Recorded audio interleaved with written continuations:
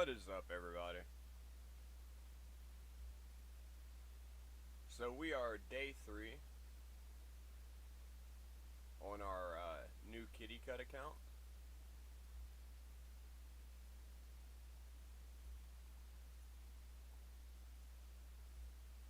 I left it grinding dragon while I was at work today.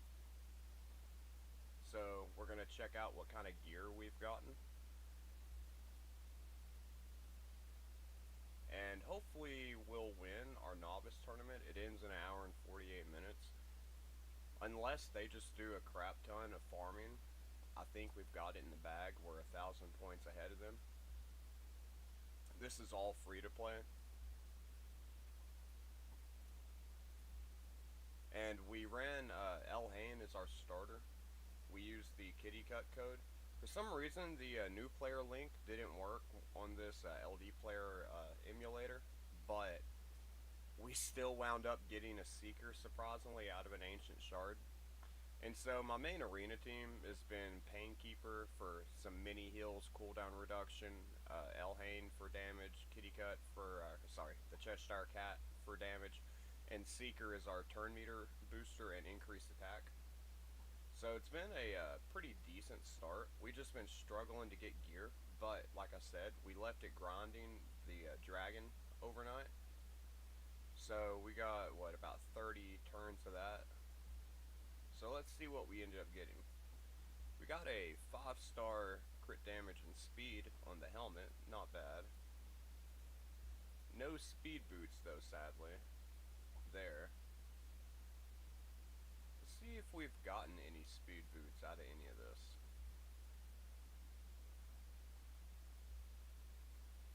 HP. A 3-star speed boot. Not really going to use that. Not a fan of all these HP boots. So we did get a speed boot in deflection. And what are we going to need for the deflection gear? Core hammer and bloodstone from Faction Wars. Alright, so after we do our Faction Wars tonight, we should be able to build us 2 more pieces, which we're going to go ahead and run. We're going to level up Judge and these 2 to level 10 just so we can try to get 2-star on these. Let's see, do we got any Sacred Orders other than War Maiden? Oh yeah, Armiger. And Aethel. So yeah, we're going to level up some of these real quick, and we should be able to get us at least 2-star down to the first Faction War boss.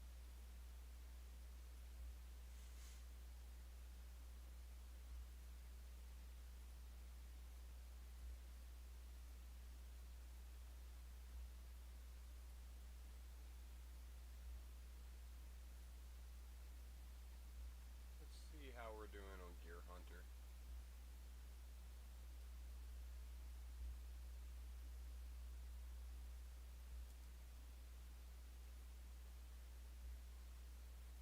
We're almost at that Ancient Shard.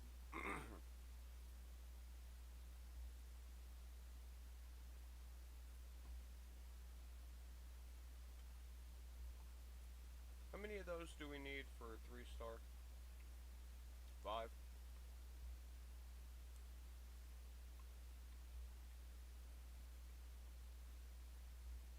So it looks like we're going to need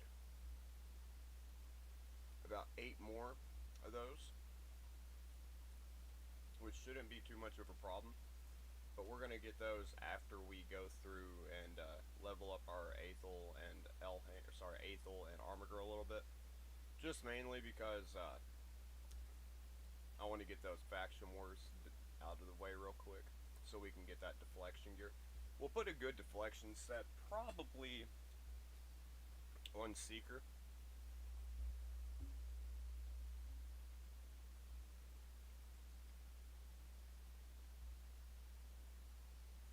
Sorry about eating on camera.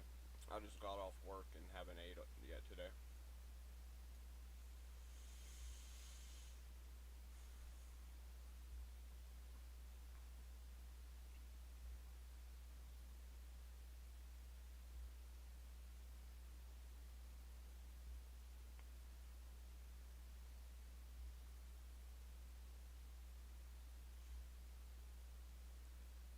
while we're grinding this up, we will, how close are we getting into the Palace of Arabia? Because I would rather grind speed boots.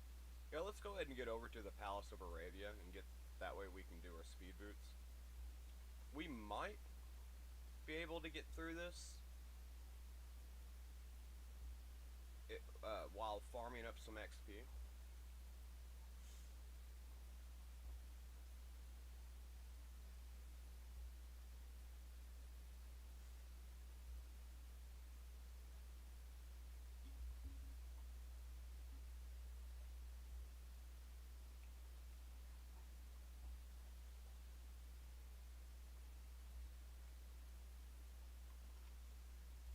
In the meantime, we can start our dailies over on my main and free to play.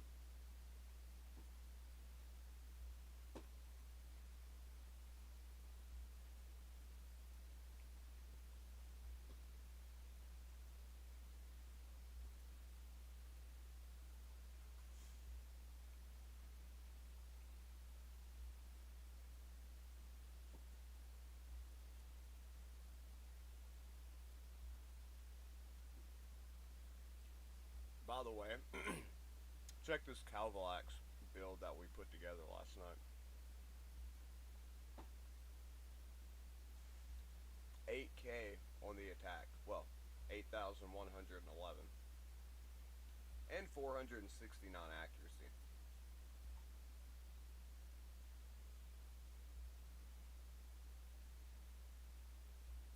And we have the lethal dose blessing. And we have the Arachne Elixir level 12. I'd like to get it to level 5, but, you know, or sorry, level 16 or 15, whatever. But either way, I'm pretty happy with this build.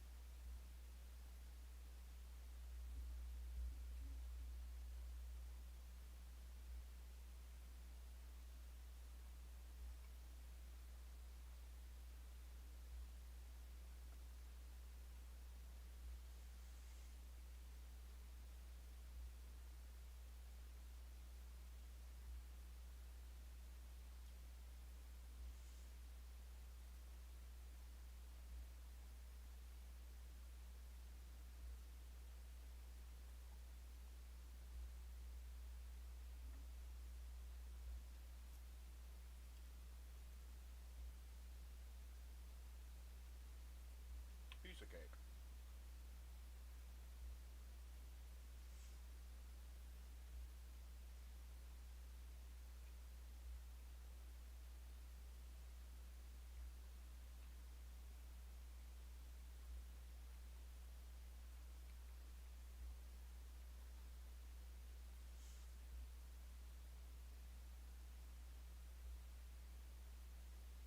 It's a weird team choice. I'm sure that account has some Legos or better champions. Now, Duden, he's a great arena champion. And Jorg over there, he's not the worst, but there's not like a nuker. Grush isn't really a nuker. He ain't gonna one-shot you anyways. Duden's liable to put out more damage than Grush would. He needs like a good solid nuker on that team.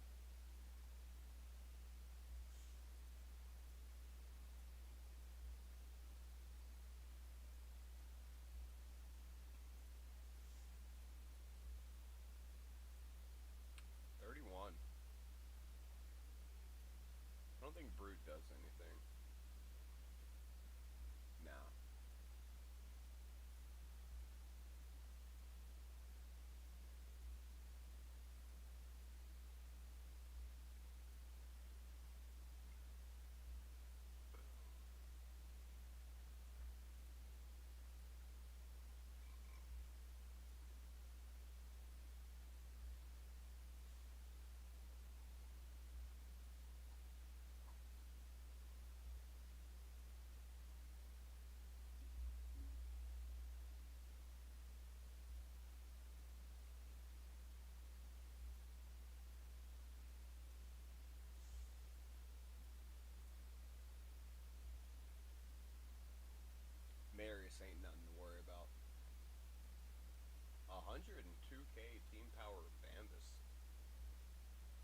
has one of the longest skills I've seen in the game.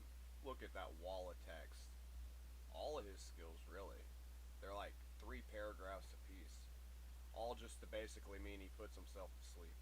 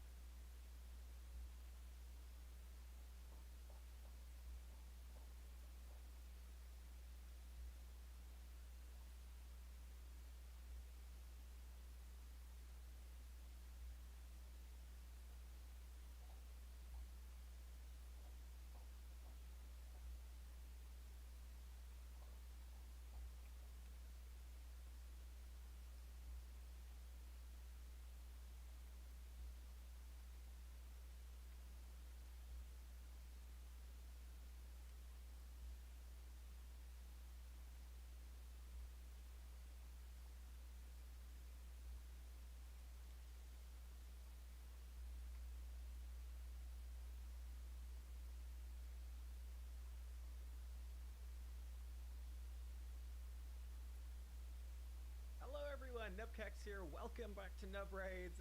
This is the first video I'm recording on my new PC, so I'm trying to figure out, how to. It's my first new PC actually in 9 years. The last PC I had, I built myself back in 2017. So yeah, I'm trying to figure out do I have all the settings? Have I put stuff in right? I don't know what happened there. So hopefully this video will work and it won't break. I guess we'll find out, won't we? But we'll muddle our way through. Anyway, we've got a little bit of news here today, kicking off the week. Something that actually is already live in the game is the Creed Summon Pool. So this actually, I think, started yesterday, maybe the day before, definitely yesterday. I haven't done a video on it yet, but yeah, you've got all of the lovely assassins in here. Unfortunately, the Fusion is in there, which is kind of a bummer. I mean, you could empower her with a copy. That's fine. It would also kickstart you towards faction guardians for the new faction, but probably not really what you want to get. My guesses, by the way, obviously Cassandra's here as a fusion. My guesses for these other three, they are probably going to be available from guaranteed events. That's not certain. It's far from certain, but probably they will be. Typically in these sort of events, if we look at the turtles, for example, we had Hero's Path, which would probably be for the Void, and that would be the hardest event. A Titan event for one of them. Maybe actually for Edward, and then maybe a Deck of Fate for Basim. That's probably what I would see. I still need to do a video testing out Basim, but yeah, so there you are. I think that Bayek is definitely the best of them. Basim is a good general damage dealer, and he does have block active skills, which is hard to get. There's not many good champions with it, and he can ignore block debuffs, so he's pretty cool. Edward is, a decent utility champ, and he's quite interesting as a way to deal with Mercurial gear and to provide Perfect Veil for the other assassins. Although, really, Ezio and Cassandra are the only ones who particularly need it. The regular legendaries in here as well, just to mention. Some of them are, we've got some really rubbish ones, like Abbas is rubbish. Cupidus these days is pretty rubbish as well. He really needs a buff. Hansel, actually okay, but very high investment champion to run him and Gretel, but they are a cool blender team, which is where you run ally attack, and because they've got ally attack A1s with multi-hits, yeah, again, it's pretty good for ripping through Stone Skin or Mercurial. Check out the video I did with Pro the K to see it in action, but it's high investment. Operdin though, Operdin's great generalist. Oh, Helior also is pretty rubbish. Ursaga, unfortunately, is kind of rubbish as well. One of the worst Void legendaries at the moment, hasn't held up well. Timid is fairly mid, not too great, decent damage, decent crowd control, combines with Cash of the Rye. He's decent, but he's mid, nothing special, just kind of mid. Operdin's a bit better than average. He's got loads of healing, block debuffs, and debuff removal. He got buffed, he's actually quite decent now. And I'd say Glacea is probably the big win here. I've got loads of comments from you guys saying you're loving Glacea for high-end arena, basically to come in and counter Fabian's, where her skills can't be put on cooldown. When an enemy tries to put them, or an ally's on cooldown freezes them, not so useful that against Fabian, he just breaks free anyway, but still.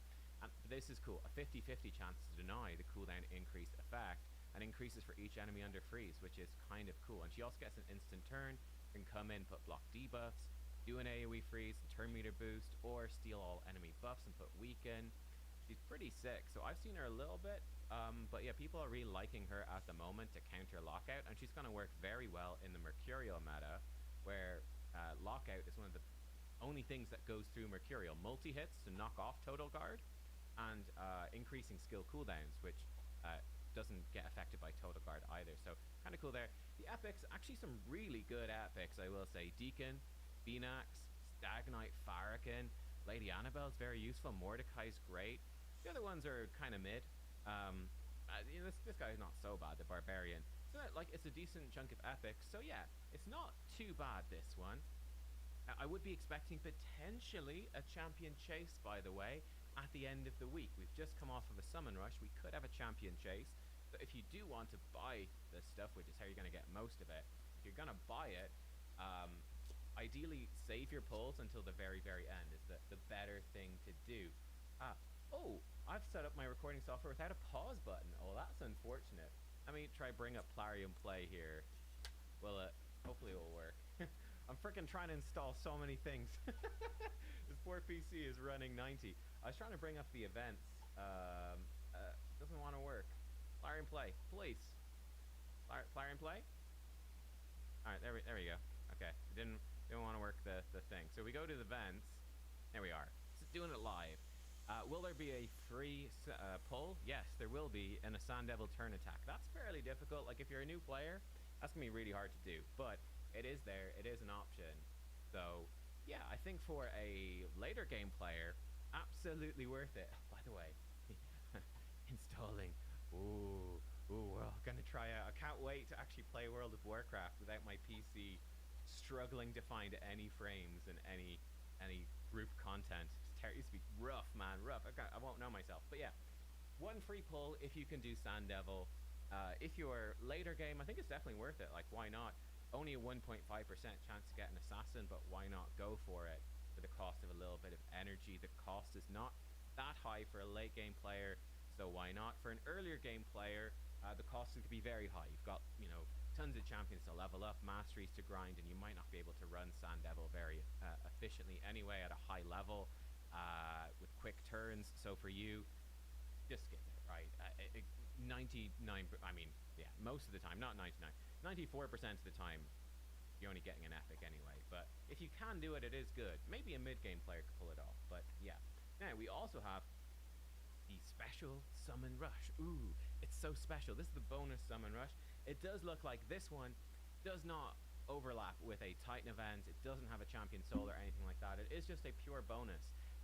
So honestly, this is what it should be, okay? But it's often what it's not. So Plarium unfortunately has, I think at least twice in the past, at the end of a fusion gone, surprise everybody, you thought you could skip the end of these fusion events, but they're actually part of a Titan event.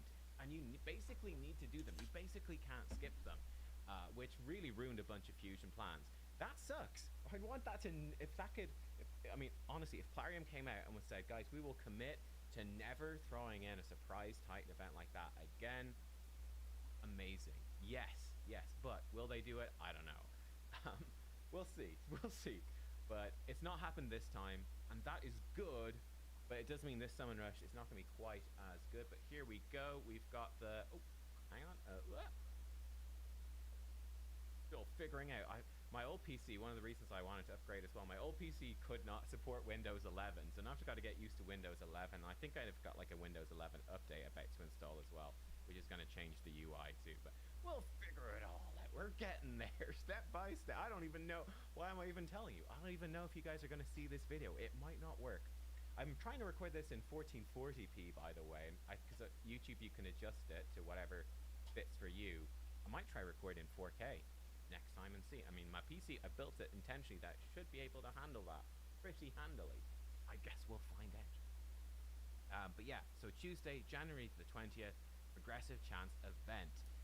And then on Wednesday, it's a different one. So two different ones. If you are going for this bonus Summon Rush event, to get those final fragments, I am. I've skipped the other summon events. I'm just doing this Summon Rush. So we'll see. Hopefully the cost is not too high. You've got two different 15x events to go for. So on Tuesday, we've got the Cheshire Cat. Oh, by the way, I don't have my Photoshop stuff set up, so I can't show you the like what I've been doing recently, but whatever. Cheshire Cat, Quilcha the Ash Arrow, Thor Feyhammer, Crocad, and Croz. Oh yeah, Croz. Getting mixed up with someone else. Cool. So they're the normals. Then the normals on Wednesday, we've got Kaimar, Amok, Preva, Fabian, and Duchess Lilitu. At first glance, I would say that Wednesday's a decent bit stronger, a good bit stronger for most players. For the Voids, new features. Not now. Oh God. Yeah. Well, I'll come back to you, buddy. I'll come back to you. Don't restart middle recording, please. Oh Lord. Arnorn the Shining, Chalco the Blind, and Acrizia.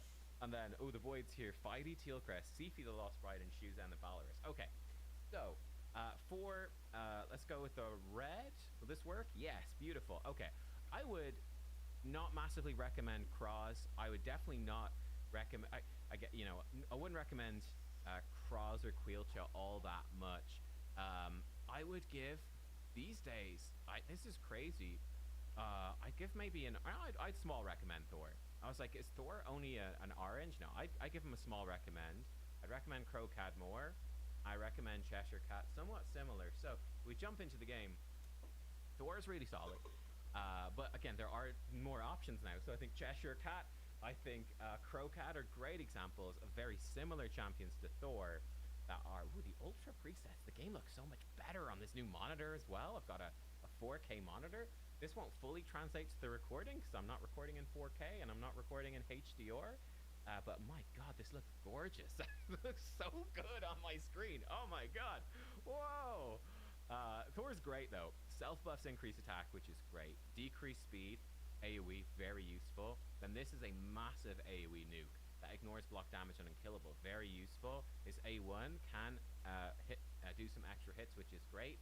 And then he has an extra AoE attack, which can do a stun on his passive. He's an AoE damage machine. So he's very good for any content. He's just a great general damage dealer. Everyone loves him. Again, I think my only issue is that compared to these other champs, they are a little better. So Crocad, for example, is another AoE damage dealer. He is stronger than Thor, but you require Packmaster Shayak. If you have Packmaster Shayak, but you're missing Thor and Crocad, I actually think Crocad is stronger overall. He's got a huge AoE, double hit, fantastic. Debuffs can't be resisted if Shayak is there, Leech and Weaken. His A1 is nuts, where it does double damage counterattacking if Shayak's on the team, and with Shayak's passive, whenever Shayak is hit, Crocad counterattacks for free, which is incredibly good. It also bypasses reflect damage stuff, which is very useful for, let's say, the big skeleton boss in Grim Forest. He reflects loads of damage if you don't burn him. No problem. Shayak doesn't get damage reflected here. The Chimera, the Ram form in Chimera, the first form he swaps into, that reflects loads of damage if he's not under fear or true fear. Crocad isn't bothered with it. This move here is an absolutely massive attack. If Shayak is there, it's absolutely ridiculous. This repeat attack is absolutely crazy. And yeah, he's getting stats as he kills stuff. Very strong. I think Crocad is, honestly, he's better than Thor, but that's with the caveat, you need to run him with Shayak, which is, to be fair, a pretty big opportunity cost. Then the Cheshire Cat is excellent as well. By the way, I've seen very little of Shayak and Crocad in Arena, but they're very strong. You are relying on Lightning Cage and getting lucky with Stone Skin, and that's not how you would want to build Crocad for PvE, right? In PvE content, I want him with Nature's Wrath or at 6-star Crushing Rend, and I want him with it's not the nature, no, yeah, sorry, I want him with the Narethi Coronet and all of that, right? I want him to have all that stuff. I want him in 6-piece Merciless. So building him for PvP is quite tricky, but he's very strong because again, he can just wipe out teams with counterattacks. And if his stone skin doesn't get removed and they don't have bombs or whatever, they can be hitting your Shayak. And again, you need Shayak to survive in stone skin too. And Crocat can just rip teams apart. It's pretty cool. Cheshire Cat is the easiest one to use. He's the most general, where basically he's very strong when he's under Perfect Veil. He provides his own Perfect Veil on both of these. Extra turn if he kills an enemy. He has a cheat death on his passive, which is very strong. Speed in all battles aura. Single target nuke over here as well, which is pretty cool. He's really, really strong. So yeah, going back to this, they're all pretty similar. I give Crocat, I'd recommend them a lot. Crocat a slight edge. Oh, it does fun stuff now. I put Cheshire Cat maybe slightly ahead of all of them. Crocat's value, as I said, quite depends on whether or not you've got Shayak in there. But they're all really good damage. Now, Kymar, also highly recommended, very different champion. Oh, my buttons are all in weird orders now. Kymar, he's mainly used as a reset champ. Fully resets all of your champion skills. Not his, but your whole team. Very strong for speed farming, many event dungeons, Doom Tower, normal dungeons. This guy is insane, right, for all of that. He's also not bad in arena. He's got a really good aura. He does have a full buff removal with his sleep. Not bad. You could slap him in a supersonic set. He can work. Obviously not insane against total. It is a hit, so it would remove a stack of total guard. You've got the 50-50 to remove stone skin. Obviously it's worse than that though if they have lightning cage. I have seen him used for sure in arena. He's decent. You're typically using him for the reset for PvE, which is very useful. There's not a ton of champs that can do it. Amok is only okay. He's sort of a Chimera specialist. I don't love him. I have him. I think he's okay. You know, big heal, block debuffs. It's on a 4 turn. A little awkward. Have to give him cooldown reduction sets. It's not bad. He does swap debuffs into positive buffs, which is cool, but it doesn't happen all that often. He'd be very good against the purple bots for lizards in Faction Wars Hard, but yeah. He's got decreased speed, pain link, and decreased resistance, which is cool with a heal. They're protected against bosses, which is amazing. The debuffs are just not that useful. His pain link is just not great. It just doesn't do very much damage, right? You're probably looking at the pain link going, oh, there's a Chimera trial that you need to reflect damage with pain link. He's my guy. His pain link reflects barely any damage at all. It effectively does almost nothing. Kind of the best pain link champ by far is Gizmak, because he has a special pain link where his is stronger than usual. So yeah, kind of a bummer there. I was pretty disappointed by his pain link. He has leech on his A1, so you've got lots and lots of debuffs for Chimera trials. One of the slight problems you run into, I think, is this guy doesn't have increased speed for your team. You're going to need to find that elsewhere. Obviously Lydia combines pretty well with him, and you're probably going to need a reviver as well, which is a bit awkward because he typically overlaps a decent amount with a reviver, so he's certainly not bad. I do find he's a little tricky to fit into Chimera. I was a little disappointed. He's not bad, but I wouldn't massively recommend him. Now, Preva, I would recommend a good lot. Fabian gets my main recommendation, and Duchess, maybe slightly ahead of Preva. I don't know. That's a tricky one. Duchess is pretty cool right now because of the assassin. So, first up, Preva. Preva, a relatively new support. Force Affinity is nice, but speed in all battles, 20%, cool. Single target revive, but it does fully reset skills. Got a good team heal, increased defense, increased speed. Some debuff transfer here. She's not bad, and turn meter boosting your team every turn. She's really not bad. She's got great base stats as well. More of a PvE healer. I'd say she's not the best in arena. She can work, but she's not the best. But yeah, she's just a very, very solid champion that's reviving, keeping your team alive, and also giving you increased speed and some turn meter boosting, some debuff removal. Yeah, she's solid. Solid PvE, very good. Duchess brings in Perfect Veil. I think with the Assassins, that gets a lot of extra value. You know, it's just, there's not a ton of champs with Perfect Veil. If you don't get Bayek or Edward, no, hey, it's a Perfect Veil champ to give to your Assassins. She is solid in arena. The revive is a little bit weak these days. Unfortunately, it's not as good because it has no turn meter, but it's still decent. But yeah, speed in all battles, break buffs, etc. Yeah, Duchess, you know, she used to be the queen. She's still very solid, and particularly because Volcanos is in this faction, he's very strong. And yeah, providing the Perfect Veil for some of those champs who need it. And again, it's another way to provide Perfect Veil is a nice combo with one of the new best relics in the game, which is one of the more gettable mythicals, because it's from Grim Forest, which is the Lens of Intangibility. Bonus ignore defense while you're under Perfect Veil. She's one of the better Perfect Veil champs. There's actually just not many Perfect Veil champs, so I think she's got pretty good value, to be honest. I put her similar to Kymar. I put Preva slightly behind, and I put them fairly equal to the damage. It depends. Do you need a support or do you need damage? Whichever one's going to fit your account more. I would generally say support is a bit stronger because there's so many options for damage, but if you're lacking a big damage dealer, these could be really good. Cross is not terrible, but bombs are just not going to do as well. He's very, very nice for faction wars. He was a recent fusion, but bombs are just going to suffer a bit in arena with Total Guard from the Mercurial set. They are going to fall off. They're just going to get stopped entirely by Total Guard. He won't even remove the stacks. So he's not a champion I'd be chasing at the moment, unfortunately. I think Grim Forest Total Guard is sort of put a bit of a pin into that, which is sad. It's disappointing. And Quilch, I think, is just mid. I don't think he's particularly good. Oh yeah, Fabian is definitely the best. Obviously, I mean, if you don't have Fabian, you really want Fabian. Dude is cracked. Great speed aura for general stuff. But the AoE, increasing enemy skills, decreasing their buffs, and then he can spam crowd control like crazy with this A2. And he's also keeps breaking free from crowd control himself, which is amazing. And he punishes revives a little bit as well. This guy does kind of everything. He is insanely good. He will be insanely good in the Mercurial meta. Yeah, like Fabian is just top tier, pretty much just for arena. He would certainly help you progressing in Grim Forest waves because he's going to put their skills on cooldown. He's going to crowd control them. He'll remove their buffs. He's great for Faction Wars hard as well. So yeah, you can't. He's just not going to help you with clan bosses and dungeons and stuff. But he's just insane. He is one of the best legendary champs in the game. So he's the clear winner. So yeah, I think out of all of this, in fact, let's make it even bigger. If you don't have Fabian, he is the clear choice, undisputed choice. For the others, damage-wise, Cat, Thor, Crocad, all similar. I'd probably give Cat number 1, Crocad 2, Thor 3, but they're all fairly close. Cat and Thor are more independent. Crocad is very reliant on Shayak. He has the highest potential, but he is the most reliant on a teammate. Cat is probably the most versatile by default, and Thor is great. Ignoring block damage unkillable, pretty cool for arena, but he's very squishy, hard to keep alive, whereas Cat has the cheat death stuff, and Crocad you could build him for counterattacks.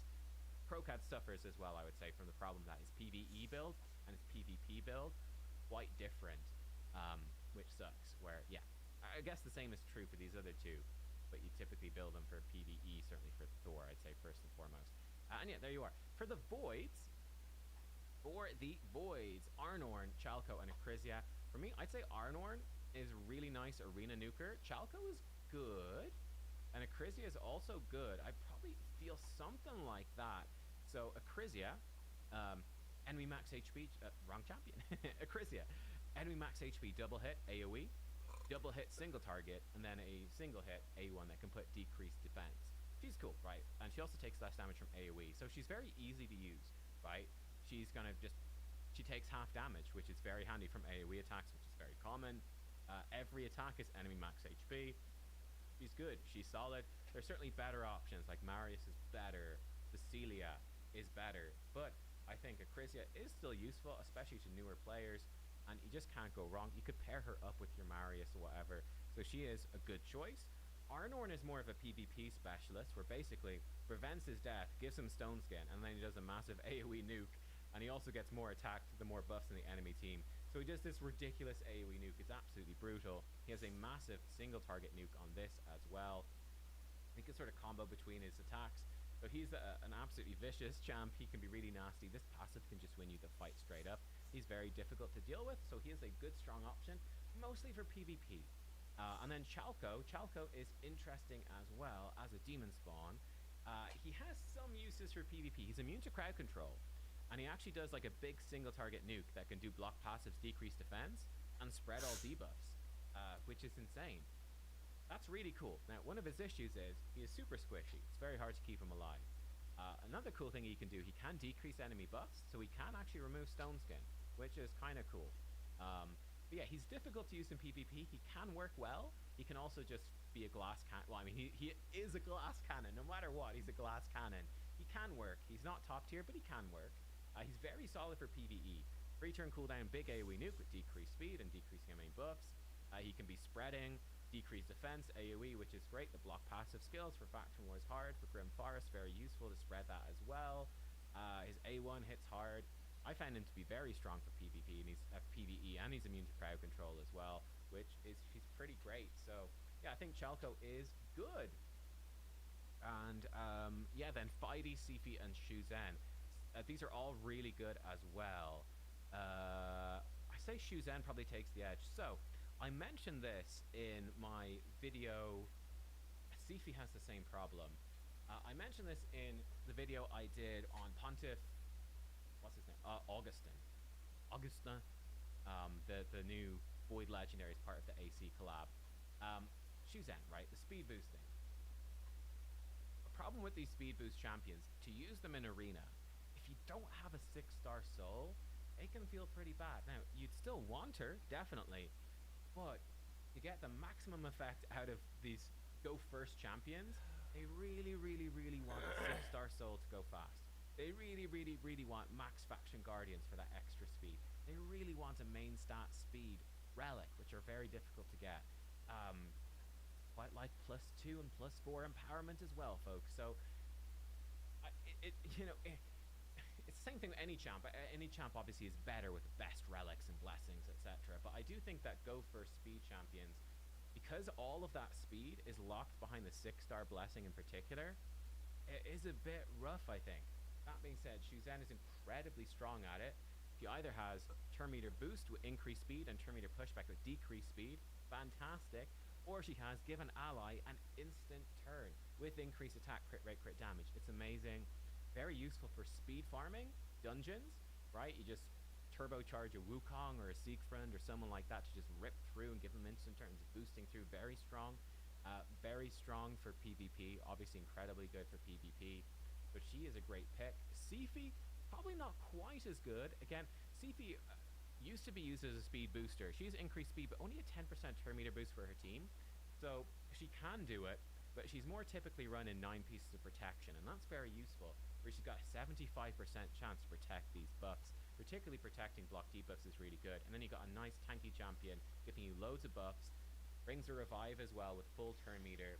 Has a sleep that cannot be resisted if they've got high turn meter. Very cool. And yeah, kind of protecting from crowd control. Very, very useful champion. She's still amazing. She does struggle a bit because just like Galathier, Theodosia, there's just better champions than her these days. And also she gets quite punished by supersonic sets because she's putting out so many buffs. She's really going to trigger supersonic sets, temporal chains, blessings, etc. So do watch out for that, but she is really, really good. And then who is the final one? Fighty Tealcrest. I like Fighty a lot. I've rated him very highly myself. I know you guys love him. Yeah, he's interesting. So he also is a champion who brings a reset. He's probably better than Kaimar, right? Not a full reset, but 3 turns decreased cooldown is pretty much good enough. It also gives you increased resist and perfect fail, and that's on a 4 turn. He has an AoE that removes all buffs before attacking, block buffs, decrease speed, and a turn meter boost for your team, again on a 3 turn. A1 is doing some healing and turn meter boosting. His passive is cool too. He's just doing a lot of stuff. I think he's very versatile. Great for PvE basically everywhere. Great for PvP basically everywhere. Just so much utility. Yeah, he's really top tier. So, man, breaking it all down then, how would... why has it done this? What the heck? Oh, getting new PC woes. What would I go for? So for me, I would be going for... It's tricky. I probably would still look for... Honestly, I would be more leaning towards... More leaning towards this day. I think Wednesday is the better day overall. I think, because I think supports are just better for an account than damage. There's just so many damage dealers in the game, whereas supports tend to do very unique things that can be difficult to replicate. So I would lean towards the supports here overall. Out of these voids, it's tough. It depends.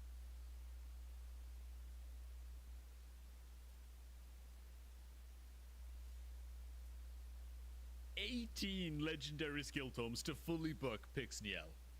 Disgusting. Thankfully, there are some Raid Shadow Legends legendaries that are actually good and don't require any books at all in order to be super OP. So what is up, guys? This is Cobb. Let's talk about my picks for the top legendary champions inside of Raid that honestly you probably shouldn't book because they're just fine without them, and there's probably other legendary champions on your account that could do with those skill tomes instead. And we're going to be starting off with the free legendary champions that basically everybody's going to have access to, man. Hey, speaking of free stuff though, if you're looking to get your hands on Thor and Foulbeard completely for free, then make sure to start a new raid account right now by using my beginner promo link that's down below this video at the top of the description box. Just jump onto laptop or PC, forget mobile devices. Promo links only work on mobile devices if they've never ever had raid downloaded before, so jump onto laptop or PC and click on the link below this video and use that link to create a new raid account right now before this promo link expires to grab Thor and Foulbeard and 4 free epic champions, as well as all the free stuff that you see on screen right now, man, on a new starter raid account.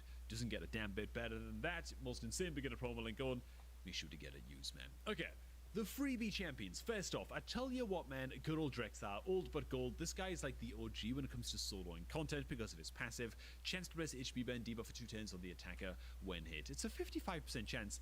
Bucks only take it to a 75% chance. You can kind of take it or leave it. The A1 is a triple hitter with a chance of placing HP burn debuff. Bucks only increase the damage, they don't increase the land rate of the HP burn, which is a fine land rate anywhere. And then his A2 is an attack all enemies, chance of placing provoke. But it's 100% land rate provoke anywhere if the target's under HP burn debuff. So all you're really getting from booking Drexar Blood Twin is 1 turn of cooldown reduction on his provoke on his A2. That's it. And given that most people use Drexar to do things like build cheesy Spider's Den teams with HP burn, or use him alongside a couple of healers to take on Griffin in Doom Tower, or solo certain bosses in the game and stuff like that, you just don't need him to be bugged, man. Regeneration gear and immortal gear and like high resistance builds and stuff like that are kind of your bread and butter on a Drexar for cheesing your way through content, and he does just fine without any legendary skill tomes at all. And I'm pretty confident in saying that you just shouldn't book your Drexar. It's not the worst thing in the world if you do. Obviously, as a disclaimer, booking any of the champions that we're going to cover in this video makes them better. Of course, because you're booking them, right? But at the same time, more often than not, I don't know, if you've got like a... I clicked on a random champion. Of course you're going to prioritize booking something like an Athorian over a Drexar, you know what I'm saying? But basically any other legendary champion in the game is going to use the books better than a Drexar. They just are, man. Another example is Arbiter. You might think, what the hell, Cobb? Arbiter, she brings all kinds of cooldown reduction on the A3, cooldown reduction on the A4, I should say. I forgot she has an A4. Cooldown reduction on the revive on an A4, increased debuff chance up to 100%, chance of decreasing the duration of all enemy buffs by 1 turn, but only if you book the A2, you know. Why would you not want to book an Arbiter? Well, Arbiter's real specialist location inside a raid is Arena, Arena offense when it comes to Classic Arena, Live Arena. That's her jam. It's her main area of the game. It's where you're going to build your Arbiter to specialize, right? She brings a huge ally speed aura in arena battles, for goodness sake. Things about arena battles is that, well, you get your opener off with Arbiter, and you use her A3 if she's like the fastest support in the game, and you get your 10 meter boost, and your team attacks in. You either win the game straight away, or the enemy team gets to attack in which case you might need to then use your revive on Arbiter. And then the game's kind of over. Like, most arena games don't last long enough for the cooldown reduction on this A3, for example, to actually get any value. This is especially the case in Tag Arena, in Classic Arena, fine. In the upper echelons, top 5% of players or something, in Live Arena, fine. You might have more back and forth in the games with very, very refined Stone Skin, high resist, whatever, blah, blah, blah, champion builds where the game's going a little bit longer, but even then, the likelihood that having a booked Arbiter is actually going to like impact the game in any meaningful way, okay, it's not that low, but it's relatively low. And for most players, again, for most players inside of raid, I just feel like the legendary books are better spent on other champions.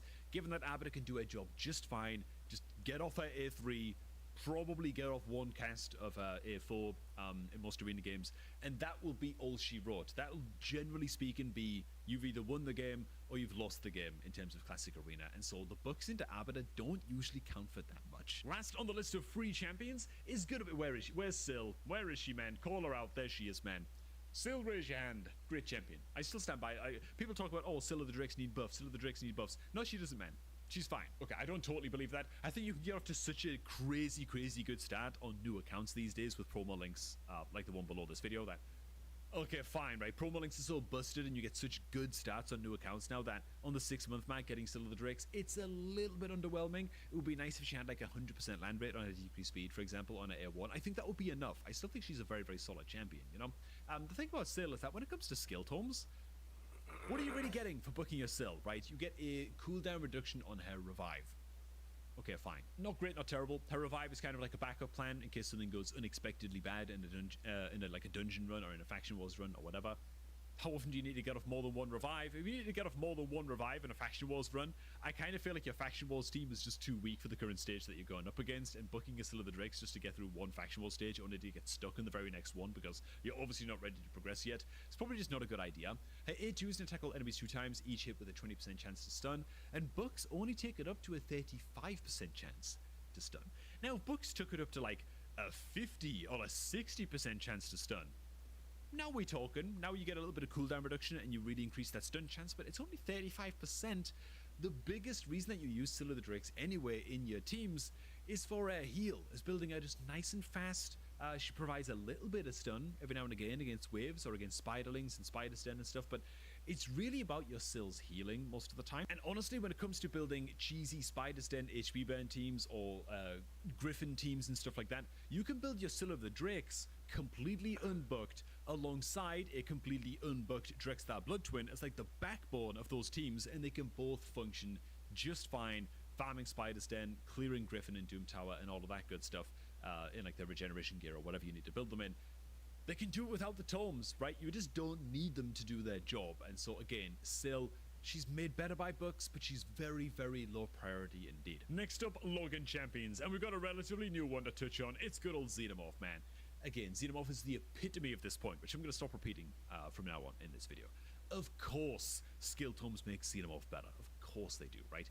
Cooldown reduction on the A2, cooldown reduction on the big hard-hitting A3 skill. Yeah, great. Like, the book's solid for Xenomorph, but for an early game account in particular, dude, like 99% of the time, there's going to be a better legendary champion to put your books in than Xenomorph. Why? In the early game, you're just looking to build like a wide variety of tools on your account. And really, Xenomorph, where does he specialize? Dragon's Lair? Okay, cool. It's not that hard to progress in Dragon's Lair, really. Dragon's Lair is usually the first dungeon that people hit stage 20 in, even like a brand new raid account. And Demon Lord Clan Boss, yeah, he's the 4.8, which has nothing to do with his A2 and his A3. He can place a triple poison on his A1 without any books at all. And so, the areas of the game where Xenomorph absolutely pops off, skill books only really help him a little bit against the waves of enemies in Dragon's Lair. Against the Dragon's boss itself and against Demon Lord, the books don't really do anything, right? His A1 is so powerful on its own that, again, he's another example, Zeno, of a champion that does amazing without the tomes, and more often than not, you're going to be putting the books into other champions. Another login legendary from a little while back at this point, Udex Ato, and I believe you can still pull this guy from shards and whatever, so if you do pull one in the early game of your account, again, I'd recommend that you don't put books into this guy, for the same reason as you probably don't want to book an Arbiter. His kit is actually eerily similar. He's got a speed aura in arena battles, he's an arena specialist 10-meter booster champion, okay? Brings the 10-meter boost, you can get it down to a 310 cooldown. Same logic as Arbiter, the game's probably over within 1 or 2 turns of you using this 10-meter fill on your Udex anywhere, right? His A3, it's a revive, same as Arbiter's A4, you know? And again, you're probably only going to get one cast of this off during arena. Yeah, unless he becomes like your dedicated Faction Wars reviver and you just desperately want to book him, okay, fine, go ahead and get it done, but very, very low priority. Another would actually be another Sacred Order champion, another Login Reward champion, Alice the Wanderer, man. Good old Alice. This is like the most controversial one that I bring up, but people love Alice the Wanderer, and for good reason. She's a fantastic champion. She's a great Login Reward legendary champion, man. Really, really awesome. Her A2 of being a tackle enemies and increasing the cooldown of enemy skills by 2 turns. Very, very versatile, super powerful into waves in PvE, as well as a great nuker to bring into arena. And A2 being a big old smack that ignores enemy defense, and if it gets a kill, will also attack the enemy with the lowest HP with a big old smack against that target as well. Great stuff, right? And books will actually decrease the cooldown on both their A2 and their A3, but with Alice, her passive makes her very, very effective for early game accounts that don't have the champion booked, right? Her active effect on her passive is on the 310 cooldown, reset the cooldown of one of Alice's skills every time she kills an enemy. And this can occur once per skill. Once per skill, meaning she gets a lot of cooldown reset.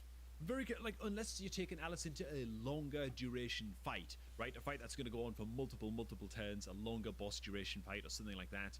Okay, fine. Then I guess you're not going to be getting any kills, obviously, against a boss, and so you want the cooldown reductions. But what boss do you want to use Alice against? Demon Lord? Not really, not really. Alice, when she's fully booked, realistically, on like a mid-game account or whatever, you're going to be using Alice as an arena nuker. She's an arena nuker, and the same logic applies as we've talked about with Abada and Udex. The arena match is probably over in 1 or 2 turns. 1 or 2 turns. And if she gets a kill with the A2, she gets a cooldown reset anywhere. So, like, she's fine without the books into arena. That said, you probably do want to book her eventually. Eventually, she's a great champion, and she gets a lot of bonus damage from booking up her skills, which is particularly important for her A3, actually, because it ignores defense, and you can really smack with this skill, and that's great.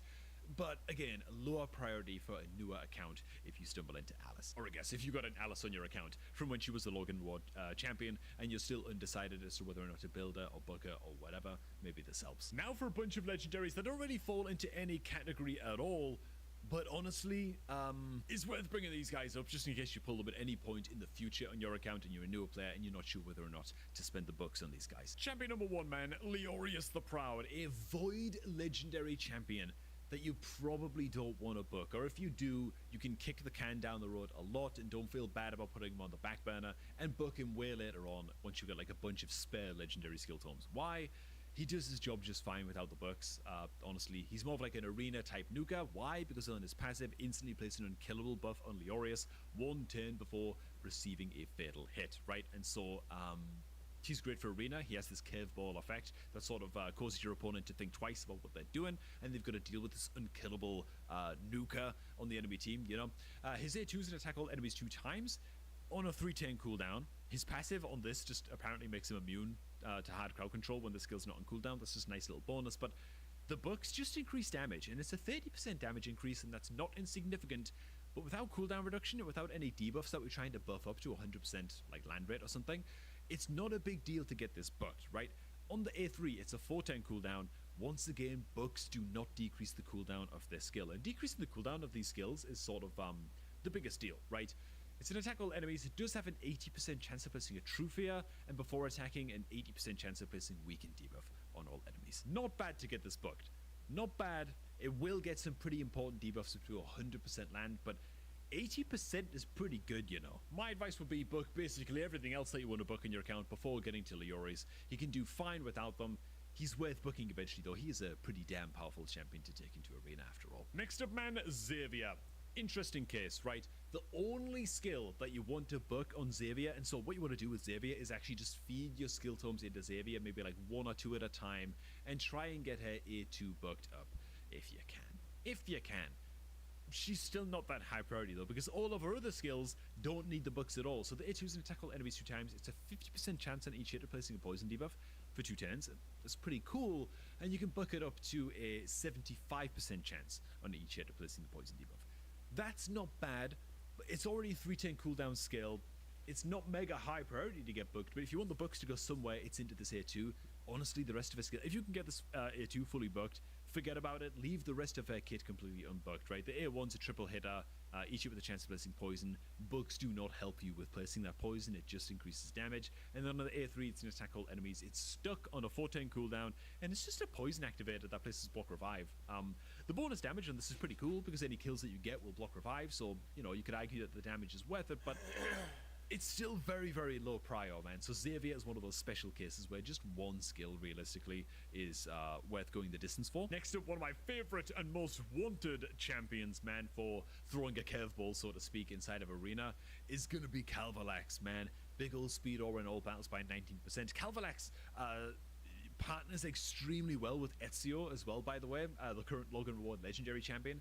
Why? Because at the start of combat, at the start of every round, he places 4 poison debuff, strong version on all enemies for 2 turns, which is just stonkingly ridiculous. That's at the start of each round, and then he has a 50% chance of placing poison debuff on all enemies for 1 turn. At the start of each turn he gets as well, so he's just spamming and churning out poisons constantly on his passive, which doesn't need any books at all. The rest of his kit, I mean, his A3 is locked at a 4-turn cooldown.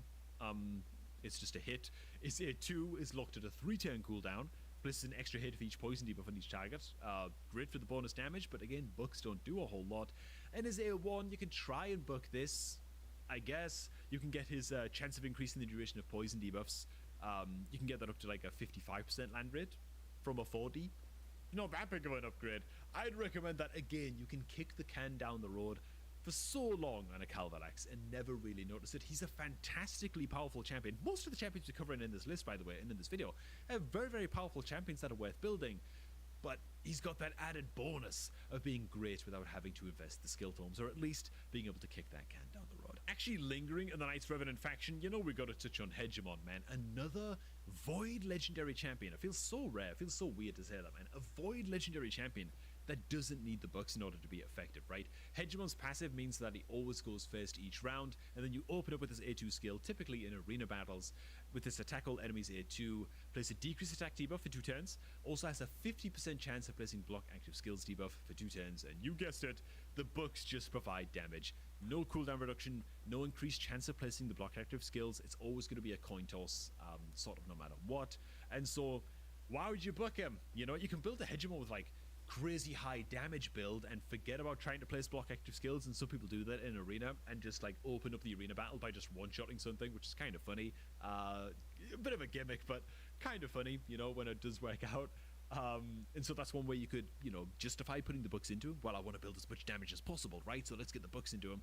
Okay, fine, but if you're just trying to place the block active skills, you just don't need the tomes at all. And next up, and honestly, this example goes for basically any champion that has a skill similar to this, and it's going to be good old, where is he? Oh, there he is. Good old Prince Kaima, right? You don't really have to rush to fully buck out any champion that brings a cooldown reset skill like Prince Kaima, right? Unless you're planning on using that champion in somewhere like Hydra, or like just a longer battle, a longer form content inside of the game, or Chimera, or something like that, right? Where you're really going to cash in on the extra value of having a booked cooldown reset skill like Kaima's A3, which resets the cooldown of all ally skills and fills the turn meter of all allies by 20%. Kaima brings an ally speed aura in arena battles as well. You know where Kaima is a specialist, right? He's great for arena. You can also use him as a cooldown reset champion in like Spider's Den one-shot teams, like speed kill teams, where you just kill the spider in like 10 seconds by resetting the cooldown on like a newt or something like that. He's good for all of that. That's where he specializes, and the bucks don't help him specialize there because the game should be over in, you know, 1 round in Spider's Den and 1 or 2 rounds inside of arena, and even getting a 7-turn cooldown skill down to a 6-10 cooldown. Is that really helping you that much? Are you ever actually going to feel the benefit of that anywhere where you want to use a Prince Kaima actively? Probably not. Again, unless you want to use him in a, I don't know, Chimera team or something like that, you know. But I'm not sure why you would, because what? He brings some buff peel and a sleep debuff for 110 on his A2. And I'm going to say as well, his sleep debuff on his A2 is also 100% land. You know, his remove all buffs is also 100% land. He doesn't need the bucks for this either. So it's like... I think that Prince Kaima, again, fantastically powerful champion. I'd probably book him if I pulled him on my account, contradictorily, you know. Is that a word, contradictorily? Probably. Screw it. I mean, it is now, you know. I'd probably book him anyway, just because I really like the champion, and, you know, I've got an abundance of skill tomes. But for most people, on most people's accounts, and certainly if I pulled him on, like, my free-to-play account or something, I'd get good enough value out of this guy without the tomes in order to just hold on to those skill bucks and put them into my Thorlin Foulbeard instead, you know what I'm saying? Speaking of which, hey man, if you're looking to create a new raid account, make sure to get that done right now. Use the beginner promo link that's down below this video at the top of the description box when to start your new raid account with all other free stuff that you see on screen right now, and get it done while Ezio is the login reward legendary to secure that triple legendary start. By the way, feel free to go ahead and chip into the comments with any champions that you disagree with on this list that you feel that you should book, or any champions that you feel like I missed off of this list that are just badass champions even without the skill tomes. Sticking to legendaries in this one. Maybe I'll do one for epic champions as well in the near future. Thanks for stopping by, and I'm going to catch all of you all for the next one. Soulstones, shards, skill tomes, oh my. Just some of the rewards that you can pick up from the Creed Coalition event chain, as long as you're doing your due diligence when it comes to completing some of these quests. So what is up, guys? This is Cobb. Let's get some of these done. I'm going to start off with some of the harder quests, and hopefully this will give you some ideas on your own account of how you can get these completed on your own account. Right, we've got here clear stage 6 or higher of Dragon on hard difficulty using epic champions only. Let's have it. Hard Dragon hits like a truck. Stage 6 though is void affinity, so that's pretty good at least. This is the team that I'm going to be trying out into this to get this quest done. I prepared this team a little bit earlier. Runs a lot of wave control between Deacon and Taragi, so I'm not concerned about the waves necessarily. We're also going to run a decreased attack champion with the Dark Hill, who also brings the poisons, but a reliable decreased attack against the boss is going to be huge. A way to block the boss's debuffs or remove all of those poisons that the boss's places is going to be massive as well. Sepulchre Sentinel is going to bring increased defense and block debuffs, and she's going to be ready to use that by the time we get to the boss. We're going to bring HP burn and weaken debuffs from the Geomancer. I think this is a pretty good, well-rounded, all-epic champion team for us to take on in here. Taragi also brings an AoE ally protection as well, by the way. So that's going to be quite good for helping us survive the big smack damage coming out of this Dagon. Man, let's see how we get along. I'll go ahead and just skip to the boss fight right after I remind you guys, of course, about the beginner promo link that's down below this video at the top of the description box. Man, if you're looking to create a new raid account in 2026 or get a friend to start playing Raid Shadow Legends, send them the beginner link that's below this video at the top of the description box before it expires. Use that link to create your new raid account. Well, it's yours, the login reward legendary champion, and that link will give you Thulin Falbeard as your starter legendary, plus 4 free epic champions that you'll get completely for free as you level up your account, and they'll just be delivered right to your inbox. Man, triple legendary, quadruple epic champion start, but only for a limited time. It's the best beginner promo link on, so make sure to go ahead and get it used. Okay, it's going to take us a while to kill off these waves. We have very, very bad wave killing potential in this one, so you know what? I'll just cut to the chase for you guys. And for anybody looking for a puppy update in this video, Tataru Taru has very, very quickly developed an uncanny knack for sleeping. Even while I'm sat here rambling in the videos, man, she can sleep through a storm, dude. And that's a pretty damn potent superpower to have when I'm the owner of said doggo, you know. She's got to be able to sleep through a lot. Okay, man, decreased defense is about to come off from the Deacon. Good, that's one checkbox ticked. But then we're going to come in with the decreased attack, because that's a priority with the Dark Hail to get up that debuff, most important debuff in the game to bring into Hard Dragon, really. We're then going to get the ally protect from the Taragi. We're then going to get the block debuffs buff, as well as increased defense from the Sepulchre, and then the HP burn and weaken can go from the Geomancer. Basically a perfect opener. The boss's attack here should do basically no damage. We've got like every defensive tool available, so pretty good. And now our kill can start spamming out those poisons, and then the kill's going to start activating the poisons and the burns with this A1 as well. Kill is really, really good for this job. Massive, massive max HP damage against the boss there. So many poisons. This one's going to be a doddle. Now, it's easy for me to sit here and say, oh, Lamau, this is such an easy quest to get done. Ruffle. What am I doing? You know, when I've got like a bunch of awakened and empowered epic champions here on a 2-year-old, let's be real, slightly paid to win account, I think it's fair to say. And so, again, don't feel bad if you can't get this quest done. If you can't complete any of these quests in this coalition event, it's fine, dude. It's what it is. I've got a free-to-play account that's a month and a half old. I know how it is, and so I'm only going to be able to complete so many of them on my own free-to-play account during this coalition event as well. But it looks like we're going to go ahead and get this one done. Lovely jubbly, man. Oh man, proud of this team actually. That was a bloody easy clear, you know. And the Dark Kill massively outdamaged the Geo as well, by the way. That's nuts. Hey, there it is though. Coalition event quest complete. Lovely jubbly. Next one to get done is going to be doing the same thing, but on Ice Golem's Peak on hard difficulty. This one's going to be a lot tougher. Damage in Ice Golem's Peak is unhinged. Okay, and as you can see, I only like reliably clear stage 6 right now, and that's using like any champion that I want on my account. This isn't the team, by the way. This was just a team that I made for playtesting Ezio. I'm just gonna go ahead and edit this team here that we've already got planned on out. I think what I'm gonna do is probably drop the Taragi. Poisons are not effective into hard mode Ice Golem anymore. We're just gonna go very, very heavy on the defensive tools, but a better ally protector champion than Taragi into this would be Miscreated Monster, because he can stun up the boss's minions, and so I think he's a good fit. For an increased defense champion, I mean, if we're stunning the boss's minions, then we're not gonna have to deal with the debuffs that the boss's minion places, so we probably don't need Sepulchre Sentinel to be blocking debuffs for us in this team, but we still want an increased defense champion. For me, there's no better candidate than good old Hatatsu, so we'll go ahead and throw the Hatatsu on the team, who brings an increased defense buff and takes care of some of the team's healing, as well as placing decreased attack debuff, which then means that we don't need the Dark Kale, who's not a good fit for this team anyway, because again, poisons don't affect the hard mode Golem boss, and so we can just go a little bit heavier on the burns here, or we can fit in one of my favorite Ice Golem champions. It's going to be good old Nub, aka Fenax. Okay, Fenax's A1 hits very, very bloody hard, and enemies killed by this skill cannot be revived. It's going to be super, super useful against the boss, and so yeah, let's go ahead and make it happen. I guess I just want him to spam his A1 against the boss, honestly. Yeah, again, the waves should be no problem here with the stuns coming out from the Miscreated Monster, as well as the massive shields that he gives us, and the decreased attack debuffs on the Hitatsu, a lot of which just got resisted, which makes me a little bit nervous that decreased attack, my Hitatsu might not be built with enough accuracy here, but let's just cut to the chase. Okay. Well, here we are against the Golem itself. Let's see how hard this big sucker hits. We have up the shield, we have up the increased defense. Not bad. We don't have up the decreased attack debuff against the big son of a gun, though, so the Hitatsu needs to get around to using that pronto, because that's making me a little bit nervous. I tell you what, though, Miscreated Monster, nice, he just landed.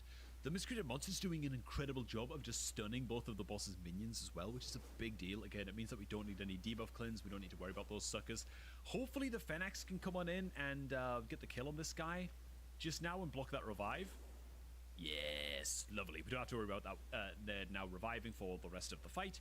This is what it's all about with Ice Golem, man. Defensive tools first, damage is secondary. It helps that there's no 10 limit on these coalition quests either, so hell, I'm pretty happy. We survived the big old smack pretty comfortably. Oh, we're actually going to end the fight with the... Why didn't the Phoenix go for the minion? Guess it doesn't matter. Anyway, we have so many defensive tools that it's actually okay if one of the boss's minions is alive, and we're going to go ahead and polish up the kill on that one. That should be another quest complete. Lovely jubbly. Now for a quest that might drive you absolutely insane. Where is it? Let me find it, man. Let me find it. Actually, it's one of the medium difficulty quests then. There it is. Clear stage 20 of the Spider's Den on normal in less than 72 turns. Okay, if you're finding this one challenging, you might just have a speed kill team ready to rock and roll that you can use to clear stage 20 in like 12 seconds. I don't know how many turns it's going to be, but it's going to be a very, very low amount of turns. This is the team that I'm running. This is like the non-budget edition team, obviously. And so if I just throw this team in here, you'll get an idea of how one of these one-shot type teams will work, because the idea with this team is the same, whether it's budget or expensive, like the one I'm using right now with the Newt and stuff, right? Lydia, you need one champion on the team that's going to place a decreased defense and a weakened debuff against the boss, which the Lydia gets done right now. I've got Ruella on the team as well. She also places decreased defense and weakened debuff as well against a single target, so she's an epic champion option you can use for a team like this. She's just on the team just in case the Lydia gets like 3%ed and her decreased defense and or a weakened debuff don't land, because that would just suck. So she's just there as a backup to make sure that the debuffs go up. Norog is there for his defense aura in all battles. That's it, just to increase my Newt's damage. And the Newt's just gonna come in and kill the boss in 5 turns in like a single attack. And so this is like the crazy nuts version of the team that's gonna get that quest complete, so that's succulent. The budget version of this team looks a little bit like this. Bam! Royal Guard, double Cold Heart, the Ruella, and the Archmage Helmet, right? Royal Guard's a particularly good max HP damage dealer. That's going to make this easier to pull off, because not only does he deal enemy max HP damage on his A2, but he also brings an attack aura in dungeons for plus 35%, which is nuts, right? He's not required to make this work, but he makes it a hell of a lot easier. A couple of Cold Hearts. This can be any max HP damage dealer. It can be a Husk. It can be another Royal Guard. It could be basically anything, as long as you've got about, I think it's about 220% crit damage on these nerds to make this work. Again, the Ruella's there to place the decreased attack, decreased defense, and Archmage Helmet is a free epic champion that you get from farming Doom Tower secret rooms on normal difficulty. He's one of the earliest ones that you grab, and he's on the team to place an increased crit damage buff on all allies for 2 turns. Again, it's gonna make the run just that little bit easier, right? And so this is what the run might look like. Again, it's just the budget edition of the team. It's very, very sort of malleable and like tweakable, you know. So the decreased defense, we can go up from the Ruella, increase crit damage, and then all of our max HP damage dealers are just going to smack the taste out of the boss's mouth, and that's how you can get this mission done if you've got champions that look a little bit like this. Now, before we get into a more impossible mission, the one that I'm really, really not looking forward to is on this video, right, as I just mute my Discord real quick. I realize I'm going to call somebody and I'm talking to the rear. Complete 7 trials when fighting Chimera on Ultra Nightmare difficulty. Dude, I struggle to get 7 trials. Okay, I don't really. I get like 10 trials against Nightmare if I manual the fight and I sweat load it, you know. 7 trials on Ultra Nightmare. Woo! That's gonna be a stinker, man. But before that, clear stage 25 of the Phantom Shogun in less than 15 turns on auto. On auto! Dude! That's a stinker. That's a real stinker. I'm going to see if I can come up with something here. I'm just going to throw it in and see if I've got the tools to do this. I think I'm going to have to use the Newt and some like cooldown reset shenanigans in order to pull this one off. I'll go ahead and clear this team right here. Maybe we'll use the Royal Guard. Who knows? Okay. I think I've got it. I think I've got the team that can actually do this, man. I just did some brainstorming and some potential rebuild tweaks. It begins with Donatello for his cooldown reset. Our max HP damage dealers are gonna be Newt and thinking maybe Warmaster Athorian. Like the best possible two that I can run are probably Newt and Warmaster Athorian. We're then gonna need our crit damage tank. Whoever your highest crit damage champion is on your Phantom Shogun's team is gonna take massive attacks from the boss, and so they have to be very, very tanky. But they're also gonna take an unremovable and completely unavoidable enfeeble debuff, and so you've got to build a champion specifically for this job. Mine is going to be Renegade. So 2 cooldown reset champions with Donatello and Renegade. Donatello's also going to fulfill the role of cleanser. Oh, then we're going to need a decreased defense and weakened debuff at champion, I guess, in Ruella. So, okay, man, I don't know how this is going to work. This is not the speed tuning for this is going to be all over the place, bro. It's going to be absolutely terrible. But I'm just going to throw it in and just see what happens and to see if we can just... Tara, you're falling off the chair. Come on. She's asleep and she was dangling off the chair. Come on, get cozy. Good girl. There you go. My goodness, man. Puppy's falling asleep, dude. Just completely lose all semblance of any spatial awareness. Oh, my goodness. Okay. So the Nuke can just attack it. And by the way, I need to also put some more crit damage on the Renegade. But the advantage of the Renegade is that she also brings cooldown decrease as well. And so she's going to be going ahead and using that so that I can absolutely spam Falcon Shot and all of that good stuff on the Athorian. Just like twice in a row. Like so. Oh, I've got to be careful of the extra 10 that Athorian gets from this. We've only got 15 10s to get this done. You know what I'm saying? Balls to it. Let's just go ahead and throw it on in right after I tune up the crit damage on the Renegade. I'm a little bit nervous about this, man, but I went ahead and prepared a build for it just now to see if it was actually possible, and she has the highest crit damage on the team. She's in Slayer accessories and everything, bro, by 2%. She has 2% more crit damage more than the Newt. So... Let's just see if this works, dude. Oh, I hate that this is gonna be done on auto, dude. I think a manual is not a problem, but let's just hands off the keyboard and just see what happens now. Okay. So she survives the smack. Donatello counterattacks. It's fine. Oh, sorry. Uses A1 to open. We get up the decrease. The weakened debuff didn't land. Wait a minute. Is Shogun immune to weaken? You know what? Let's just play it out and just see how it goes. Falcon Shot comes out. That's big damage. Then the smack comes in from the Newt. That's massive damage too. Oh, we've got this. Then the cooldown reset's gonna come out. That's cooldown reset number 1 anyway. But then Enfeeble comes out. Ooh. I've already turned off auto. I've already failed. Oh my god, I know what I have to do. My Donnie's speed is about right. 285 speed or something around there is about correct for this. My Donnie's built in Relentless gear. What I need to have happen here is the Donnie to actually open with his A1. That was correct. Then he's got to come in with the A3 and cleanse all of the enfeeble debuffs off of everybody. Then he's got to trigger the 18% chance of getting an extra turn from his Relentless set. And then he's got to come in and reset cooldowns on his A2. Oh god, it's an absolute slot machine. The entire run, I need him to not get an extra turn on the first turn, and then get an extra turn on his second turn from Relentless set. That's what needs to happen for us to do this, man. Oh my god. Oh, yo. Okay, I'm not gonna touch it. Okay, you know, I can double the speed. He got the extra turn, the run's over. Oh god, this is gonna take some replays, man. Come on, Donnie, be kind to us, man. He gets it again. I hate everything. I hate everything. Oh my god, dude, I should have opened up the video with this challenge, man. Scroll all that boring dragon stuff and stuff like that. You know what I'm saying, man? Come on, Donnie.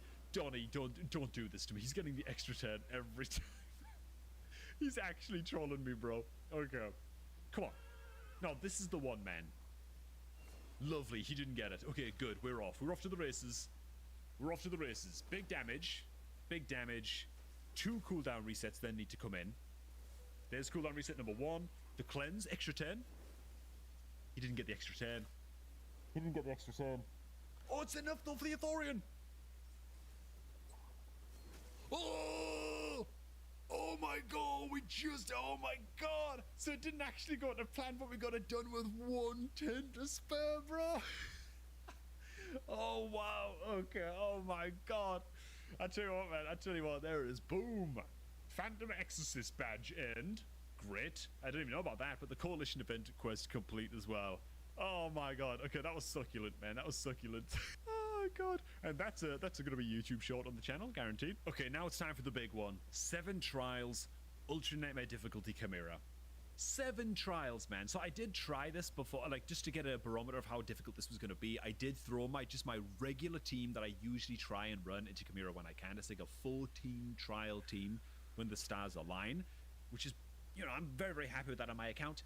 But it requires manualing and usually 5 or 6 attempts into Nightmare Chimera. I honestly, I hate running it because it takes up so much of my time, man, just to try and, like, get it right, you know. I'll try and run it now into Ultra Nightmare. I mean, I've just got to get the 7 trials. The damage doesn't mean anything. I've just got to live, right? The problem is that all of our healing comes from a Nekmothar Leech debuff, and the boss's main affinity is magic, and so he's weak hitting into the main form of the boss, which stinks a lot. So, let's just go for this, man, brother. There are some trials that are going to be easier to get than others, like placing a Leech debuff and doing some damage against Lion form. That's a nice, easy trial to get done. Some of them are like deal damage using HP burn debuffs. We can easily get that done with Ninja. He's great into this, but the boss's damage is nuts already, by the way. And obviously it's got none of its bonus Chimera effects going right now from any trials completed. So, bit scared. Let's switch to the sorry, this is speed up ahead to the first transform. Ooh, god, people are dying already. Again, because the Leech debuff just didn't place, man. Will it go up now? Okay, nice. We got up the Leech, and now we can actually heal quite a lot, man. Once the Leech debuff is up, we're actually fine. Like, we're fine, you know.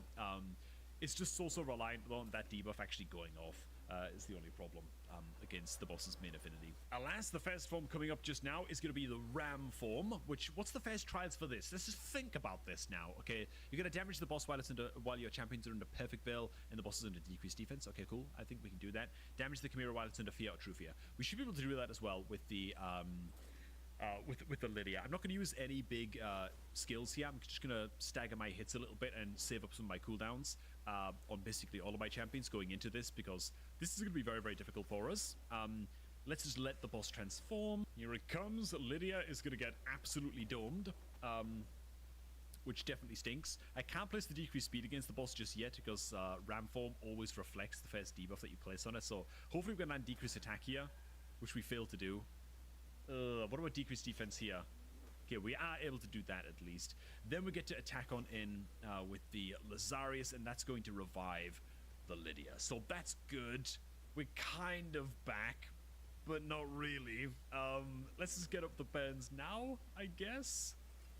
Is my Lydia going to get a turn in here before the boss attacks? No, she isn't.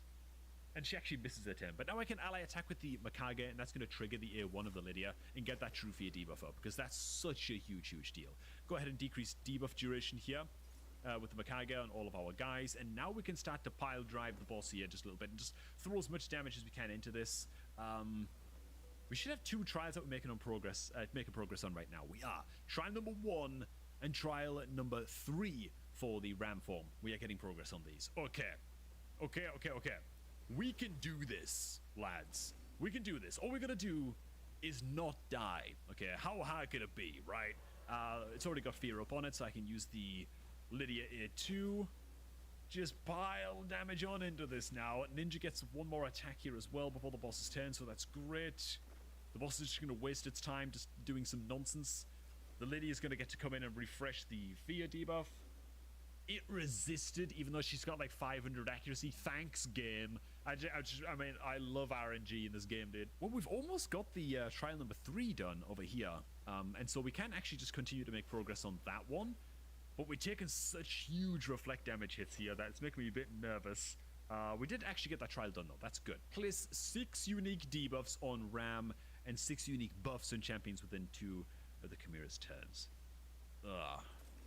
Well, there's one. There's the decreased attack. Then we can go ahead and place the fear here. Hopefully the boss just misses a turn here. I'd be totally fine with that. Get some unique buffs up on our guys here, as well as a block buffs. Dude, we can actually do this. There's a shield. Oh, don't kill! Don't kill! Yes! Yes! We're almost... We're doing this! We can actually do this. I can go ahead and reapply the fear here. There's some more unique buffs in our team as well, with crit damage from the Mikages, blah, blah, blah. I might as well just A1 here with the Ninja, because his burn is back next turn anyway. I guess I try and refresh the weaken and decrease defense here. We need one more. One more unique buff or debuff. What am I missing? What am I actually missing? I'm not missing anything though. Increased attack? No? Oh god, not like this. You can't let me walk away like this, man. That's ridiculous. That's actually ridiculous if we can't get this, man. Oh, we did it. We did it. It was HP ban. I guess we just had to refresh the HP ban. Oh my god. Okay, lovely. Okay, so our Mikage is probably doomed here, but that's okay. That's okay. Let's just live through the rest of this form now. Okay, boss is back in its ultimate form. We are going to risk some serious injury and death just now as the ninja gets pew-pewed, but thankfully everybody else is able to live on at least relatively low HP. We land the decreased speed and the leech.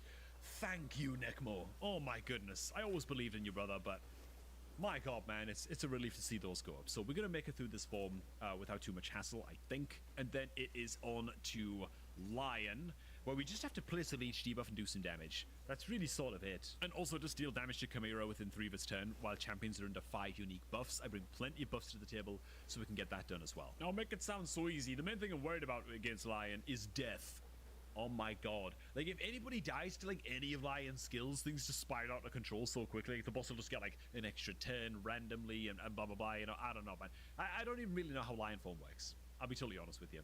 But it's a little bit spooky. That's all that I do know. So, first things first, we can go ahead and get up the decreased defense. We can increase speed buffs and all of our nerds. I don't want to use the ally attack yet on the Mikage until we got up the leech, because we've got to land 3 million damage while the boss is under leech debuff. That's a fair amount, you know. That really is a fair amount. Dude, and the Liddy is dead. We're going to have to deal with that as well. Okay. The Liddy is completely screwed. This is going to be like a damage issue. At least get up the leech debuff now, Necmo. Thank you, bro. That's huge. That's massive. That's big. Get to go ahead and land the HP bends here. As Taru starts dreaming on my lap just now, man. She's twitching all over the place. I think she's fighting Chimera in her own dreamland. You know what I'm saying? Now we've got up the leech. We can just start pile driving in damage. That's progress on a couple trials right there. Oh god. Okay. It wasn't quite as devastating as I was expecting, man. But we got decent damage done during the leech. And we still got champions that are under 5 or more unique buffs. At least like the Ninja is and the Lazarius are. So that's alright. That's something at least, you know. I'm going to get the revive off. Come on, man. I'm going to go ahead and just extend buff duration here because we're going to need it against this boss in particular. Keep all those buffs active to get that trial done. Oh, God. Okay. What buffs is going to go on up? Ninja, this is all on you now, man. We need a huge hit here. We just got one of them done. Okay, so we still need to deal... Oh, okay, so deal damage to Chimera while it's under decreased speed, decreased defense. We can do that as well. Oh, man, this is making me so nervous, bro. If I could just get this done in the first attempt, I'd be so bloody happy. I'd be so stoked for that. Nobody die. Okay, good. Dude, this like... Is this even Ultra Nightmare? This is easy. Impossible, my ass. We can do this. Look at all that damage. There's the damage done during leech. That's great. And now it's just dealing damage while the boss is under decreased speed, decreased defense. And we can get that done as well. And then it's attacking into the boss with counterattacks and ally attacks. So I can do both of these trial number 2s here, man. Let's get this one done first and just pump as much damage as we possibly can. I don't know if I can get both these done in the first go, in the first like attempt against the Lion form. I wish that we could. I wish I could guarantee it. I'm going to save the ally attack on the Mikage for once that like trial number 3 is activated. You know what I'm saying? So we can get that big ally attack off straight away and start making progress on that one. I think that's going to be quite integral for our progress here, because we should be able to get this one done. Without having to use the big ally attack on the Mickey. I mean, we're like really just on the cusp of getting it done, so... Oh god, nothing bad happened. Stop dying. Oh wait, oh, what's happening? Oh, that's bad. That's bad, dude. Okay. Well, that changes things drastically. Look how quickly things can fall apart here, man. This is nasty as hell. We're gonna get the revive on the Mickey. I can go ahead and increase speed here, and I can decrease. I can get up the leech again against the boss and the decreased speed, so I can hopefully finish this trial. Okay, I can definitely finish this try with just an A1 from the Mikage with the ninja ally attack. That's that. How did that not do enough damage? Ninja, please. Oh god, why do you have to do me like that? Okay, rest and recover. Rest and recover against the ultimate form. Oh god. Oh Nelly. With the Nekmothar dead, that's no leech debuff and that's not enough healing anymore. Oh, things are just dying. Things are just dying, bro. Not like that. I need some extra turns, like right now. I need some extra turns right now on the Relentless Set build. Lazarius, man. We need to get people revived, like, pronto, dude. I need multiple extra turns here. He's just not going to get him. He's just not going to get him, man. And now he's dead, and the run's over. Dude! You know what, though? You know what, though? We can do that, man. We can do that. I thought I was going to be finishing up this video saying something like, man, it's just impossible. It's just impossible. But you know what? We put in a good effort there. That was a good effort. That was 5 trials complete, man. 5 trials complete. If, like, oh, dude, we can actually do that. We can actually do that. That is not beyond my reach. But I ain't gonna do it in this video because it's gonna be sitting around for like 2, 3, maybe 4 hours. Just repeatedly hitting Chimera on manual like I was doing just now in order to get that one done. But it is within reach. It is doable. Not impossible. Okay, we can actually get that one sorted. Gonna go ahead and leave this one here, man. Which mission or quest are you looking forward to least on your account towards getting done? Or any that you'd look at and just say, yeah, nah, just not doing that. Even though you can do it, it's just too much of a pain. A lot of people are looking at the live arena battles. I can feel it right now and just saying, yeah, I'm just not going to play live arena, so I'm just not going to get those points, you know, which, hey, each their own, you know what I'm saying? Thanks for watching, guys. I hope you guys enjoyed this one, man. If you did, make sure you hit like the video. And of course, if you're looking to create a new raid account, or you've got a friend who's looking to start playing Raid Shadow Legends, send them the beginner promo link that's below this video at the top of the description box, and use that link to create a new account, man, for all of the freebies that you see on screen right now. And I'm going to catch all of you guys in the next one. Boy, oh boy, what is the meaning of this 1-star headgear being rank 12? What is up, the guys? This is Cobb, and this is a beginner account owned by Mrs. Strawberry, her first ever raid account in Raid Shadow Legends. It is literally 10 days old, so extremely, extremely early days, and we're going to be doing some account takeoff action here and see if we can't help her out, man. This is going to be part of her new series on this channel, and it's our first time doing this, so by all means, feel free to chime in the comments as well with some advice for newer players. Now, in this series, I am going to be heavily prioritizing accounts that have been created using my beginner promo link, which of course is down below in the video description box, because if I'm going to help you jumpstart your account with 4 free epic champions, the least I can do is review your account a few weeks in and just ensure that you're getting off to the best possible start. So if you want to get involved in this series, the best way to do that is jumpstart a new second alt account, or maybe a fresh start account using that beginner promo link down below. All you gotta do is download Raid using that link while you are signed out of Clarion Play on your PC to make sure you get your hands on all of the saucy rewards, including Fane at level 40. But alright, boys, let's do this. Okay, so the first thing I've got to say about Strawberry's, or rather BB's account, is going to be that her kill is looking pretty darn strong. I'm assuming that these are some crit rate gauntlets, which they are. Double speed roll, attack percent. Honestly, the kill build is looking great. He's very, very fast as well, which, I mean, it's fine. Unfortunately, it looks like we went ahead and upgraded the ring up to a rank 16, even though it's only a 3-star ring. Generally speaking, any piece of 3-star gear, even in the first month of your account, probably isn't worth taking up to rank 16. Tends to just be a little bit of a waste of silver, but looks like speed boots over here as well. His crit chance is pretty good. Speed accuracy on the random weapon. We do have 4 pieces of lifesteal gear here. 5 pieces of lifesteal gear, where of course you only need 4 for the set bonus. So I'm wondering if we could switch out one of those pieces for something just a little bit better in terms of stats. So I do have some permissions to go in here and actually make some changes real quick. I am just going to go ahead and crank this up to a rank 16, because getting as close to 100% crit rate as possible is going to be quite useful for us. That actually sinks like all of our silver, which is ridiculous, but okay. That was just an expensive bit of upgrading we just did. My god. But there's an artifact enhancement event active anyway.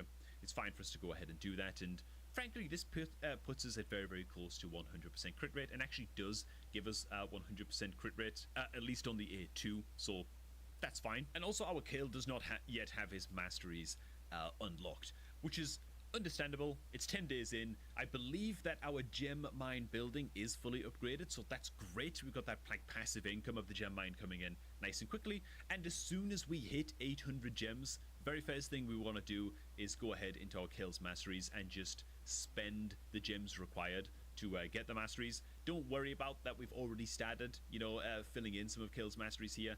This doesn't matter that much. This is not really a lot of masteries anyway. This is like 1 or 2% progress or something, believe me. Moving along a bit, we do have Ugo up next, who's just in a mix of HP, or rather life set gear, which I'm guessing a lot of these have been upgraded to get us through various early game challenges and stuff like that, which, I mean, is fine for the time being. I do also notice that the Ugo is going up towards level 50, so we actually did go ahead and upgrade the rank of the Ugo. I think the very first thing we've got to do on this account is stop taking champions up to level 40. We have like a bunch of level 30 champions here as well, like a War Maiden just sitting around and stuff. None of that matters. The only thing that matters on this account now is just getting the kill up to level 60 as quickly as humanly possible, right? We can keep him in these 4 pieces of lifesteal gear at a minimum, and just use him as our campaign farmer, which he's going to do a pretty good job of once we get his masteries purchased. As for the campaign, how far along are we? Okay, so we're in Brutal Campaign, and we're actually up to stage 12, a Brutal Campaign, but I've got to imagine that we're not able to actually clear this with a level 50 kill. Not without masteries, right? Probably not. Let's see how this goes. Oh my god. Might actually be able to just about do it. I don't know if this is going to be 100% reliable to do. Things got a little bit close there for a second, but it looks like our kill with very close to 100% crit rate is actually able to solo Campaign 3, Stage 12 on Brutal. And so that means that even at level 50 right now, we can just be farming up a crap load of food champions on this account. Just do nothing for the next like 2 weeks on this account, but farm up food champions will be my first piece of advice here, right? Get all kinds of goddamn incubuses and aristocrats and whatever. Get all these guys ranked up to be like 4 and 5 star food, and get it to a point where you can take your kill up to level 60. That's going to be the first piece of advice I give. That's going to boost your clan boss damage by a hell of a lot. It's going to speed up the rate at which you can farm campaign. Make it much more reliable, because things did get a little bit sketchy there for just a second. And then you can start to plan out who you want to take up to level 60 next. One thing that I will mention as well is that I'm noticing that we presumably pulled a Thalesia, who I'm not gonna comment too much on the gear just yet. We've got attack percentage boots here. We want to be holding on to any boots at all that give speed as a primary stat, and so we can maybe factor that into our campaign farming as well, and farm stages that give speed boots instead. Just to kind of get us started with that at least, because it's still very early days on this account. I would say though that Thalesia, her main job, at least in an early game account, is to bring AoE decreased defense. However, Ugo is already bringing the AoE decreased defense, and so there's a little bit of overlap of roles here going on, right, with that AoE decreased defense debuff. And we've already started committing skill books into the Ugo as well, that I can see, so we're getting that increased debuff chance, which is great. I'd leave this Thalesia alone for now. I'd knock the Thalesia back a little bit. Don't get distracted by the Thalesia. Get the kill up to level 60, then I'd just leave the Ugo at level 50 for a while, actually. But Ugo should be a champ you take up to level 60 before the Thalesia, is what I'm gonna say, because they're both kind of doing similar-ish jobs.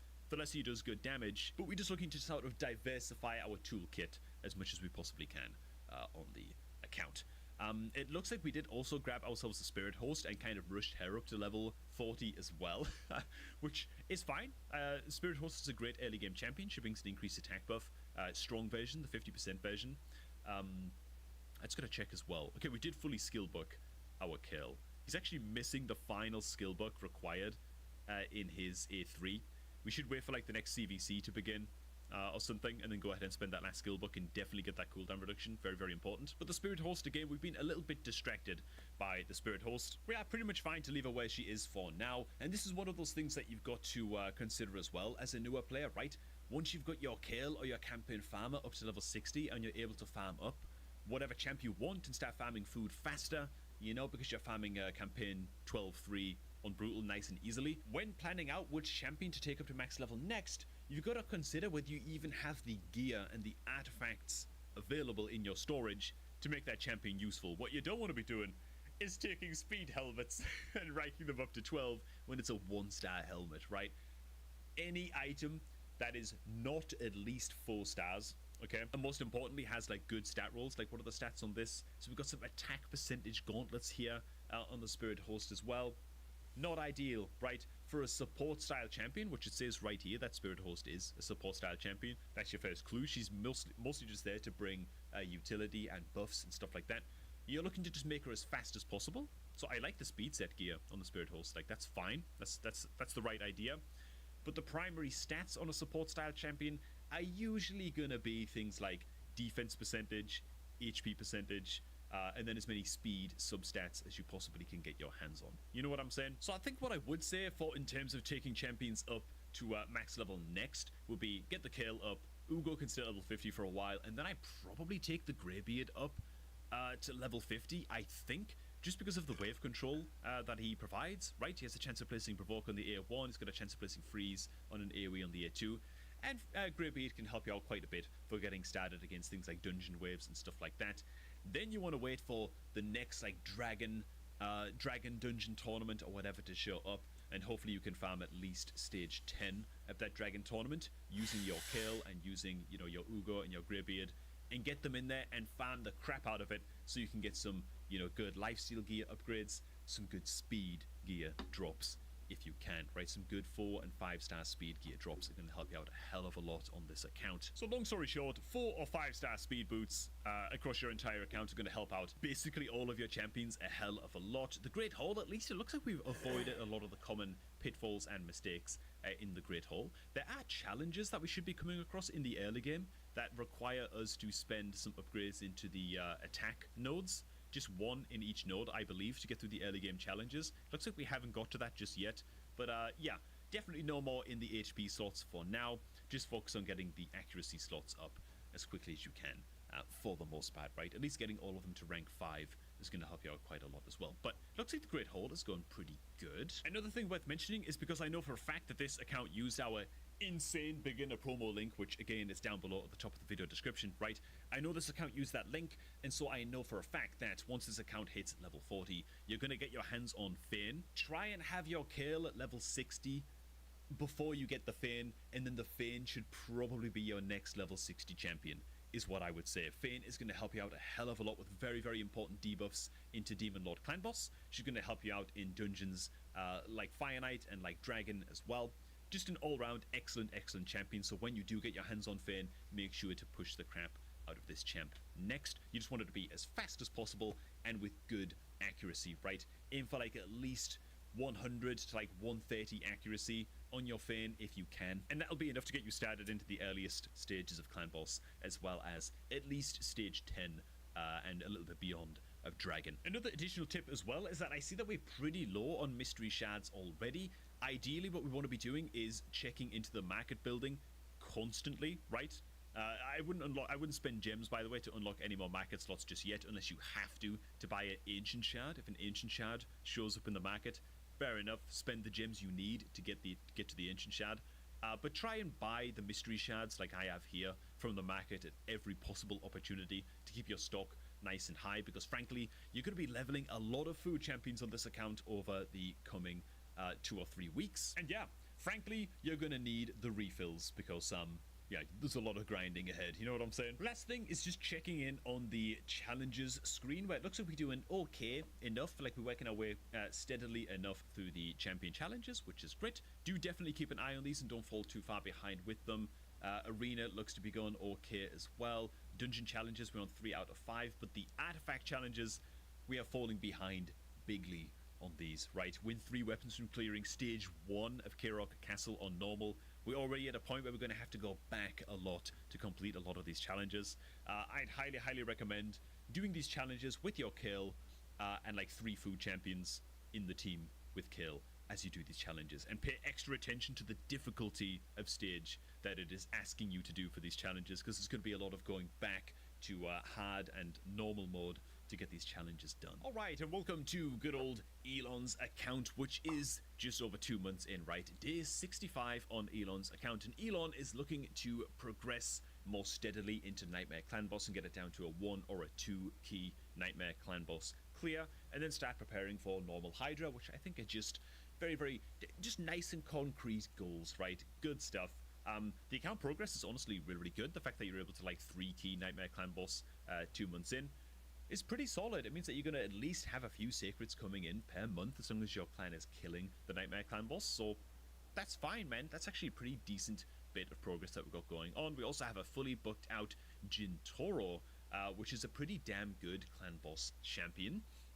With it's a single hitter on the A3, places decreased defense and weaken, but will attack 5 times instead on every 4th use of this skill, if it's against the same target in 1 round. So just kind of built to clobber the hell out of clan boss. The A2 also decreases the cooldown of this A3 by a 10 as well, and so you're just looking to get this A3 off as much as humanly possible. And so Jintoro is like kind of our chief damage dealer-ish going into clan boss, and this is what the team looks like currently. Now, from looking around on the account just a little bit, from what I can tell, I feel like the main thing holding the account back right now is just gear and just artifacts, and just kind of struggling to meet certain stat checks against the Nightmare Clan boss. I forget how much defense is recommended. I think it's like north of 2800 defense on champs. Of course, you're running Erected Drath in this team, who brings Perfect Bell, and so you can get away with slightly lower defense there because you're taking less AoE damage. So that's fine, but you also need 200 accuracy at least to be landing your debuffs reliably against Demon Lord Clan boss. Rector Drath is a mile away, even with the help of Loki's accuracy aura. So the Rector Drath is not really landing her decrease attacks, but the Fane is at 160 accuracy. So with the help of Loki's aura, the Fane is at least able to land all 4 of her extremely powerful debuffs very, very reliably. By the way, 2 of which are decreased defense that I'm listening to. and weaken, same as Jintoro. So there's a little bit of overlap there. That's not like completely ideal to have the Fane and the Jintoro overlapping 2 key debuffs like that. It's not great, but it's not the biggest priority thing that we got to repair with this team. It's mostly speeds and accuracies, hopefully while still maintaining a decent amount of defense so that we can live. Right, the Loki's gotta go. That's like the first thing. Okay, so if we skip on over to the champion collection and just check this out a little bit, we'll check over the items builds in just a second, but the Loki is just not bringing enough to Demon Lord Clan boss. He can extend the duration of some buffs, but it's only on a 30%. He's not booked out, which I think is correct. It's not great to be spending big resources on your Loki the Deceiver most of the time as a new player on a new account, at least in my opinion. And frankly, we've actually got some pretty good artifacts committed onto Loki. Some defense percentage perception gauntlets that rolled or ascended into pink stat percentage defense as well.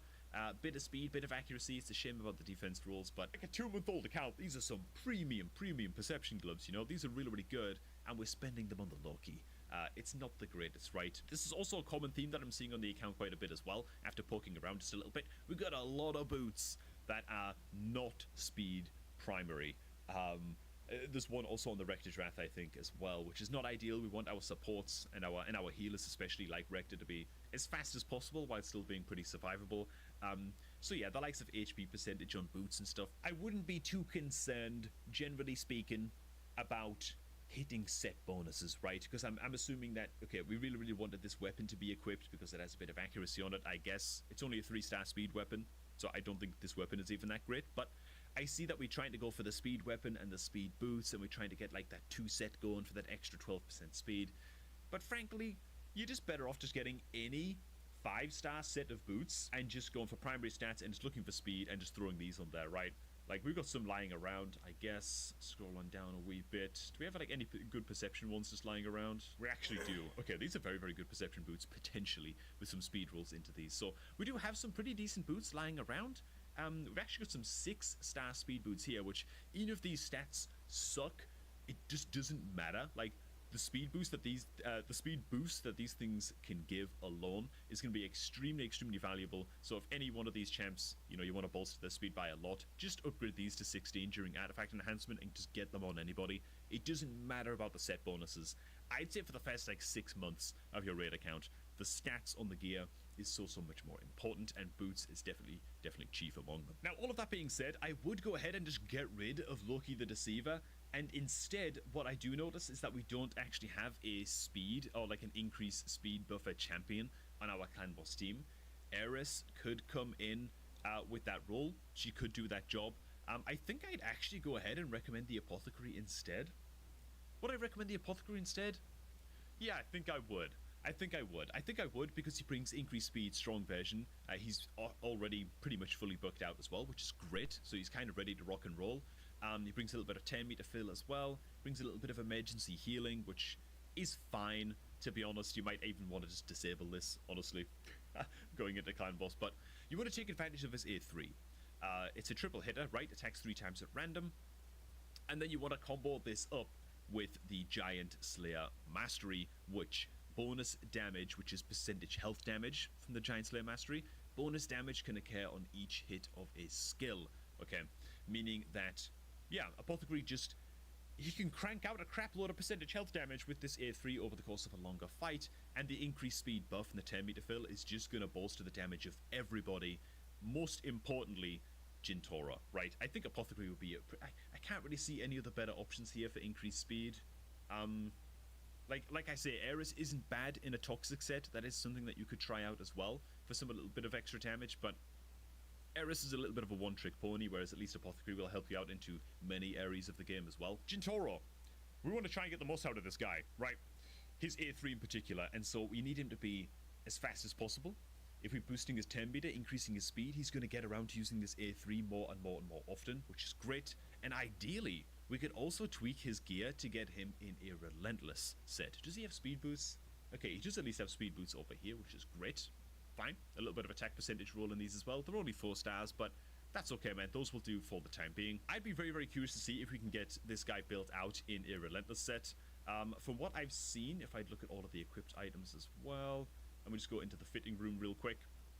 From what I've seen, it looks to me like we would be able to get him to 100% crit rate because we do have some crit rate gloves just sitting here that can be upgraded to give a max of 50% crit rate right away, just right off of the very get-go. Do we have some helmets lying around? We do. Crit rate, crit damage, helm here potentially that we can also throw on as well. He's losing a lot of accuracy here, but who gives a damn? Fane is already bringing the weaken and the decreased defense anyway. You know what I'm saying? So if Jintoro and if Clan Boss is going to be our main focus here, him having the accuracy doesn't feel like the biggest priority to me, at least right now.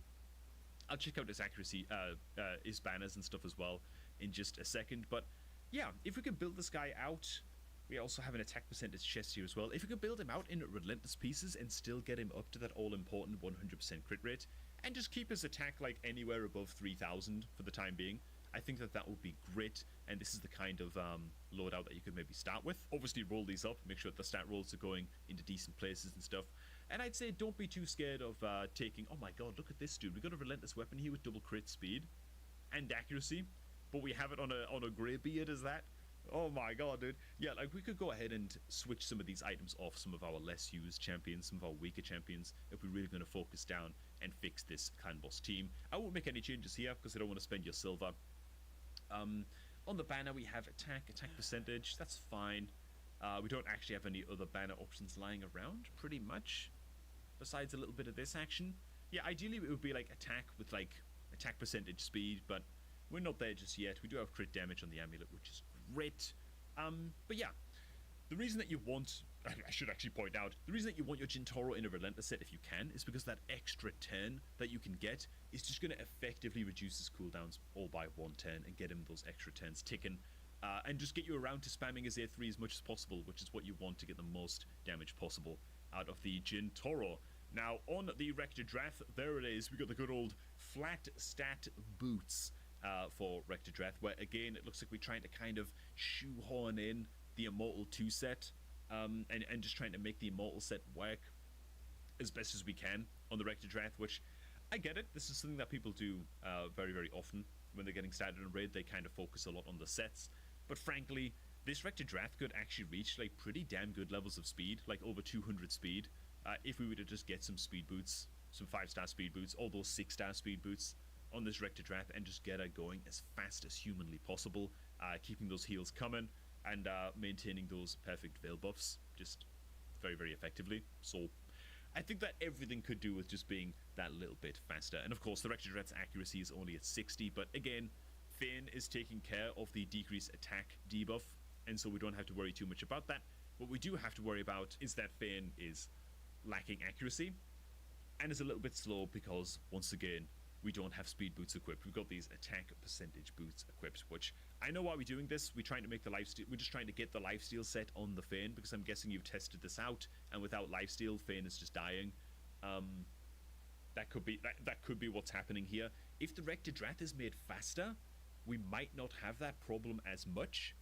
So that's something that we could test out as well. If the Rector Drath is just made to be a lot quicker in the build, she might be able to keep the Fane alive without lifesteal. Maybe. Okay, obviously I'm not going to go ahead and test this on the account, but yeah, we're kind of shoehorning in this lifesteal set as best as we can on the Fane. As far as I can see, we've got some crit damage gloves here, but we're not even close to 100% crit rate. And so just getting the Fane, again, nice and fast, at least 200 accuracy, while maintaining somewhere close to 3000 defense, and the Fane should be good. The Fane should be okay, you know. Should be. But yeah, a lot of this is just artifact dependent and gear dependent, and if your account is 2 months old, this is just the reality of what's going to happen. You know, you're going to get to a point where you can have the best champs in the world, but at the end of the day, it's going to take some time to farm up your artifact supply and get a lot of good 5 and 6 star artifacts to build out your champions optimally. And that might just be what's happening here, you know. Apart from the Loki, he's got to go, man. But we already know that, right? As for the Skull Crusher, he is actually in speed boots, I believe. He's also in lifesteal as well, which, to be fair, it looks like he needed it against the Demon Lord clan boss run that I did do on this account, just to kind of test things out and see how things were going before closing out of the game to save the key. But the Skull Crusher as well is just a little bit too slow. Ideally, I believe if you want a Skull Crusher on your team giving counterattack to everybody, you want him to be faster than the clan boss, but slowest, like the slowest champion on your team, right? I believe that's the way you want it to be. So Nightmare clan boss moves at 170 speed. I think that your Skull Crusher's speed is totally fine if you have the Apothecary on the team. The Apothecary should be able to come in first and give him the 10 meter fill and the speed boost and stuff. And you should be fine. It should get the Skull Crusher moving much faster and just maintain that counterattack debuff. But yeah, I think that overall the Skull Crusher's build is looking fine-ish enough for the time being. Definitely got plenty of defense and stuff. He's doing okay, man. I think that he's doing his job all right for the time being, right? For me, it would mostly be just replacing Loki with the Apothecary and then just refining the builds on the Gintoro and on the Fane so that you no longer require the Loki's accuracy aura to hit the accuracy required 200 for Nightmare Clan Boss. As for getting started into Hydra, you've got some pretty good components sort of lying around already. The Rector Drath is going to be a lot of help going into Hydra because she buffs up with Perfect Veil, which is going to make it so that any champion that attacks into the Head of Torment with Perfect Veil active will not get debuffed by True Fear, which is otherwise like an unresistible, unblockable True Fear. So the Rector Drath is in a good spot to help you out with that. And you are also sitting on Ugo as well, which is a fantastic champion to take up to 60 and have ready to rock and roll into normal Hydra as well, with that good old, well, decreased defense is great, but most importantly the block buffs debuff being one of the most crucial debuffs to bring into Hydra as well. So I'd say for Hydra, you're in a pretty decent spot. You do want to keep your eye out for a good, reliable provoker. I don't really see any decent provokers on the account. You are going to need a provoker to keep control of the Head of Decay. The only real provoker we've got on the account so far is Giscard the Sigiled, which is not ideal. His provoke even fully booked up, it's only a 75% chance to land, and so even though it's on a 310 and you could make him fast enough to get him to do the job, it's just not super reliable, and yeah, it doesn't make him an ideal Hydra Head of Decay provoker. So a good provoker would be the next champion archetype that you're looking to get ready, you know, for normal Hydra. But having the Ugo ready is fantastic, and having the Rector Drath already maxed out puts you off to a pretty solid start as is. Alright, and that is all for today's takeovers. Hey man, I'm going to be prioritizing any account that signs up using our beginner promo link, because frankly it's the best possible way I can give back to you. So if you want to get involved in this series, make sure to sign up to Raid, create a fresh new account using the beginner promo link down below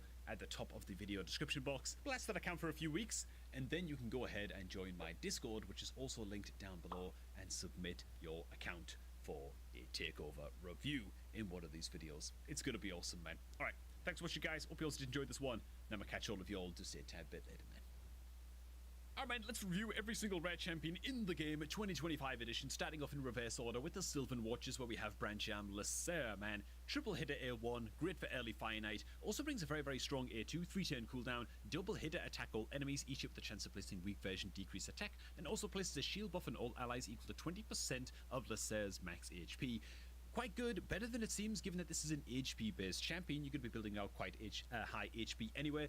Great option for just boosting the survivability of your Faction Wars teams, especially when you factor in the A3, which is single target provoke, and a weak version of strength and buff on all allies for a couple turns. Not a bad rare champ, especially if you pull him early on. Next up, Tree Shield, not a must build for basically all accounts, man. Triple hitter A1 is amazing, some team wide healing, increased defense, and of course that notorious double revive on a 5-10 cooldown on the A3. Doesn't get much better than that in terms of rare revivers. Basically every account in Raid has at least a level 50 Tree Shield Not. Another champ that's great to build out as even just a level 50 is going to be Ingot Twist Staff. This guy's honestly quite solid. Double hitter A1, attack all enemies, chance of placing, or rather, chance to fill his 10 meter by 5% for each leech debuff on each enemy, 3-10 cooldown, then another 3-10 cooldown, attack all enemies, increase accuracy buff on all allies, and then also a 75% chance of placing that leech debuff on that attack all enemies on the A3 as well. You can put your Ingot Twist Staff in a stun set, get him moving nice and fast. He's going to be applying those leech debuffs, landing some stuns, great extra control into wave content, and the leech is always a welcome addition. Honestly, an underrated little rare there. Hey man, real quick, if you're looking to start off a new raid account in 2025, make sure that you get it done using my beginner promo link, which is down below the top of the video description box, man. All you're going to do is be signed out to Clarion Play on your PC, click on that son of a gun and use it to create your new account to grab Elnaril as your free starter legendary, as well as a few bonus epic champions as you level up your account. And if you're really quick about it, good old promo code Supreme6 is still active for a little while longer. So you can also get Supreme Gallic on day 1 of your new account by using promo code Supreme6. This one is very limited time, however. Pretty sure it expires in like 10 days or something after this video is going up, so make sure that you don't hang about. Alright, back to the video. Next up, man, Shadowbow Terlak. Terlak, not a bad champion for some extra survivability in Faction Wars, but he's one of those champs where that's really the only place you're going to be using him. Has a chance of placing decreased attack on a single target A1, attacks all enemies, weak version increased speed buff on all allies for a couple turns on the A2. Not great, not terrible. He does also place Veil buff on all allies except himself for 110, so he's going to be able to tank up as a defense-based champion. Not bad. Does also shield up all allies as well. Quite comparable to a champion like Brancham Lasser, who we covered a wee bit earlier on. Again, not a bad red champion if you pull him quite early on and you're struggling for options in Faction Wars, but he does only have a single target hitter A1 compared to Lasser's triple hitter, so Lasser's automatically going to have more value in places like Fire Knight super early on. Bowsmith Flannan, man, one of the highest reviewed rare champions in the game, and to be honest, he's earned it. He's a great rare champion. Double hitter on the A1, each hit with a 40% chance of landing a stun. Great stuff. Attack all enemies A2, 100% chance of landing decreased speed debuff on all enemies. Passive also gives him a 50% chance of getting an extra 10 whenever this champion places decreased speed on 3 or more enemies with that A2, and so can get some extra 10s here and there as well after using that decreased speed, and then brings a weak ally attack, albeit but still pretty good, 410 cooldown, increase accuracy buff, team up with one random ally to attack a target enemy. Honestly, Bowsmith Flannan is great for early game progression. He's amazing for wave control because of his stuns. Yeah, and he scales up quite nicely as well with that ally attack skill, man. Just a great rare champion overall, dude. Honestly, the Sylvan Watchers rares are just quite excellent until you get to Lone Blade Riab. This guy, not so great. I don't know, man. Brings a double hit A1, but that's about all he brings. To be honest, not the best rare. Probably the first chicken of the Sylvan Watchers faction. Honestly, Margrave Greenhawk is probably also a chicken as well. I wanted to like this guy. His main kind of selling point is his A2. Triple hitter, each with a 75% chance, or 70% chance rather, chance of placing provoke debuff for 110, then place a reflect damage buff on himself. I don't know, against a wave of like 4 enemies, this usually results in like 1.8 provokes going off or something, you know, because sometimes the same hit will attack the same enemy twice, things like that. All I'm saying is I built him up to like level 48, 49 or something before I just gave up on him and said, you know what, screw this, is just not working, Margrave. We're gonna go our separate ways. I promptly chickened him after the fact. Tribuck Colwyn, I believe, is also a bit of a piece of crap. Yeah, brings weak increased defense on a 410 cooldown. Not great. His A2 attack one enemy, chance of placing stun. It's not a very high land rate stun. Honestly, Bowsmith Flannan makes this guy look like, I don't know, just an absolute antelope. I was trying to think of something with antlers, but whatever, dude. Pathfinder Kid is actually quite a solid little rare champion, mostly because of the A2. Quite unique for a rare champion. 310 cooldown. Attacks all enemies. 50% chance of increasing the cooldown of a random skill on each target. by 2 turns. The value of this is kind of hard to measure, but it is great, obviously, into waves of enemies and wave content. 310 cooldown. Because she's only got 2 skills, doesn't really require that many books as well to fully buck out a Pathfinder Kate if you did want to use her in Faction Wars. That said, not amazing. You can take it or leave it with Pathfinder Kate, right? Alright, onto the Shadowkin. We won't be spending anywhere near as long, by the way, on other factions as we just did on the Sylvan Watchers. Sylvan Watchers just have some amazing quality, rare, and honestly epic champions as well. Way stronger than the other factions on average. And so from this point on, if a rare champion is very, very obviously just a 3-star chicken at that point and just a food champion, I'm just going to call it as such. Some people don't like it when I do that, but I don't want to be here for 2.5 hours. So I'm just going to have to summarize some champions as chickens. Good old Fanatic is actually worth a bit of a mention. I think you might want to hold on to him if you pull him very, very early on in your account. Single target hitter A1 does actually have a 40% chance of landing the strong version of decreased defense if the target is under 2 or more debuffs. His A2 is a single target hitter that actually transfers 2 debuffs from this champion to the target, and then his A3 is really what it's all about, man. 410 cooldown, place a strong increased attack buff on all allies for 2 turns, and remove 1 random debuff from each ally. Sucks that it's on a 410 cooldown, really does, but you know what, man? Takes 1 skill buck to get this down to a 410 cooldown. He might be worth holding on to in some cases. Vagabond is our first just absolute chicken. Same with Marauder as well. Same with Itinerant. In fact, Marauder looks like he's already been in the oven. Dude, he's already cooking, man. Itinerant, same thing, chicken. Odachi is a champ that some people actually do swear by. They say he's actually pretty good. Never built it myself, never felt the urge to because his kit does not convince me personally. His A1 is an attack 1 enemy, 35% chance of placing provoke for 110, which is fine, you know, it's not nothing, it's a bit of extra control. The A2 is an attack all enemies on a 310 cooldown, place a shield buff on this champion for 2 turns, equal to 20% of the max HP. So he only shields himself with the A2, which I'm not the biggest fan of as well. And then on the A3, 310 cooldown, place a block debuffs buff on all allies for 1 turn, and place an increased defense buff on all allies for 2 turns, weak version.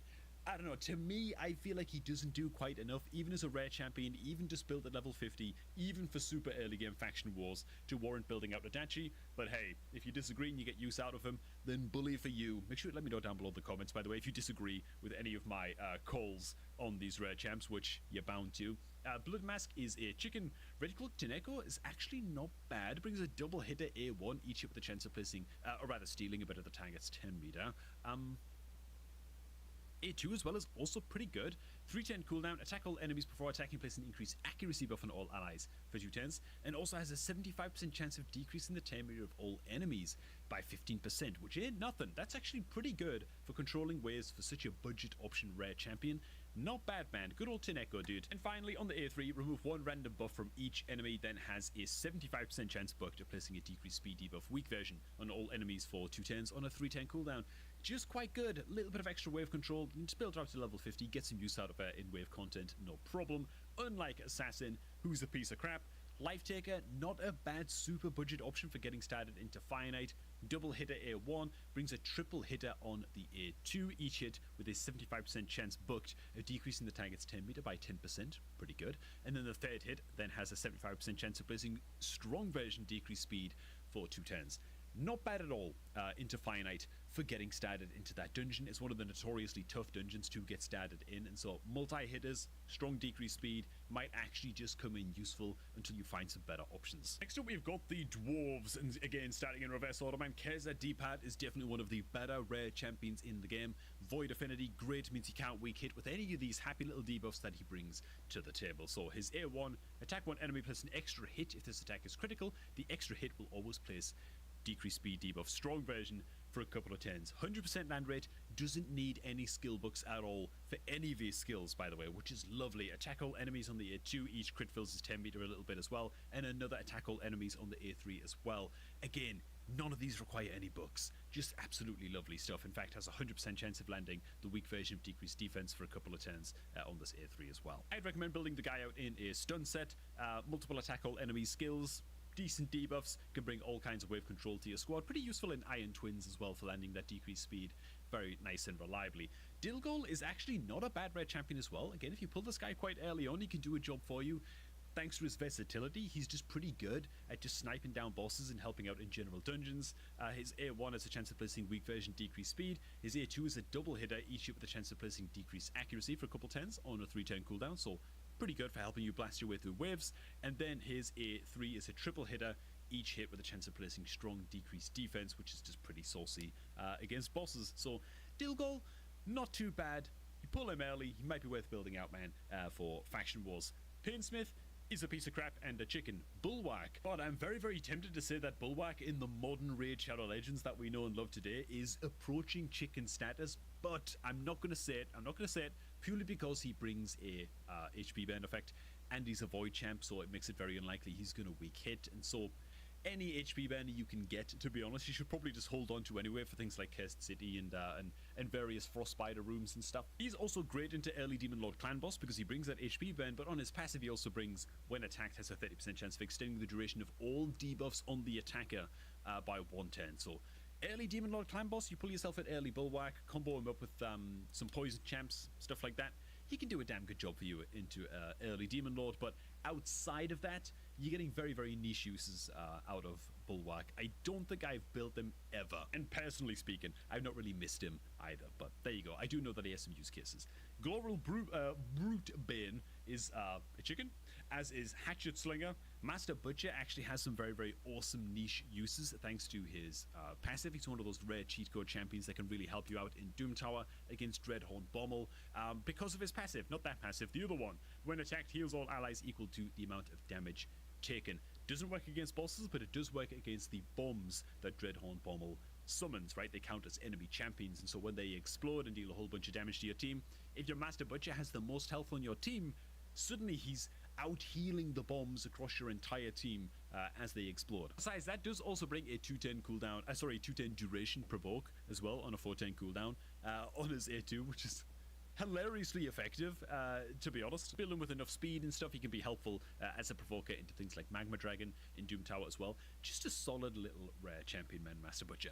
Next up, we've got Madman. Now, last time I did a rare champ review video like this, man, I crapped all over Madman and people raged. Apparently, judging by his in-game reviews as well, this guy's got a little cult following, man. So, you know what? I'm going to withhold judgment on this guy. Apparently, he can actually kind of smack his A1 as an attack one enemy. 50% chance of attacking all other enemies with a second hit, dealing greatly reduced damage compared to the first hit. But there it is, you know. And then he also brings an attack all enemies A2, heal this champion by 10% of the damage inflicted if his HP is currently below half. And so, you know, maybe there's a little bit something to Madman as a rare dwarf nuker. Never built him out myself, but apparently some people do swear by him. I guess I'll find out in a future video, man, when I eventually do build him. Boltsmith is a chicken. Delor Lawkeeper, chicken. Perforator is a chicken. Onagard is a chicken. Beast Wrestler is literally a grilled chicken. And Candleguard is a sweet little rare nuker as well. She brings multiple skills that attack all enemies, one on a 4-10 cooldown, one on a 3, has a chance of placing weak version of Weaken on the A2, does also self-buff with increased attack and increased crit rate as well on the A3 as well. So that's lovely. Means you can build her out with just 85% crit rate, and this skill will do the rest. And she also has a chance of removing a random buff, or rather stealing a random buff when she attacks him with her A1. So even that's honestly pretty solid as well. Built her out, never looked back, never regretted it. Yeah, she's one of those underrated red nukers, man. I like her a lot. Flaila is a chicken. Avi the Alchemage has actually got some edge case uses.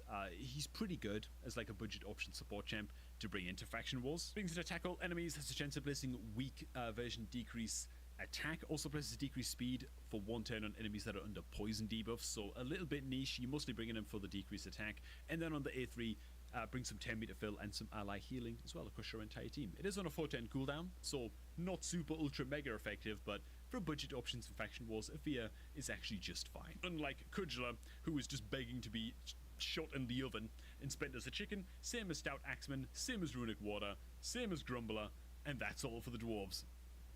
Alright, man.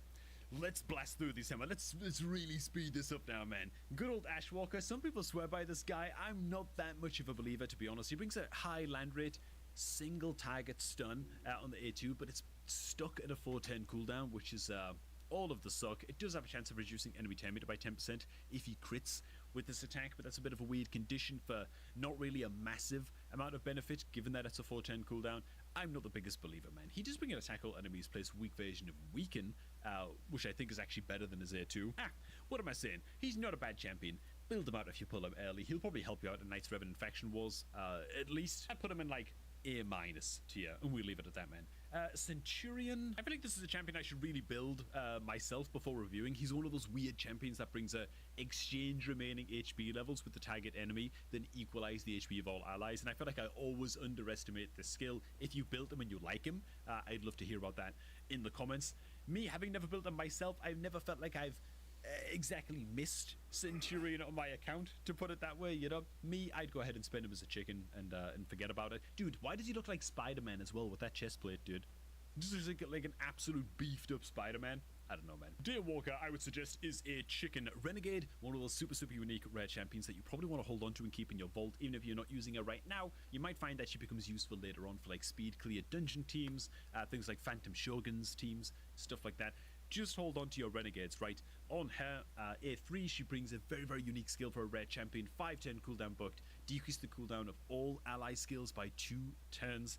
This does not affect herself, of course, and she also does damage herself for 30% of her max HP when using the skill. But yeah, just basically resetting all of the skills across your entire team.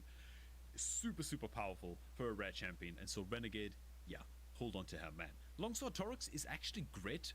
Brings a chance of placing Leech on his A1. He's a defense-based champ, nice and easy to keep alive, and then brings a 65%, I think. Yeah, 65% land rate, AoE attack, chance to place Provoke on a 3-10 cooldown. Just not bad. He will also counter-attack in as well when hit by an enemy under a Provoke debuff, so he's actually spreading those leeches all over the place as well as his counter-attacking in. Just a great little extra wave controller to bring into Faction Wars, man. Longsword Torux, solid option. Crimson Slayer, not bad as a progression champion into Fire Knight with a triple hit at A1 and a little bit of 10 meter steel as well, albeit on a 410 cooldown on her A2. I did actually use the champion originally to progress in Fire Knight up to like stage 16 on my main account for the first time ever when I was playing Raid. Did quite quickly replace her, however. She is very budget and is generally outperformed by other 10 meter controllers with any kind of multi-hitter skills, and so you'll probably replace her quite quickly, but she can do a job for you if you're desperate, man. Guardian is a piece of crap. Acolyte is a chicken in disguise, as is Gladiator. I can actually see the chicken steam rising out of that helmet. Aconist, fusion component champion, might want to hold on to her in your vault at least, but it's going to be a chicken after that.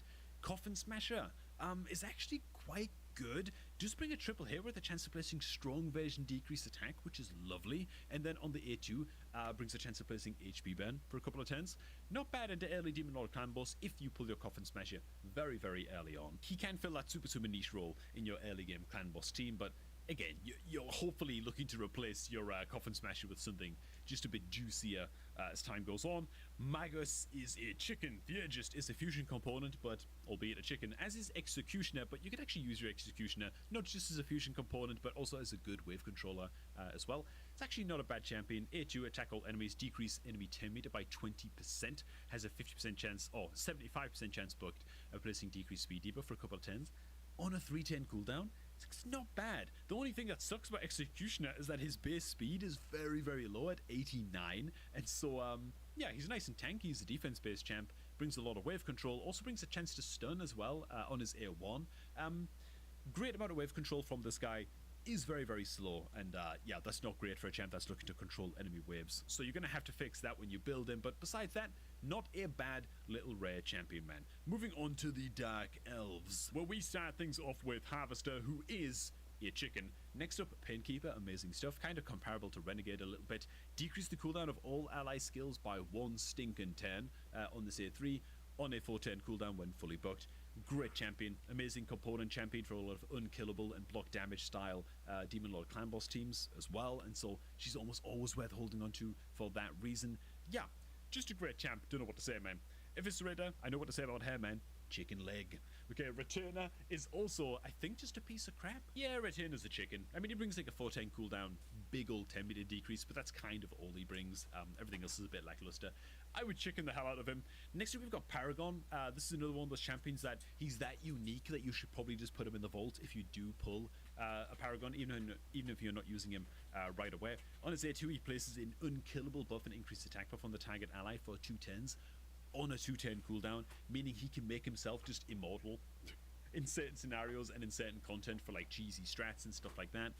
Can also be an amazing budget option champion for building nice and cheap Phantom Shogun's team when the time comes to build that squad. Very, very niche, but great champion overall, again, just to keep in the vault. Cold Heart is simply the best rare champion in the game, brings a ridiculous, obscene quadruple header on the A1 and attack all enemies A2, and then probably the most powerful A3 or just single skill that any rare champion has in the game on a A3. Damage is based on enemy max HP, meaning it absolutely smacks like a truck against bosses. It is on a 410 cooldown, but man, it needs to be, right? It's a bit legendary quality skill, really. Decrease attack is 10 meter by 100%, extra 30% chance of inflicting a crit, and damage increases according to enemy max HP. So, yeah, it just does everything that you could possibly want a skill to do against bosses. She's unbelievable. Most established accounts have like 2 or 3 cold hearts built at level 60 at this point, because she's just that good for building stupid speed kill teams and stuff. Yeah, very, very good indeed. Wanderer looks absolutely badass, but he's kind of a piece of crap. I mean, his A2 might be fine. It's a double hitter on a 210 cooldown. Decreased attack is 10 meter by 10% if this attack is a crit, and then fill is 10 meter by 10% if this attack is a crit as well. So 20% 10 meter fill, 20% 10 meter reduction on a double hitter. Might be okay into early Fire Knight. Besides that, yeah, doesn't really bring a whole lot else to the table. Hexweaver is a chicken. Spirit Host is pretty decent. 310 cooldown, increased attack buff, strong version on all allies is nothing to sniff at. Also does remove all debuffs from all allies and place bulk debuffs on all allies for 110 on the A3 as well. Not bad. It is on a 510 cooldown, however, and so yeah, it's going to be tough to build that fast enough to be usable against things like Nether Spider and Doom Tower, but, you know, she brings the increased attack at least. She's probably worth building out to level 50 for most early game accounts, at least. Ordinator is a chicken. Steel Boya is a chicken. Mystic Hand is a chicken. Oh my god, dude. Kale, we finally get to a good one. One of the better rare champions of the game as well, of course. I won't really touch on Kale too much.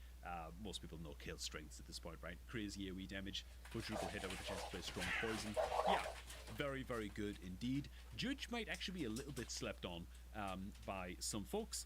Not bad, his A1's a little bit meh, but his A2, 310 cooldown, double hitter, attack all enemies, fills his 10 meter by 10% for each crit, and then on his passive, with each hit, has a 30% chance of placing decreased accuracy, or decreased speed, decreased attack, or decreased defense. Can land any one of the strong versions of these debuffs.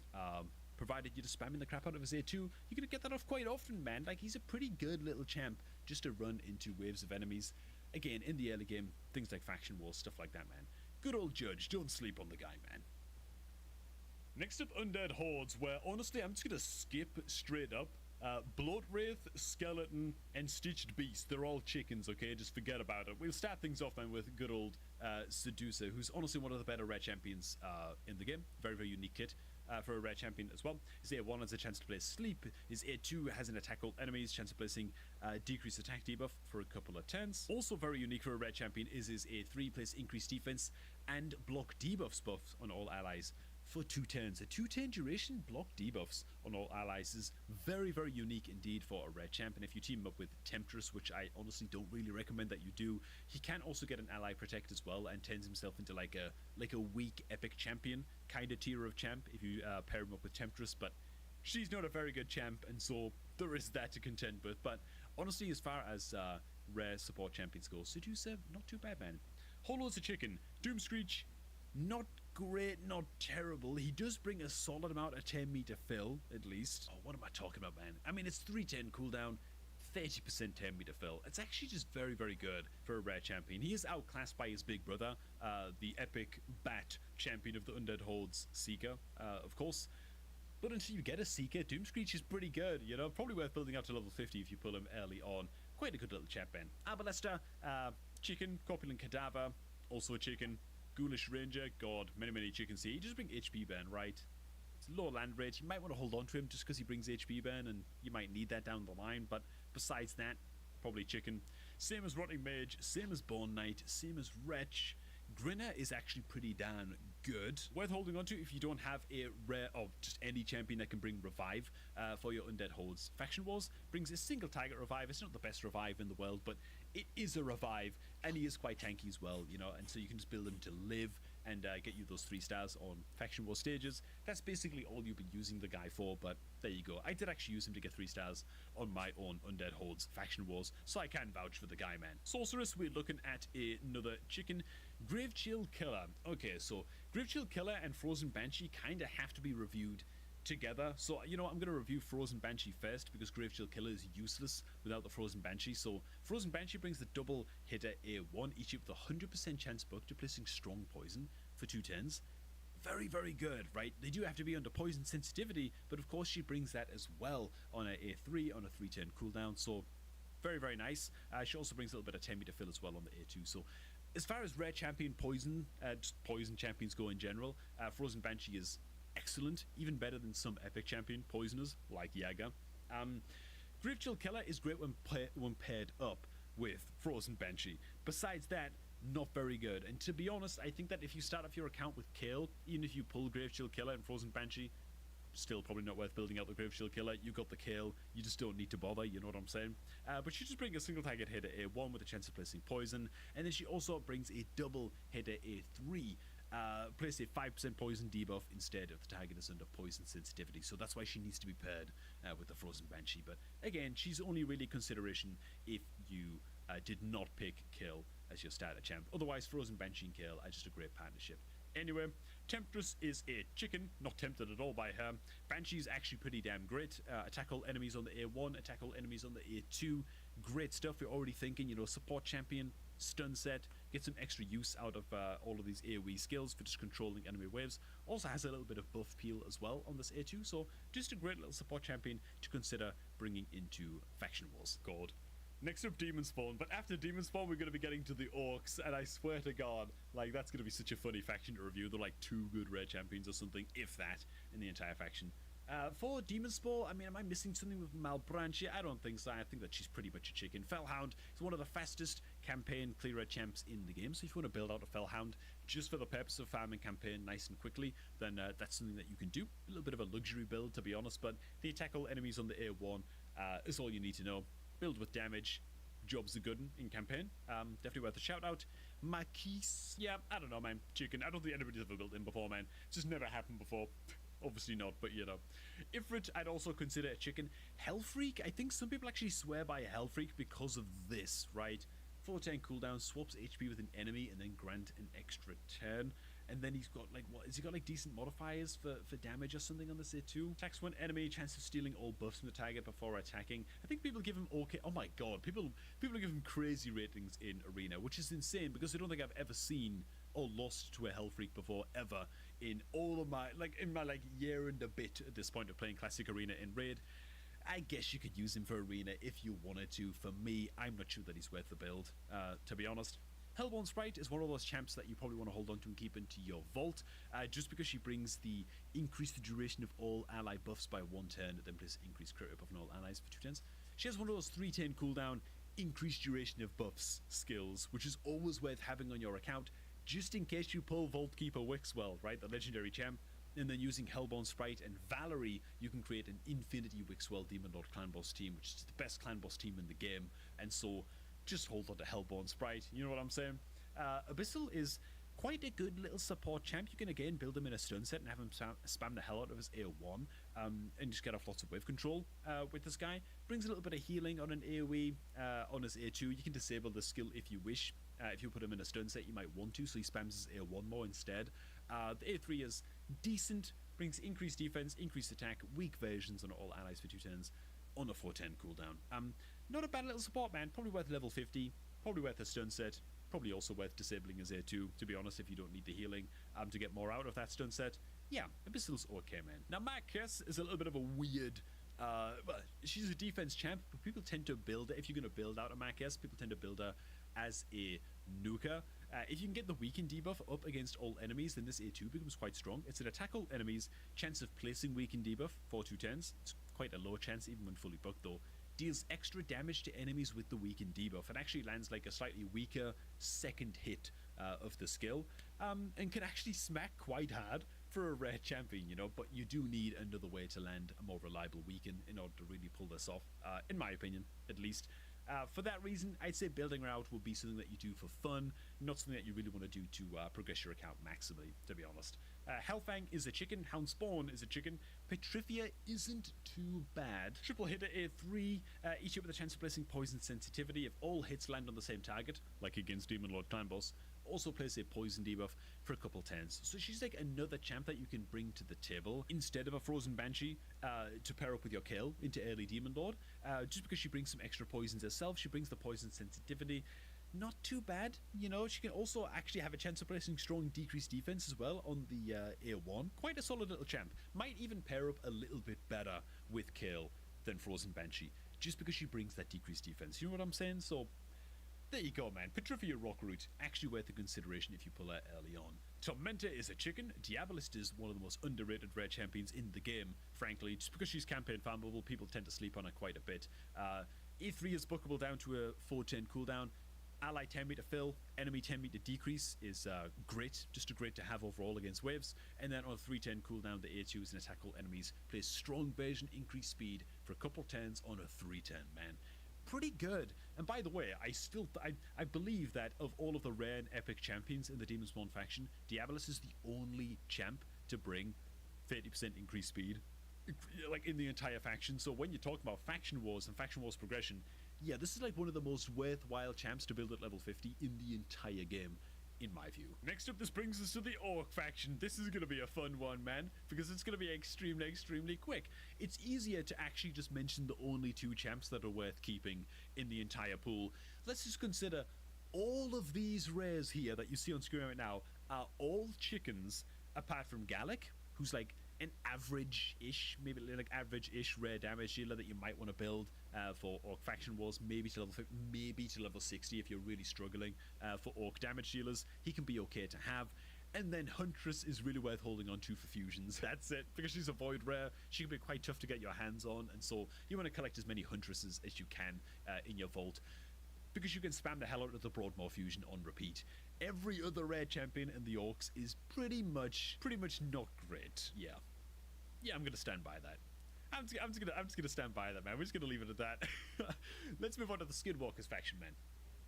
Panthera. This is a champion that hypothetically you could build out for some early Finite progression. Finite at 4.9, are people crazy? I think that they are, man. I don't think this champion is worth building, even if you pull her super early on. Check this out, dude. Triple hitter A1 is great. Look at the stinking amount of skill books this takes. What are we doing here, man? Each crit has a, even fully booked, even after 10,000 libraries of books have gone into this A1, still only has a 75% chance of decreasing the target's 10 meter by 3%? 3? Not even like a 7.5? Not even 5? 3? Bro. Come on, Panthera. No, that's not good. That is not good enough, man. That's not good enough at all. And by the way, the chances of actually pulling a Panthera from a Void Shard when you get like 2 or 3 Void Shards in the first 2 months or something of your raid account, chances you're going to get a Panthera and actually use her in Fire Knight just seems so astronomically low to me that, I don't know, man. I'd be very intrigued if anybody's actually built out a Panthera and got some use out of her, man. Good old Bloodhorn. Bloodhorn is also one of those fusion component champions that you want to hold on to for the repeatable Broadmoor fusion. But besides that, not really a whole lot of use out of this red champion. Again, worth holding onto every copy that you get of Bloodhorn, though, in your vault. Lamybear is the ugliest champion in all of Raid Shadow Legends. No one can convince me otherwise. Look at that jowl. It's incredible. I wanted to love Lamybear, dude. Somebody's got to, man. But yeah, just not the greatest, right? Brings a little bit of team-wide healing. It's on a 5-10 cooldown, but it just at least places a revive on death buff on a target ally, so that can be a little bit useful. Actually, it's only a single target heal as well. Oh god, okay. Even that's not very good, man. Has an attack all enemies, places a continuous heal buff as well, but it's on a 4-10 cooldown on the A2. Like, he's real close to being pretty decent. Just doesn't quite cut it, man. Grappler. Again, Grappler's very close to making the grade, to be honest. Brings a double hitter A1 with a chance of placing weak version and weaken. Not too bad. Double hitter A2 and a 310 cooldown, each hit with a 75% chance of placing 2 poison debuffs for 2 turns, but it's the weak versions of poisons, and so he's real close. I want to love him.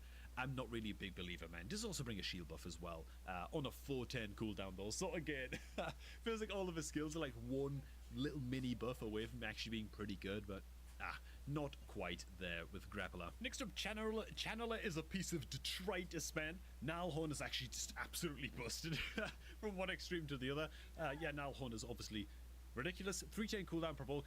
Place a provoke debuff on all enemies for 1 turn, and then increase defense buff on this champ for 2 turns. Why is this so good? Well, Nalhorn is Spirit Affinity. You might think that he'd be able to weak hit with this skill against those pesky Magic Affinity enemies. Well, you think wrong. Because Nalhorn is not attacking in with the chance to place Provoke, he's just placing Provoke, right? He's not doing any damage with the skill. He actually just can't weak hit, and so, yeah, he might as well be a Void Affinity Provoker. You know what I'm saying? Very, very, very good champion. Indeed, also able to place an unkillable buff on himself as well on a 3-turn cooldown for a 2-turn duration. On the A3, excellent stuff. Mikava Tolog. Great little champ. Did actually build this guy out to max out my Skinwalker's faction wars because, well, I just didn't have any better options. 4-turn cooldown does bring a revive. Also brings an AoE increased defense and a continuous heal buff on all allies as well on a 4-turn cooldown on his A2. You might think, well, it's only a 1-turn duration continuous heal. 4-turn cooldown, how good can it really be? But on his passive, whenever a continuous heal buff placed by an ally from the Skinwalker's faction expires or is removed or whatever, place a weak version of continuous heal buff on that ally for 1 turn. Lovely stuff, right? So he actually gets to continuously heal his continuous heal targets for an extra turn longer in some sense, you know, so that's not a bad little support champion, man. Blood Panda is a chicken. Heidstitcher Buren, our newest addition to the street, man. Look at this guy. Looks pretty badass. And honestly is quite badass. Quite a good one. I'm actually going to be building this champ out on my free-to-play account because, of course, I didn't get the fusion done on my 2.5-week-old free-to-play account. But Heidstitcher Burn is going to be one of those champs that I do build out for faction wars on that account, man. Brings a 3-turn cooldown, shield buff on all allies equal to 20% of the max HP for a couple turns. Increased resistance buff is, you can take it or leave it, but 3-turn cooldown shield is fine. And then on his A3, also 3-turn cooldown, heal all allies by 15% of this champion's max HP, which is great because you can build him to have a lot of health, right, to make this heal bigger, and then also fills the temperature of all allies by 15% as well. Just a quite solid little support, worth building out at level 50. Next up, straight out of a bloody slasher film, we have Fleshmonger. This guy's actually pretty good, to be fair. He's like the budget edition or the slightly downgraded edition of War Maiden, and you know how good she is. Well, he brings an attack all enemies, 75% chance of placing decreased defense, strong version for a couple of turns across all enemies, but not only is it only 75% land rate, it's also a 4-turn cooldown.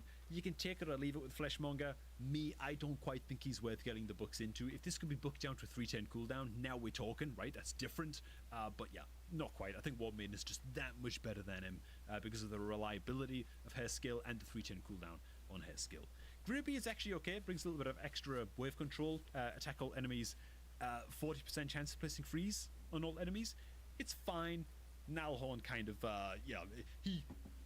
no pun intended, but actually pales in comparison to what Nalhorn can offer, and he is actually rather pale himself as well, so there you go. Next up, man, that brings us to the Lizard Men faction, where we're going to start off pretty strong, actually, with Terex the Restless. This guy's actually not bad, man. I don't know what his reviews look like. Oh my god. Why do people do this, man? Why do people do this, dude? The poor new players who come to this game and just don't know how unreliable in-game reviews are must look at this and think, oh my god, Terex is basically a bloody legendary. I'm going to take him up to 6 as soon as possible, you know? He's a great champion. He's not that good. Attack one enemy, increase accuracy buff on himself on the A1. His A2 is pretty good. Bookable down to a 4-turn cooldown. Attack all enemies, 75% chance of placing Provoke for 1 turn. Quite good, right? Quite comparable to something like the Longsword Torix. Provoke, slightly higher land rate on the Provoke, but 1 turn longer cooldown. So I'd still place Torix a little bit above Terex, but Terex is quite good too. He does also bring a strengthen buff as well on a 3-turn cooldown on the A3, so quite a good little champ if you pull him early on. Just need a little bit of extra control in faction wars. Cagebound is trying to do something cool. He brings an AoE decreased attack, but it's only weak version. Then he brings an ally protect, but that's only weak version. Brings a continuous heal, but it's only on himself. Like, I don't know. I don't think he quite makes the grade. Cagebound is probably a chicken for me. Unlike Haruspex, man, who is one of your rare revivers. If you need a rare reviver for your Lizardmen faction and you don't want to build out a Broadmoor and be using epic skill books and stuff into a Broadmoor, you can build out the Haruspex instead. Happy little rare reviver, can't really say a bad word about him. Metal Shipper, rare champion cheat code into Doom Tower against... who is it again? Scarab King. Scarab King, you need to keep your entire team shielded at all times and then control the boss's 10 meter. Metal Shipper is going to bring the ability to keep that shield up on your team at all times. 2-turn cooldown, very, very weak shield, but it applies the shield to all allies, meaning if your Metal Shipper is the fastest champ on your team, boom, you got 100% shield uptime across your entire team. Yeah, great stuff. Not much more to say about Metal Shipper than that, really. Definitely a keeper if you're struggling into Scarab King. Slasher is a chicken. Flinger is a chicken, Hell is a chicken, Skull Swans are probably a chicken, Bogwalk is a chicken, Slitherbrute is... God, is Slitherbrute also a chicken? Am I just like ramping through like a bunch of chickens here? Yeah, I mean, he's almost there. Brings strong version, decreased speed on his A1, but it's not a reliable land rate. And then he brings some 10 meter decrease, but it's on a 410 cooldown in the A3. He's not quite there, man. Slitherbrute also a chicken. Gator actually has some use cases. By the way, can I just say that he actually looks like he should be an epic champion? Like, the detail on this guy is really, really cool. More rare champions like this raid, goddammit. But yeah, he brings a 310 cooldown, remove all debuffs from all allies. This alone against a boss like Nether Spider, where you've got no other option in the super early game for cleansers. If Gate is the only option that you've got, he might be worth running into that boss just to get you a little bit further up the Doom Tower chain in the super early game. Not bad at all. Also brings an increased attack buff on all allies. Only weak version, but it is on a 310 cooldown. Not the worst rare champion in the world. Very situational, very, very niche as to whether or not you build him in the early game to help you out. He'll probably end up becoming a chicken eventually, but he might be able to help you out in the earliest months of your account, man. Skink, yeah, also looks very, very cool as a chicken. Muckstalker is actually quite useful for his 100% land rate sleep debuff into Sand Devils. Again, apart from that very, very, I mean, let me check his reviews, surely. Yeah, oh my god. I mean, as far as rare champions go, he probably is a 5 into Sand Devils, to be honest. Like, he's an absolute specialist in that dungeon. Hopefully you're going to replace him with something a bit more ideal, a bit stronger later on. But as far as early games options go, if you don't have any good reliable sleep debuffer champions, he can do that job for you. So maybe just worth a place in the vault for a little while until you're ready to take on Sand Devils. Next up, we've got the Ogrin Tribes. We're actually starting off very, very strong on the Ogrin Tribes as well, before things go rapidly downhill. But Mykolas is actually very, very solid as a Void rare support champion. A1 attacks one enemy, heals this champion by 30% of the damage inflicted. Also heals the ally with the lowest HP by 10% of their max HP. It cannot heal himself, however, or herself, itself, screw it. The A2, place a shield buff in this champion for 2 turns equal to 20% of the max HP, then place an ally protect weak version buff on all allies except this champ for a couple of turns. Will also heal all allies except Mykolas for 10% of their max HP. This is not bad. On a 3-turn cooldown, this is actually quite good, especially when you factor in the passive, decrease the damage all allies receive by 5%. This champ will suck that damage instead. So it might be a weak version ally protect, but it's actually like a 30% ally protect if you factor in the passive, which, as far as red champs go, not bad at all. Next up, and we've got Gear Grinder, another rare champion reviver. Not the worst, definitely not the best either though. It does revive a dead ally with 50% HP and 50% 10 meter. 5-turn cooldown, and then also brings a heal all allies by 15% of the max HP on a 3-turn cooldown on the A2 as well. Kind of just like a tree shield knot, but without the increased defense buffs, with only a single revive, and without a triple hit at A1. So like, honestly, Tree Shield Knot still absolutely just dominates every other rare champion reviver by a lot, but Gear Grinder, if you need a reviver for your Ogrin Tribes, by all means, right? Next up, and we've got Bellower, one of the best rare champions in the game, and to this day, the campaign farmer on my main account. Has attack all enemies on all skills, which is great for a stun set, obviously, just crazy amounts of wave control coming out from this champ, but also brings a bunch of weak versions of debuffs, right? Weak version decreased speed, weak version decreased attack, and weak version decreased defense, meaning if you can also get some red stars, right, some awakening stars on your Bellower, you can then go ahead and opt into the blessing Nature's Bounty like I've done here on my own Bellower, which just gives you a chance of converting these weak debuffs when they land into the strong version of those debuffs. And so yeah, very, very powerful, great rare champion, man. Moving on from Bellower, we next have Rock Beast, who is a fusion component champion, I believe, and that's what most people are going to be using Rock Beast for, but honestly, a great rare champion in his own right. Brings a 75% land rate provoke debuff on the A1. Just like a great land rate for a rare champion, to be honest. Brings a bunch of 10 meter fill, increased defense as well on the A2, and then brings an AoE, like attack all enemies, 100% land rate, decreased speed debuff, strong version on the A3. It is only bookable down to a 410 cooldown, but as far as rare champs go, very, very solid indeed. Worth building out, to be honest, if you're needing just a wee bit more wave control and you've got Rock Beasts in abundance and you don't really need for fusions anymore. You know what I'm saying? Flesh Eater, food champion. Siegebreaker, food. Fury Stoker, food. Lumberer, food. We got to such a good start, man. Ogrin Jailer's okay. Yeah, he brings like some buff peels, some buff steals, stuff like that on some of his skills. I don't know. I still think that he's a little bit of a chicken.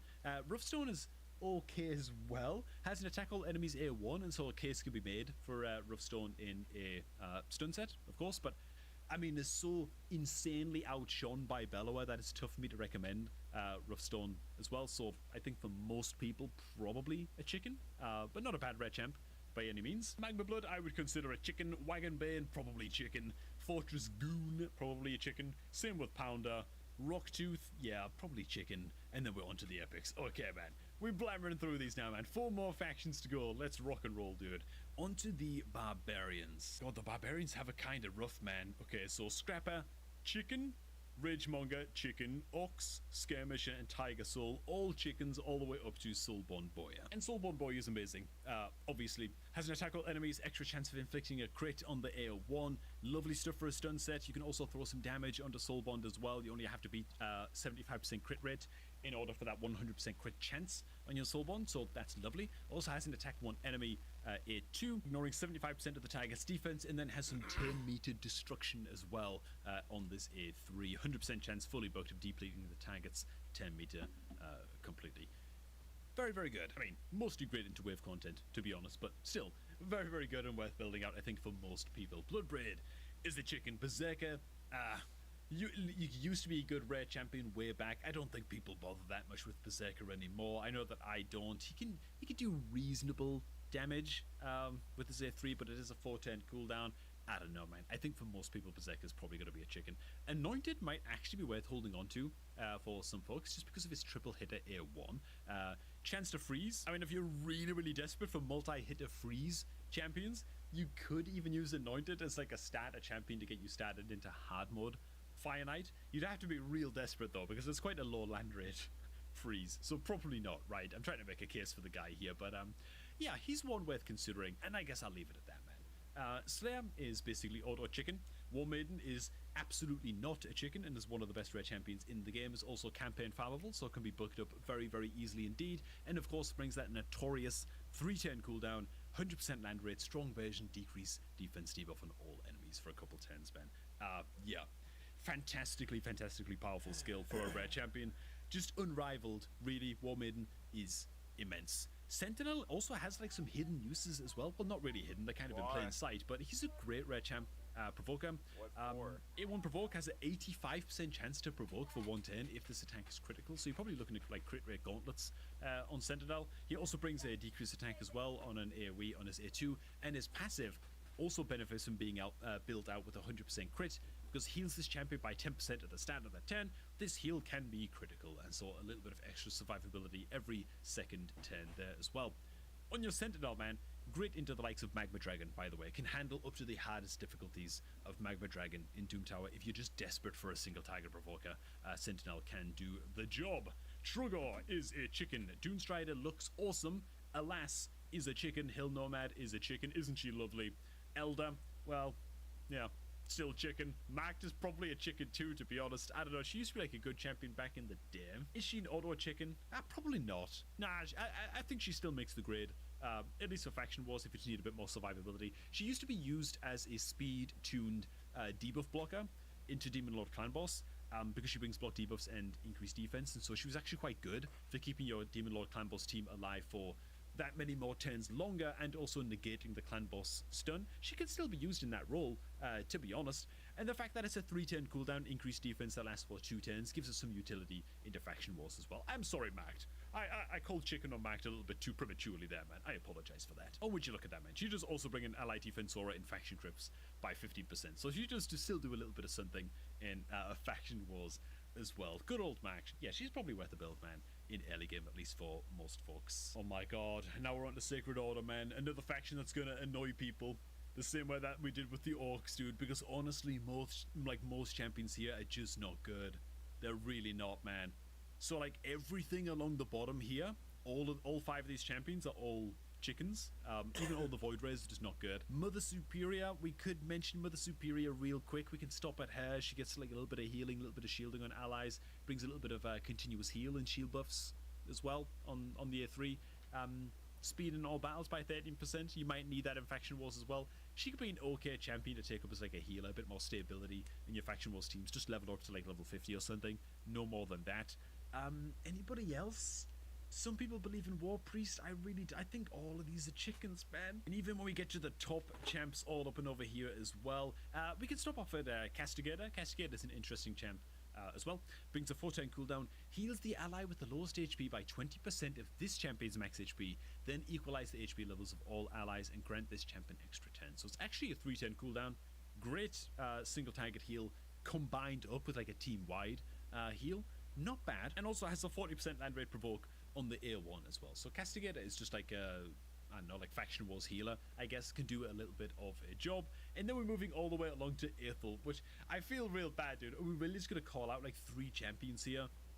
Probably. Maybe I'm crazy as hell, but I feel like the Sacred Order rares are so lackluster, dude. I mean, a lot of them are just super, super old as well. But of course, Aethel is also going to be worth a shout out as well. All kinds of self buffs, gains an extra 10 on the A3 too, attack all enemies, extra chance of inflicting a crit, like most of the starter champions. Pretty good and worth building out if you're just needing a good like generic damage dealer to get you started in faction wars and stuff for this faction. This moves on to the High Elves faction, where we're going to start things off with Selenia Nightcloak, who is honestly one of the better rare HP burner champs in the game and worth holding on to just for that reason. Triple hitter on the A3, each hit with a 75% chance book to boosting HP burn. She's unique as a rare champion though because she buffs herself with increased attack before attacking in.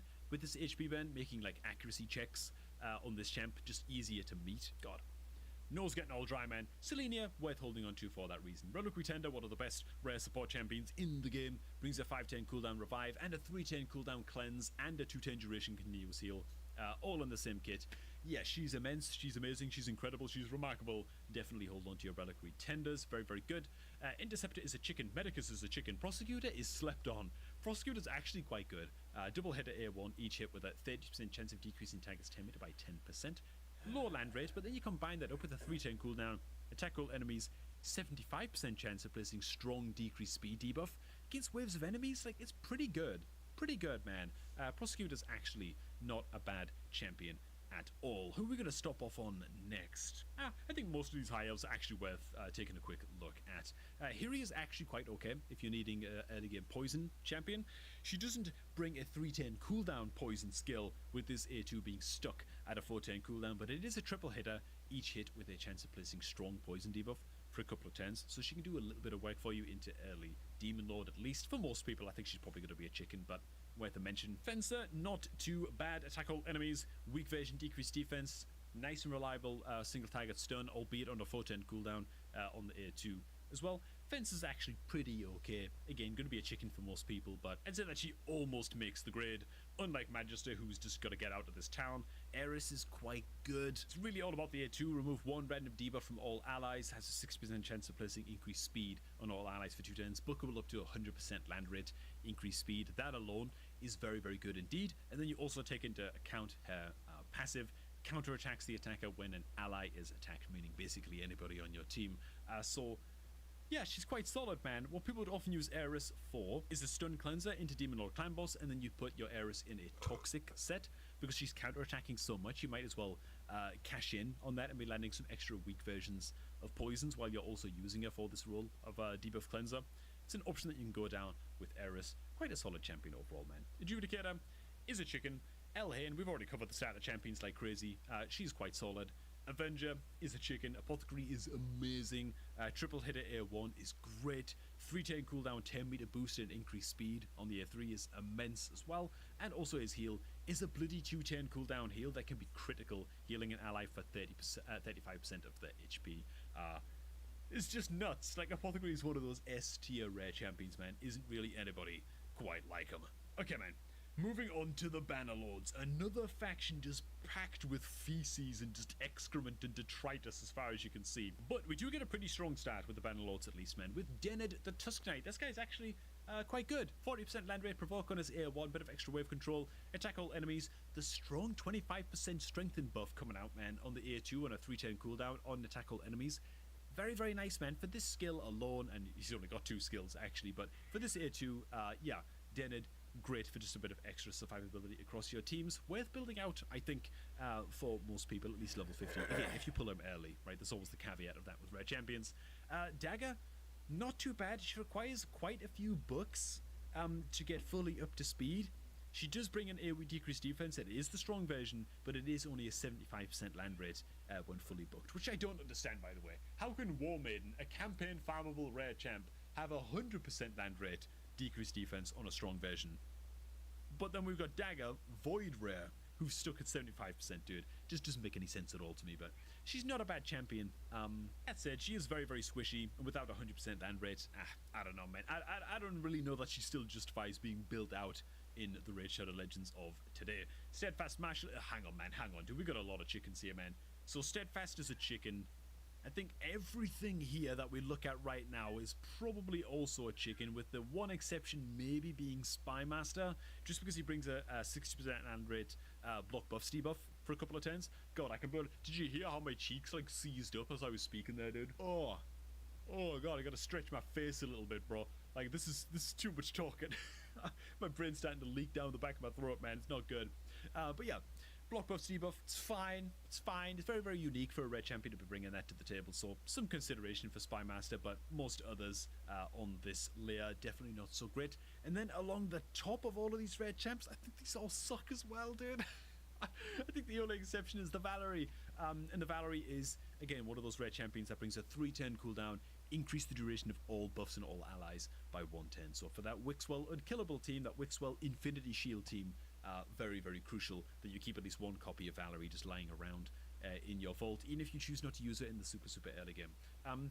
Solid-ish champion, to be honest, in her own right. It's a shame that at A3, which brings the shield, is a 5-turn cooldown. That's like way too long for it to be useful for very long on your account, but again, she brings enough to at least warrant keeping her in the vault on your account. And before I go real quick, amen, hope you guys did enjoy that happy little review, and if you're looking to start off a new raid account in 2025, man, make sure to do so using my beginner promo link, which is down below at the top of the video description box, man. Click on that link, use it to create a new account for the best start possible. Thanks for watching, and I'm gonna catch all of y'all just a tad bit later, man.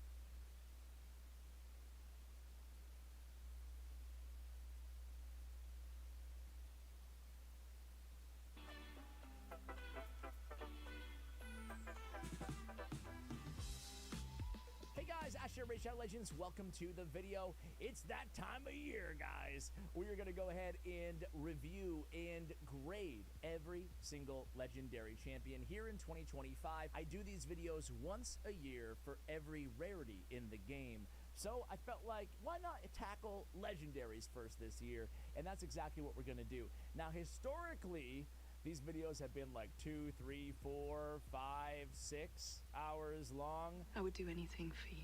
I'm not going to do that to you guys today. I will, however, it's going to be long no matter what. I will have timestamps for every single one of the factions, so you can take this in kind of like bite-sized segments if you so choose to. Shout out to anybody out there who just plows through the entire video, chilling with me, talking some raid, sending some love, some positive vibes your way. Let's get to it. There's been a lot of new legendaries added to the game, and there's been a lot of legendary buffs along the way.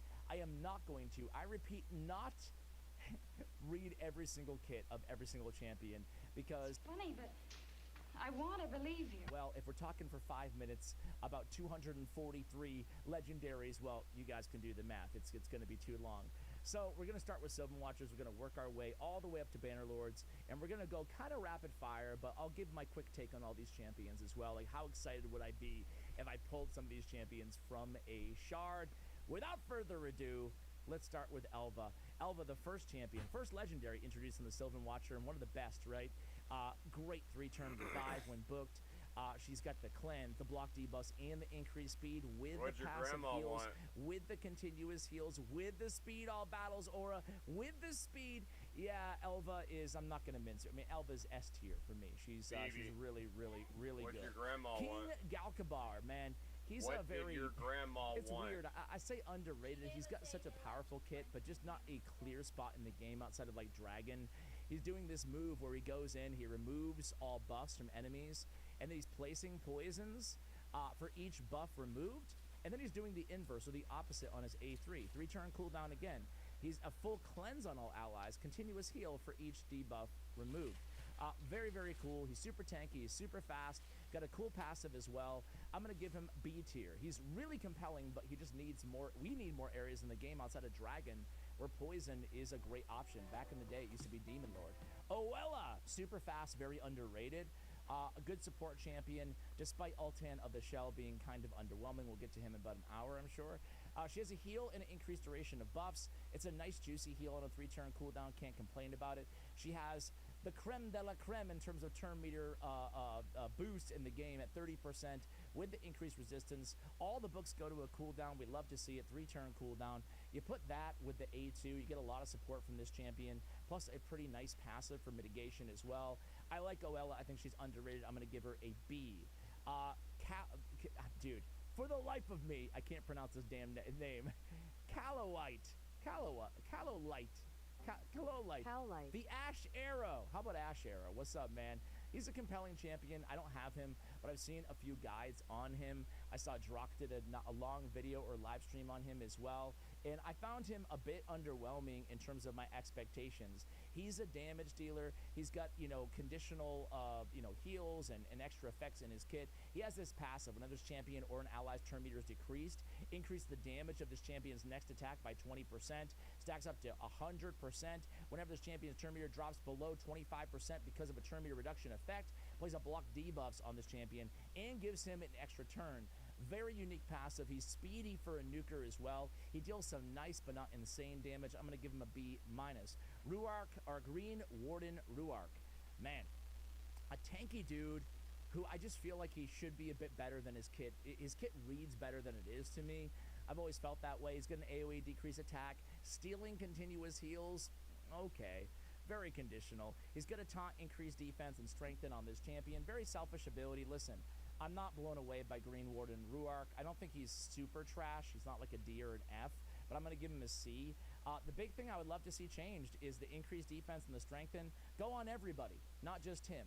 It is a 4-turn cooldown, 6 unbooked.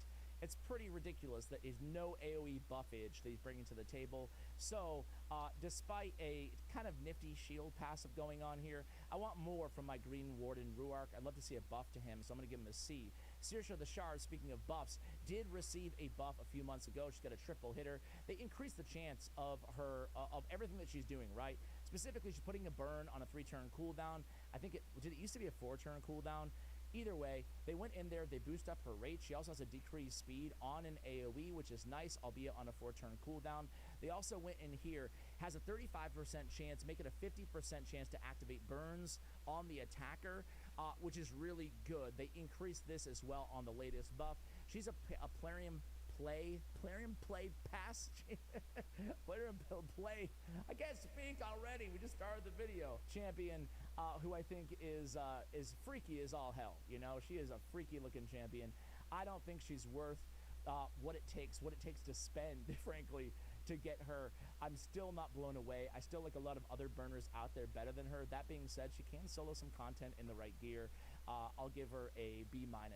Estra Dreamsong. She's one of my favorite fusions of the last couple years in the game. She's one of the fastest champions in the entire game. She's got a speed, arena, battle, aura. She's got this extra turn ability. You guys will know by the end of the video, if you don't know now, that extra turn abilities to me are everything inside this game. They're super, super powerful. They allow you to keep the uptime on buffs and debuffs closer to 100%, which is always the goal on your enemies or your allies. So the extra turn with 2 pivotal buffs, increase attack, increase speed, also turn meter, and 2 pivotal debuffs, decrease speed and a weaken and decrease turn meter. She is amazing. I give her S tier. Glaciad the Meltwater. Man, the improved version of Duchess. Whenever I say that, people get upset about it. People love Duchess, and for good reason. But his kit is different, arguably better, at least in some situations. He's got speed in arena battles on his aura, just like Duchess. He brings an increased attack and a perfect veil, just like Duchess. He also brings turn meter increase, which is very nice on his A2. He's got an AoE revive, increased accuracy, increased defense, but he can place those 3-turn buffs even if nobody's revived. Really, really cool. If somebody was revived, he gets an extra turn. He also has perfect veil, 10% damage, extra damage. Did that come out right? And under perfect veil placed by this champion, deal an extra 10% damage to enemies under a veil or perfect veil as well. Man, more damage escalation is everything in this game. His base stats are nasty. His base speed is nasty. He is an S tier champion. Very, very good. I wish I had him. Lady of Irith got a buff recently, a pretty significant buff.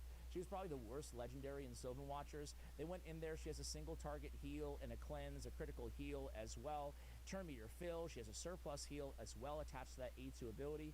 She got a strengthen and a continuous heal. What they added to her kit, they made this ability so much better, this rhythmic strength. She's also decreasing the cooldown of all ally skills except this champion by 1 turn. This is on a 3-turn cooldown. This is a nice ability to have, similar to Emic, who we'll be talking about in just a few minutes. A lot better than she used to be. Is she S tier now? No. I would give her a B, but in the right combination, she can be a very viable option, especially in longer battles, like Hydra battles, parlayed with awesome champions, damage dealers, maybe like a Trunda, for example. Feral the Barkhorn is S tier. He's got 100% decreased speed on his A1. He's got a decreased accuracy as well as a block buffs on his A2. Perfect for Hydra, perfect for Chimera, perfect for everywhere. He's got a perfect veil and an increased resistance on a 4-turn cooldown, as well as the Spirit of the North, which is so incredibly powerful. He's going to go in there and escalate damage as long as they're under 4 buffs in a buff-heavy meta. He's going to get 20%. Everybody's going to get 20% extra damage. That is absolutely bonkers, insane. It's it really is a huge difference maker. That's why you see all the best teams in the world almost in every area of the game. We're talking dungeons. We're talking Hydra. Everywhere. Chimera include a Feral the Barkhorn.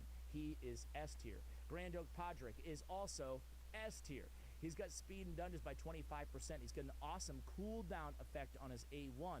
He has an ally attack with a continuous heal on a 4-turn cooldown with restoration. Very, very powerful. Ally attack is everything in this game. It is the meta. It defines the meta in a lot of ways, in a lot of areas. His A3 just keeps getting better, though. He's got a turn meter fill of 20% and a full cleanse and an increased speed, all on a 3-turn cooldown. Are you kidding me? And then Grand Oak's Magic. He's basically setting up your defense-based nukers, your attack-based nukers, your supports with accuracy, and your HP with shield. Every time he gets a turn, everybody gets exactly what they need. He's fast as well. He's S tier, one of the best champions in the faction. Allele just got another buff, his second big buff. He's stealing all buffs on his A1. Nice move. Can't be resisted, especially when trying to steal Stone Skin in the arena. If not, he can ignore Stone Skin with his A2 ability, which they just went in and added an ignore defense as well as a damage multiplier. They added another damage multiplier to his A3 ability. It's conditional. It's removing the positive versions of increased defense and strengthen, and replacing them with the negative versions. Nothing can be resisted. He also has HP and defense escalation as well as turn meter for every buff on his passive. That allows you to build him with attack percentage on his boots a little bit slower. They did a good job buffing Allele, especially on this last buff. I haven't released a video, but I will on my Champion Guides YouTube channel. That's Raid Shadow Legends Champion Guides. All right, we have Claydna, another buff. A lot of buffs this year, honestly. About 30 or so, 25 buffs in the last year. About 2 a month. Sometimes 3? I don't know. Well, that depends on my mood, yes. Fey Monarch, they went in there and they made it a little bit better, right? It's a 60% chance of completely blocking incoming damage on a random ally. It used to be just her. They also worked on her A2 or A3. Her A1 gives sleep. Her A2 decreased speed and leech. Her A3 is a cleanse, block debuffs, and revive on death. She's still very good. She's very good after her buff. I'm going to rank her. Oh, I didn't rank. Did I rank Allele? No, I didn't. Allele is tough. When I'm recording this, it's like the day after his buff, so I've had very limited.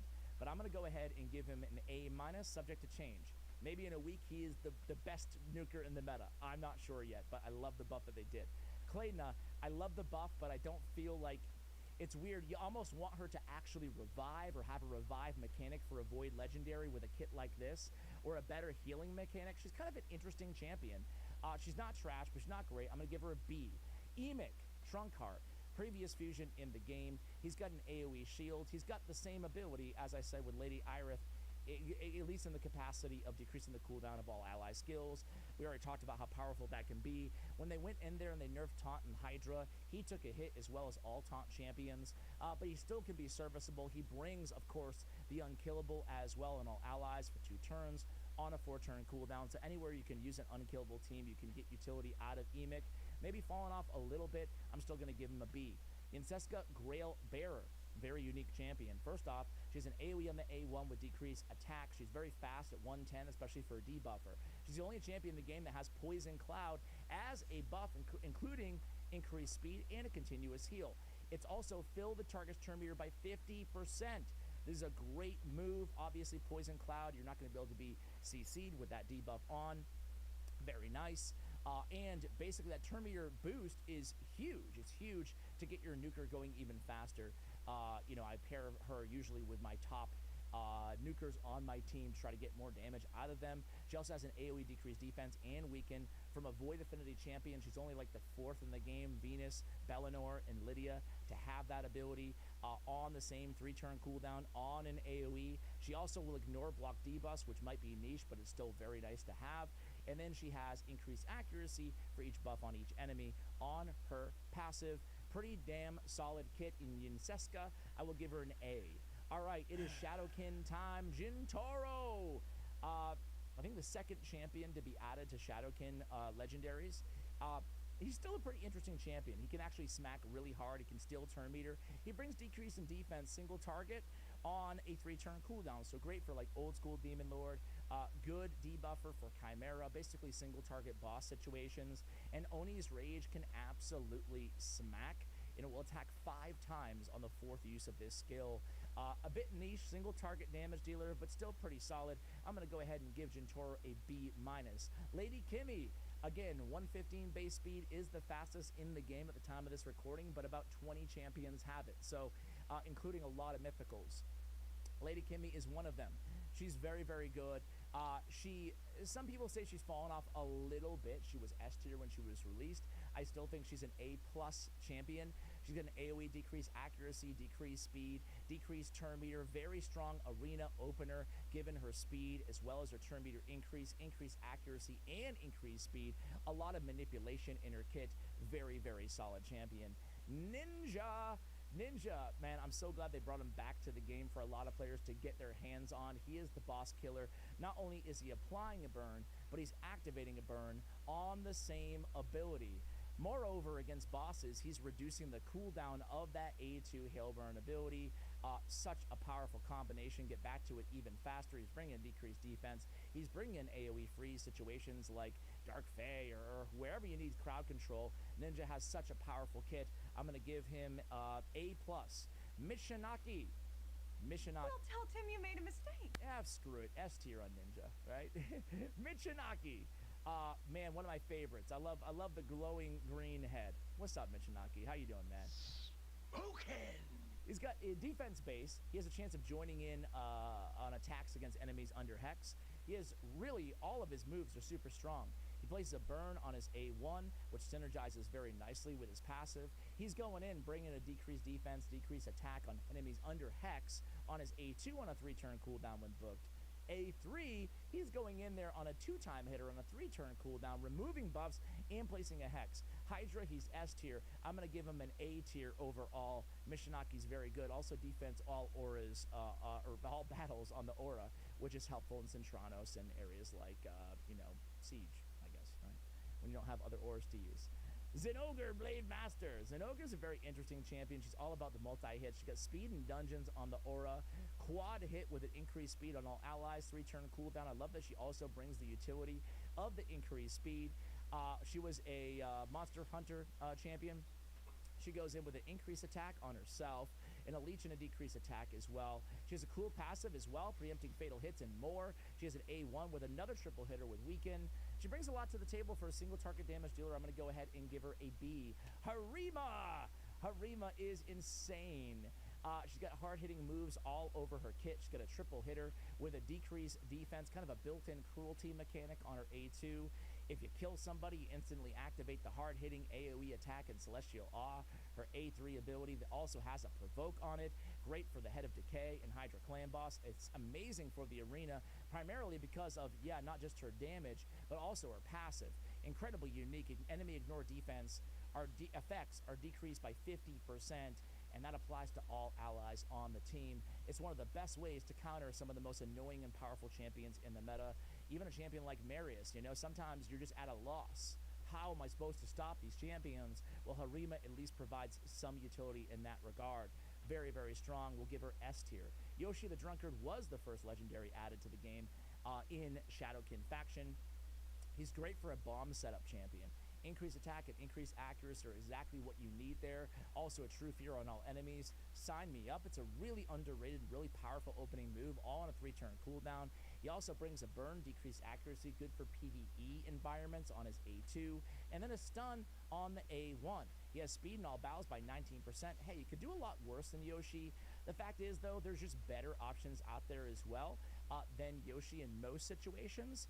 Although, off the top of the dome, I think only Arbias would be better than him for a bomb setup champion. So, a bit niche, but can definitely provide some utility. I'm going to give him a C+. Noble. Man, Noble's gotten a few buffs over the years, and he's still not quite there. He's Ninja's Empowerment Champion. That's probably his claim to fame inside the game.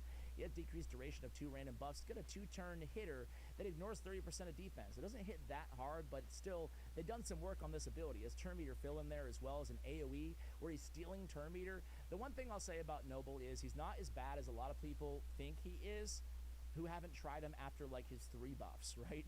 He's actually really fun. The problem with Noble is there's still no place in this game here in 2025 for fear and true fear champions, right? Sure, it's a trial in Chimera. It can be somewhat useful in wave content, but it's just not there on the same level as every other meta strategy, hence it not being meta, hence Noble really not having a place in the meta, even though I do like what they did to him. A lot of motor here, a lot of turn meter fill, turn meter steal, and a bit of damage as well. So not that bad, still very niche. I'm going to give him a C-.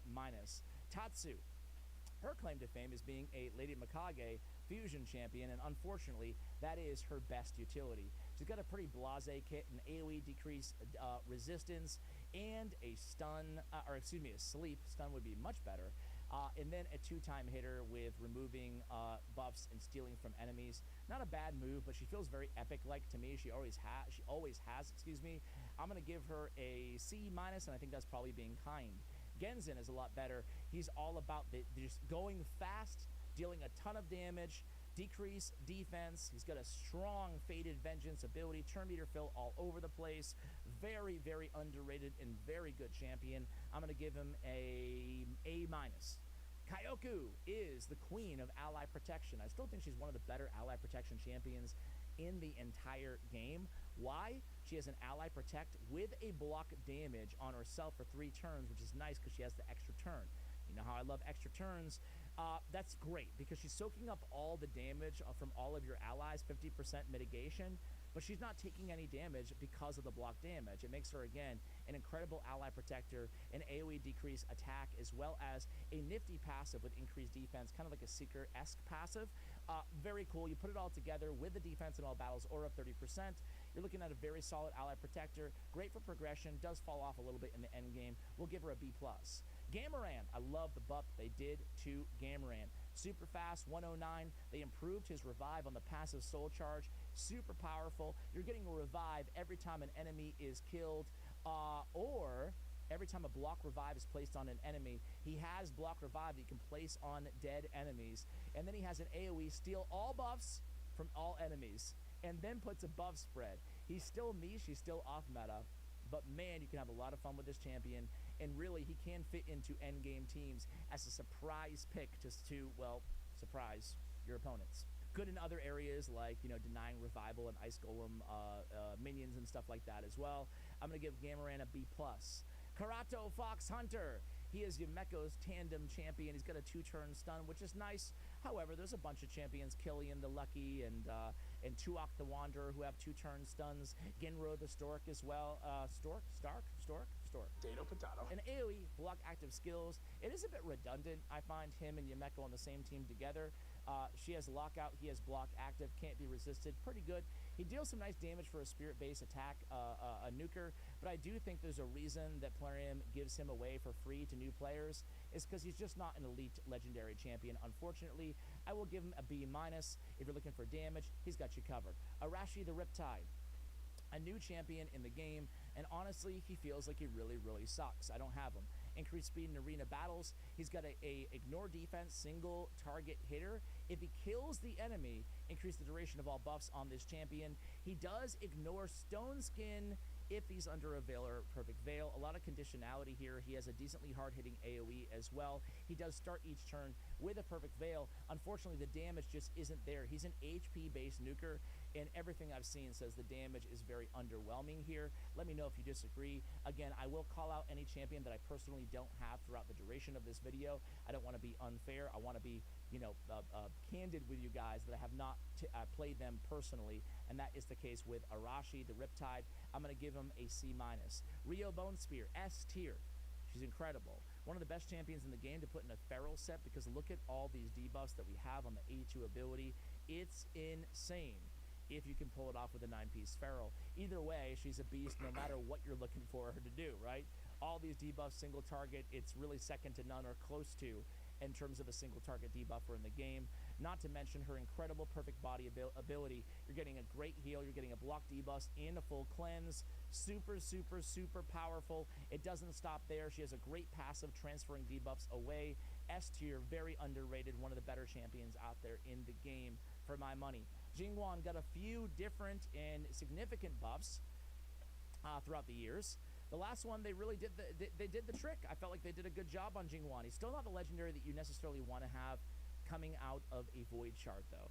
He's got an AoE, block active skills, and block buffs. Great for mythical control, great for wave control as well. He's got a 2-time removing all buffs, as well as a decreased accuracy, decreased crit damage, kind of niche on the buffs. A strengthen on all allies as well. Nice to have, albeit on a 4-turn cooldown. He has that great passive where he's immune to being CC'd. At the end of an ally turn, he can cleanse it. That is on a 4-turn cooldown. And then he has that great Doom exchange where he's transferring debuffs on his A1. Great for situations like Dragon as well. I'm going to give Jingwan now a B. Yumeko. Oh, the notorious Yumeko, the double Yumeko, Trunda Yumeko. Yumeko is a great champion. She's stealing turn meter, she's hexing, and she's bouncing back debuffs with the enemies under hex. Great for situations like Bommel. She has the Dance of Time, which is incredible. On the same ability, we are resetting cooldowns and increasing cooldowns of the enemy team. She's got the Perfect Veil for 2 turns at the start of the round. She's immune to debuffs while she's under the Perfect Veil. She's stealing buffs. A lot. That's a Karato only ability, the steal buff, but still a lot going on here. Incredible champion, S tier, easy. Ginro the Stork. There he is. He's the last champion, I want to say, or the second to last champion that you get from Doom Tower hard rooms. He's got that 2-turn stun that ignores block debuffs and block damage. Pretty interesting. He's got an increased defense and a counterattack, which leads into increase the cooldown of target skills. Good control on the A1. Actually really like this dude's nose, and I like his kit too. However, it takes forever to get him, and he's just not strong enough. I do like that his resistance is changed into accuracy as well. Very, very nice. Place a provoke for enemies under increased attack. He's got a cool passive too.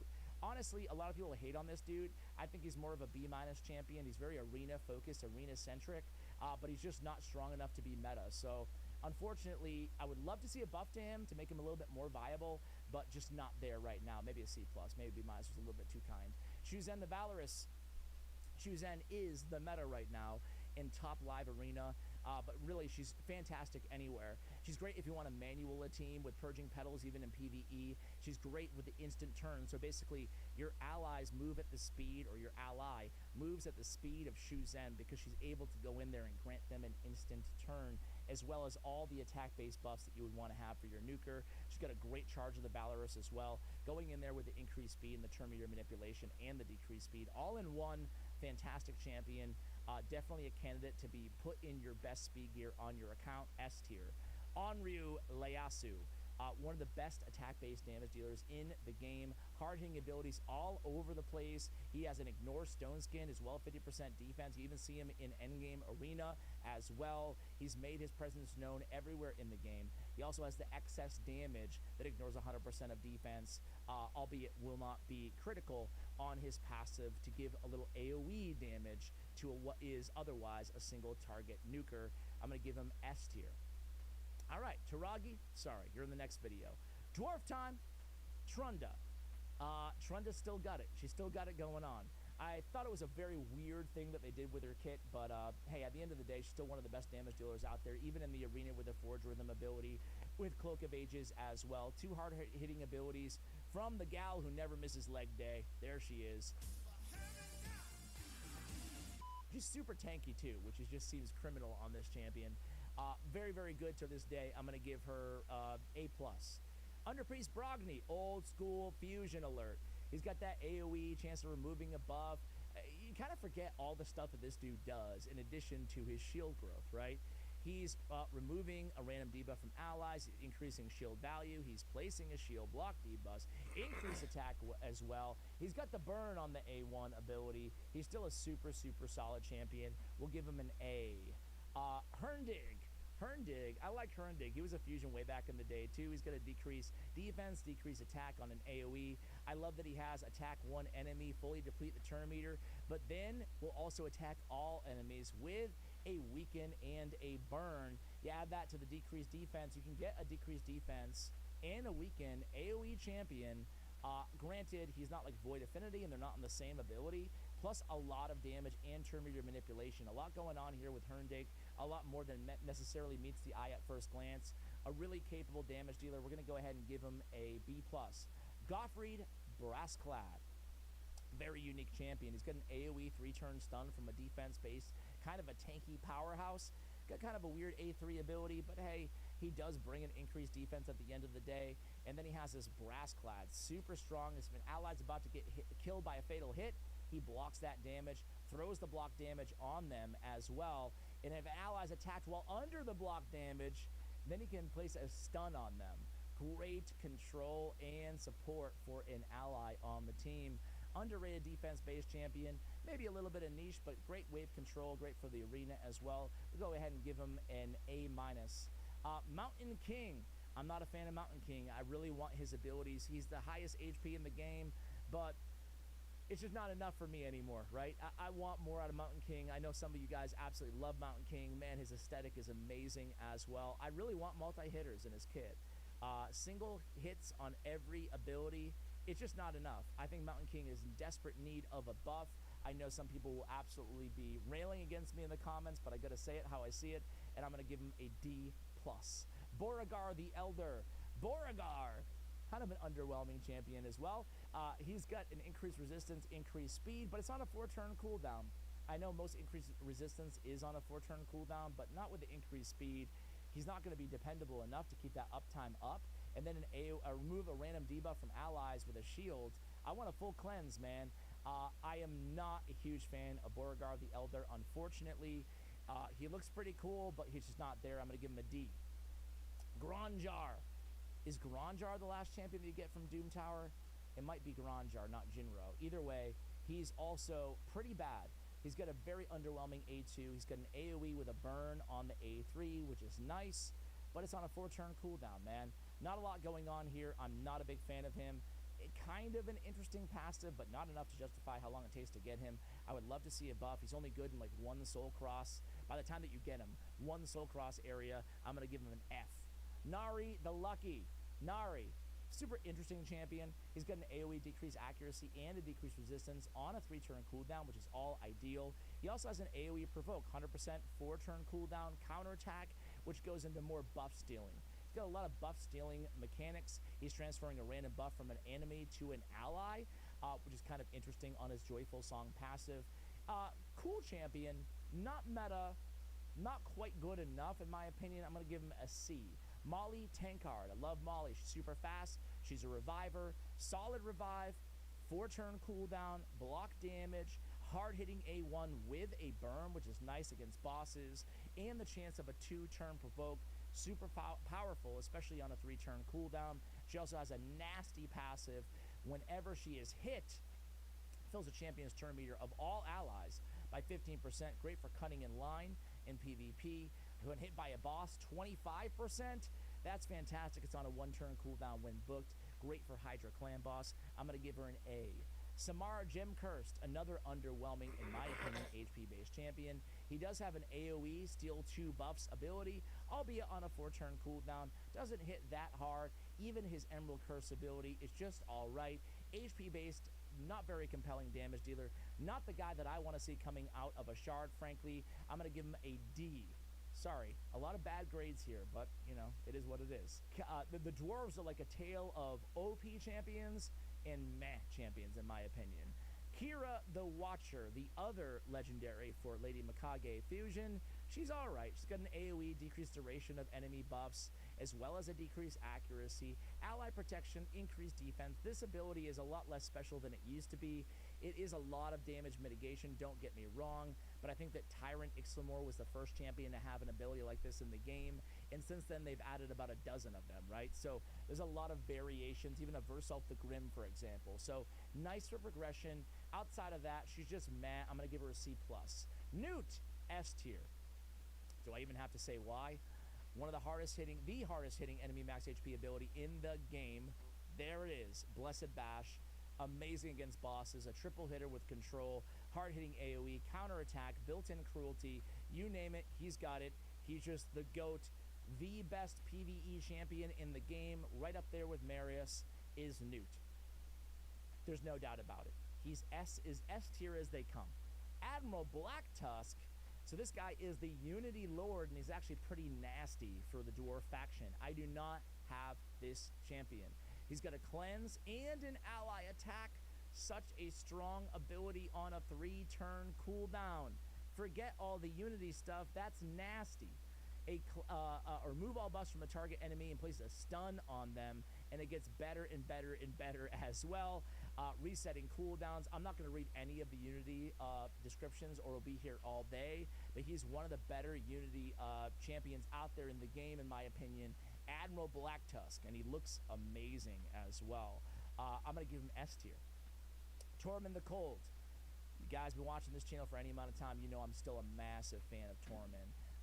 Great synergy with Freeze champions, and they're adding Freeze champions all over the place. Lady Noelle being the latest kind of awesome tandem with him.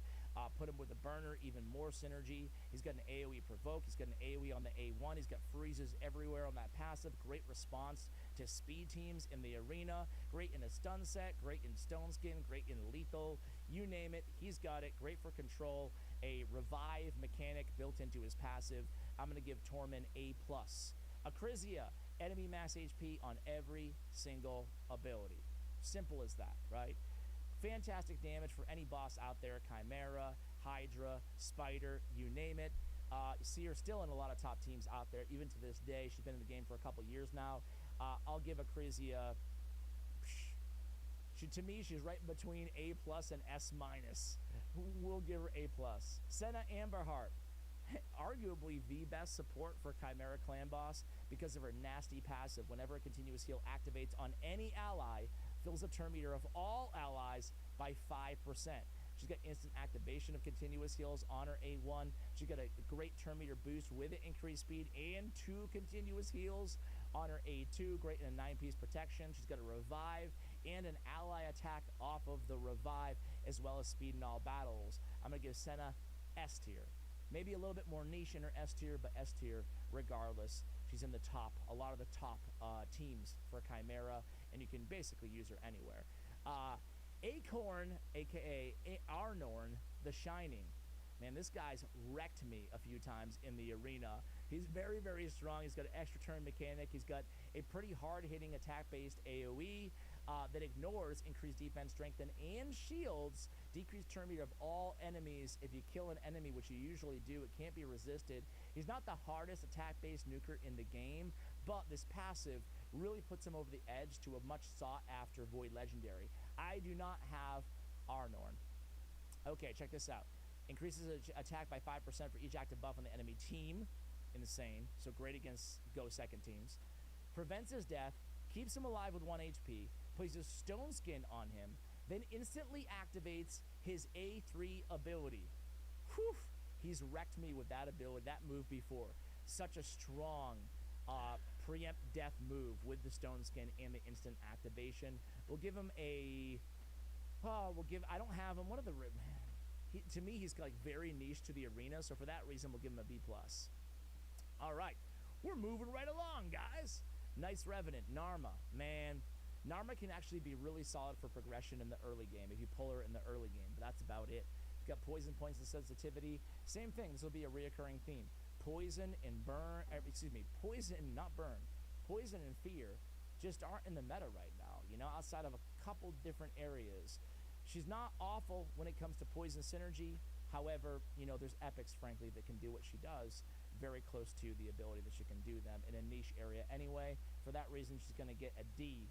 Maybe at some point, hopefully, she'll be better in the future. Gaius the Gleeful, probably my second or third favorite bomb champion out there in the game. He's got an AoE with a sleep, as well as bombs. You can bring that bomb detonation down with the explosive wit, and then the Mad Bomber passive instantly detonates those bombs whenever he's killed. You can pull out some fun combos with him. We'll give him a B+.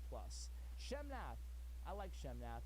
She's pretty cool. She's got a strong triple hitter, all of them doing something to the enemy. Wow, that's a really in-depth analysis there. All of them doing something. Next, Humble the Broken is pretty strong. You're removing all buffs, and then the second hit ignoring defense after they have no buffs, hopefully.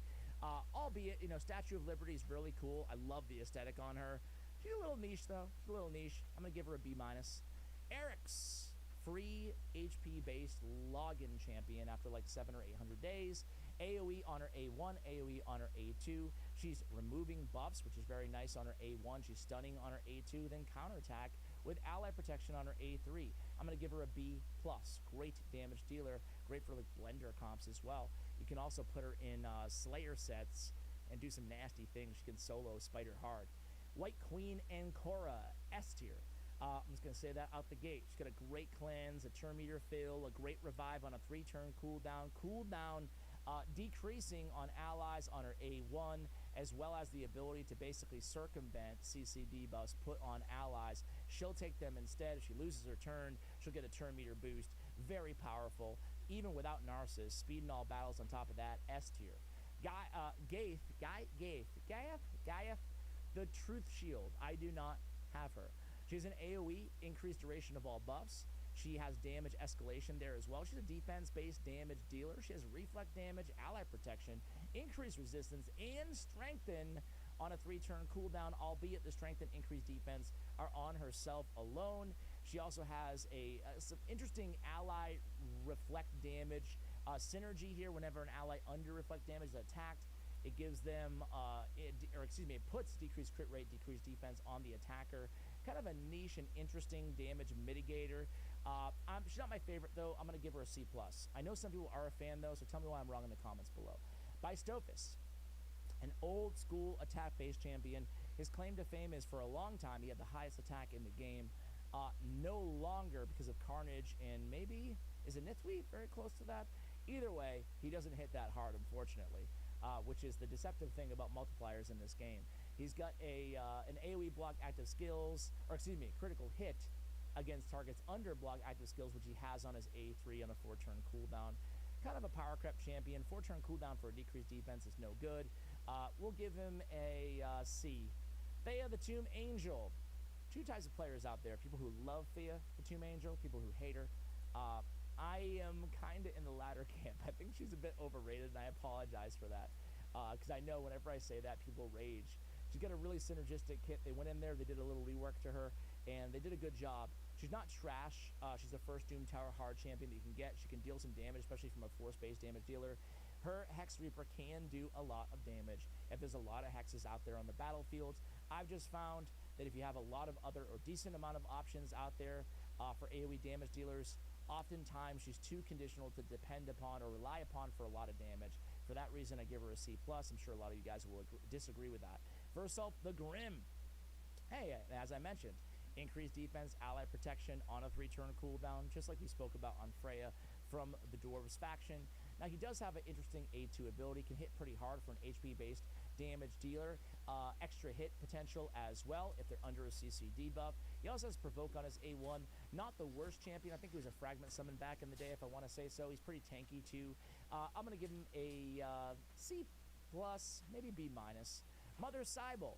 She's fast, 115 base speed. Speed in all battles by 24%. And AoE decreased speed on her A1 ability. Filling her turn meter. She has a fully heals the ally at lowest HP whenever she's killed, which is pretty interesting. Heals all allies by 20% of their max HP and fills her turn meter by 15% whenever this champion is revived. Interesting, she has Revive on Death, increased defense, good for Sand Devil. She also has a swap with increased speed, block damage mechanic. I don't love the A3 ability. It can be useful in Sand Devil as well as Hydra Clan Boss. You could put her in a curse set, maybe for the AoE on the A1, a dependable decreased speed, same as a Krisk on her A1 ability. So I'll give her Mother Cybele a B+. Losan Kaleth, and a very intriguing. People kind of hate this dude who I've seen so far, who have him, but I'm still super intrigued by him. I really want him. He's the Unity champion, lord, whatever you want to call him, for Knights Revenant, which is my favorite faction in the game. He has a turn meter equalization brought to the ally with the highest turn meter. That is bonkers. He has a taunt, only champion with an ability like this in the game. He also has a lot of really interesting lord abilities in his kit. Super powerful. Every time this champion loses 25% HP, he has block damage as well. If you can get that all the way escalated, he has instant turn on his champion. Really interesting kit. I really wish I had him. I'm going to give him an A+. Mad Hatter. Mad Hatter, of course, the fusion is part of the Alice event. He has an AoE, he has Hex, he has Weaken, he has the ally joining in with the highest crit damage on that A2 ability. Very, very strong on a 3-turn cooldown when booked. He's got the increased duration, the decreased duration, and the turn meter fill on a 3-turn cooldown. He's great in a lot of different areas of the game, specifically Hydra Clan Boss, Chimera Clan Boss as well. He's got debuff spread on his A1. Every turn's taken. He's got a heal as well. He's got a lot going on. He has True Fear as well, potentially on that passive. I'm going to give Mad Hatter an A. Tomb Lord. Old school champion, but man, they give him a big buff a couple years back. He's got a decreased speed on his A1, which is a triple hitter. He's got four poisons if critical on all enemies on his A2, and then a decreased attack, decreased defense, albeit on a 4-turn cooldown. He also has an extra turn if an enemy's turn meter is decreased by the skill, which is also, by the way, in the skill. Very powerful kit when you put it all together. I'm going to give him an A+. Theodore the Savant. Oof. Well, talk about poison combustion combo. Tomb Lord puts the 4 poisons. Theodore comes in and activates them. Theodore has an AoE decreased speed on his A1. He has a poison sensitivity, and an increased speed on a 3-turn cooldown on the A2. He's got the instant activation of burns and poisons on his A3, and then he's got accuracy in all battles.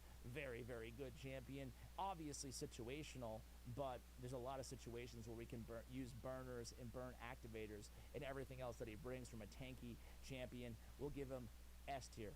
Calvalax. 4 poisons on all enemies at the start of each round. That's all you need to know about Calvalax. He is the quintessential poison activator combo champion out there in the game. All he has to do is exist. He also hits pretty hard, has speed in all battles on his aura. We'll give him A+. Niche, but what a great niche to have, to be the best in that one specific area. He was also like a fan art contest champion, which is pretty interesting. He looks pretty cool.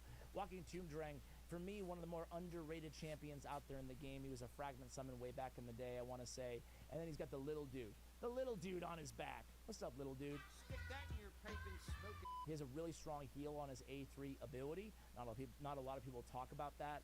He has a reflect on his passive, and then he's got the burn on a 3-turn cooldown on an AoE that can't be resisted. He also has a burn activation that can't be resisted on his A1. No need for accuracy in his kit. Very good. Frost Spider, Ice Golem, you name it. A lot of HP, a lot of tankage, a lot of heals, a lot of support in the burn and the burn activation. A+. All right, next, Alatreon, Blade Master. Part of, obviously, the Monster Hunters collab in the game. He was an exclusive champion. You can't get him anymore, but he's very good, very unique. He's got speed in dungeons. He's bringing increased defense, a shield, as well as a block debuff and a cleanse. And all of his buffs, as long as there's a boss present, everything's protected. That's really strong. We'll give him an A+.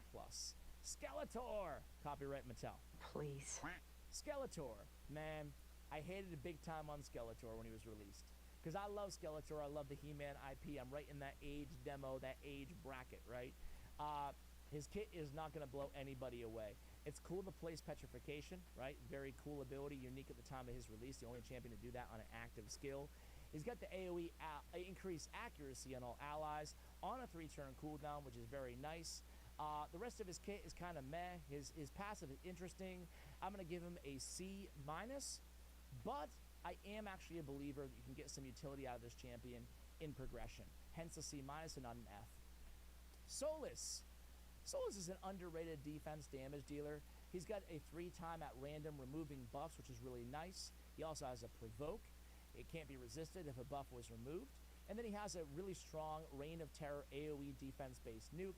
He also has increased duration of all debuffs on each target by 1 turn. Another provoke on the A3. So really, really strong provoker and damage dealer, and he's tanky. I like him. I don't love him. They went in, they touched up his defense and his multipliers and his speed a few years back. I'm going to give him a B+. Hegemon. Man, Hegemon used to define the arena meta in this game. Not so much nowadays, but he's still unique enough to be a threat that has to be, accounted for on the battlefield. You can build him to be a nuker. He's always going to go first. So you just build him with your best nuking gear. He can lock out, block active skills, or kill them.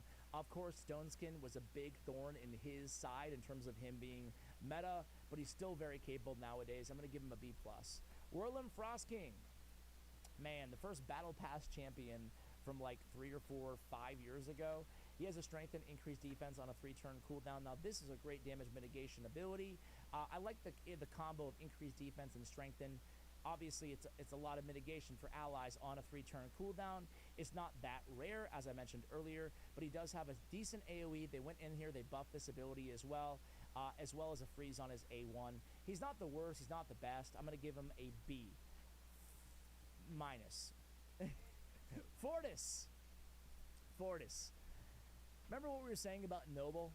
How, hey, he could be kind of cool, actually, if True Fear had a place in this game.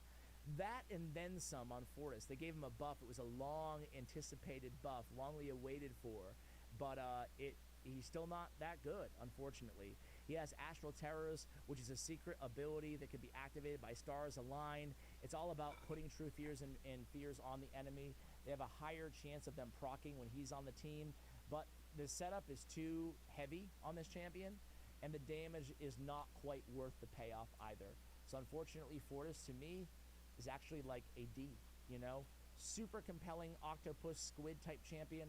I guess squid, right? I love this guy, but he's just not good. Georgian the Breaker. Man, still one of the best legendary attack-based champions-based nukers out there in the game. He has one of the strongest Ignore Stoneskin and everything else abilities with the extra turn AoE, decreased turn meter, can't be resisted. Very hard-hitting Breaker Suite, his A1, chance of repeating that attack as well. Has a 50% chance for this champion to ignore 50% of the target's defense built in. Man, he's nasty. I'm going to say Georgid is S tier, still. Carolon the Ringer. Man, this guy's a very unique champion. The reviews are trash on this guy, but do not fret. If you pull him, you've got your hands on a very interesting support champion. He has an AoE Hex and Weaken, pretty nice ability. He has a freeze on all enemies on a 3-turn cooldown. Fully depletes the turn meter of all enemies under freeze from this skill. It's a nasty control ability. He's very fast, 109 base speed. You can use him as a control champion in the arena. Fills the turn meter of all allies by 10% for each freeze debuff blocked or resisted by the enemy team. This is super powerful. Why? Now, it's Stoneskin meta. You open up in the arena, you might be going against 4 Stoneskins. So his Polar Vortex magically gets turned into the best turn meter AoE increase in the game out of 40% if everybody blocks because they're under Stoneskin. If they're not under Stoneskin, they get their turn meter depleted and they get frozen. It's a really underrated and good move here. I'm going to give him a B+. A lot higher than most people on Carolyn the Ringer. White King Narcissus. Second best HP-based nuker out of every legendary in the game. This Desecration Blast just hits like nothing else. It's absolutely insane. He's White Queen's companion champion. He's so much better even when she's on the team, and he's even great without her on the team. Great against shield targets. All of his moves are going to ignore strengthen and shield buffs. Just a ton of damage. Conditional block revive as well, depending on buffs on the target on his A3 ability. Man, he is so strong. We'll give Narcissus S tier. Queen of Hearts. Queen of Hearts, very, very good. I do not have the Queen of Hearts to my dismay. She has a remove buff from enemies. She's got the Death Brand, the True Fear on enemies, great control ability on the off with their heads. She also has, for my money, probably the second best ally attack move in the game next to Lady Mikage on the Queenly Command. She also has extra turn every 10 buffs the enemy team receives, which is nice. I'm going to give Queen of Hearts A+, maybe S. Maybe S tier on Queen of Hearts. All right. Moving in on Dark Elves. I don't have her, so it's hard for me to give an S on someone I don't have, but she's really good. Let me know if you have her, what you think of her. Dark Elves, Ray, old school champion. She still has AoEs on every move. Some of them hit pretty hard. She's still got a great speed aura in dungeons. She doesn't hit as hard as she used to because there's just better nukers out there nowadays. Her base attack doesn't scale that well, but she does have a freeze, a remove all buffs on Banish, the best move in her kit. I'm going to go ahead and give her an, I'll give her a B-. Lenicus the Chosen, an underrated ally attacker, a unique ally attacker. She has 3 allies joining in our ally attack. Not ideal. It is a 4-turn cooldown. She is joining in the attack, thus placing more continuous heals on this champion, which is pretty nice. But she has fills turn meter of all allies by 30% and increased the duration of all ally buffs by 1 turn. Made her great in the olden days of ally attack teams with Demon Lord. But overall, it's still a very nice move on the Companions of Fate. I do think she's a little bit outdated. No passives, no auras. She has an extra turn mechanic, which can make her difficult to speed tune. I'm going to go ahead and give her a B. Foley. I love Foley, man. You can't stun, freeze, sleep, or provoke him. Instead, it's going to instantly remove it and boost his turn meter. He's going to deny revive on his Sealed Fate ability. And then he's got a 4-time hitter and another 4-time hitter on his A1, A2. Great for Fire Knight. Still a threat in the arena. You know, falling off a little bit. I'm going to go ahead and give Foley a B. Noct the Paralyzer. He's all about poisons and sleep. Thus, he's not super meta. He does have ally protection and continuous heals on a 3-turn cooldown. He has more heals on his passive, which is pretty nifty. He's tanky. He's interesting. He's just not meta. Again, struggles to find a place where he really shines out there, albeit not a trash champion. We're going to give him a B-. Truoth. Talk about a niche champion that can actually bring a lot of heals. He's low-key one of the best, if not the best, healers in the game. Only problem is that's basically all he does. I kid. He does bring Perfect Veil, which is very good buff on a 4-turn cooldown. But the Animus Infusion, synergy with his passive, basically can reduce that cooldown, making him, again, one of the best healers out there in all of Raid Shadow Legends. Maybe a bit niche, but hey, if you're looking for a healer, look no further. I'm going to give him a B+. Xavier, a poison combustor with a deny revival, very unique in that regard. She and Eleanoril are still some like the creme de la creme when we talk about poison activators in the game. Very good poison rain ability. She's also Belenor's wife. She has a tandem ability with a debuff spread, which is kind of nice as well. Niche, but, you know, and that niche, she's very good. Again, kind of the story of the Dark Elves so far. Let's go ahead and give Xavier a, let's give her a A-. Marinix. I was actually disappointed in Marinix. An AoE Hex in decreased defense, along with another AoE with some conditional ignores based on that Hex. She has a great reset cooldown, increase the champion's attack by 5%, each enemy under Hex. The damage wasn't there for me to get super excited about her. Again, a little disappointed. She looks really cool. I look at her as maybe like a legendary version of Thylesia, and I'm just not super excited about that, frankly, you know? Thylesia to me is very close to the same, especially when you look at the damage of Marinix. Thus, I will give Marinix a C, unfortunately. She does have that decreased defense, but, you know, bring a little bit something more, right?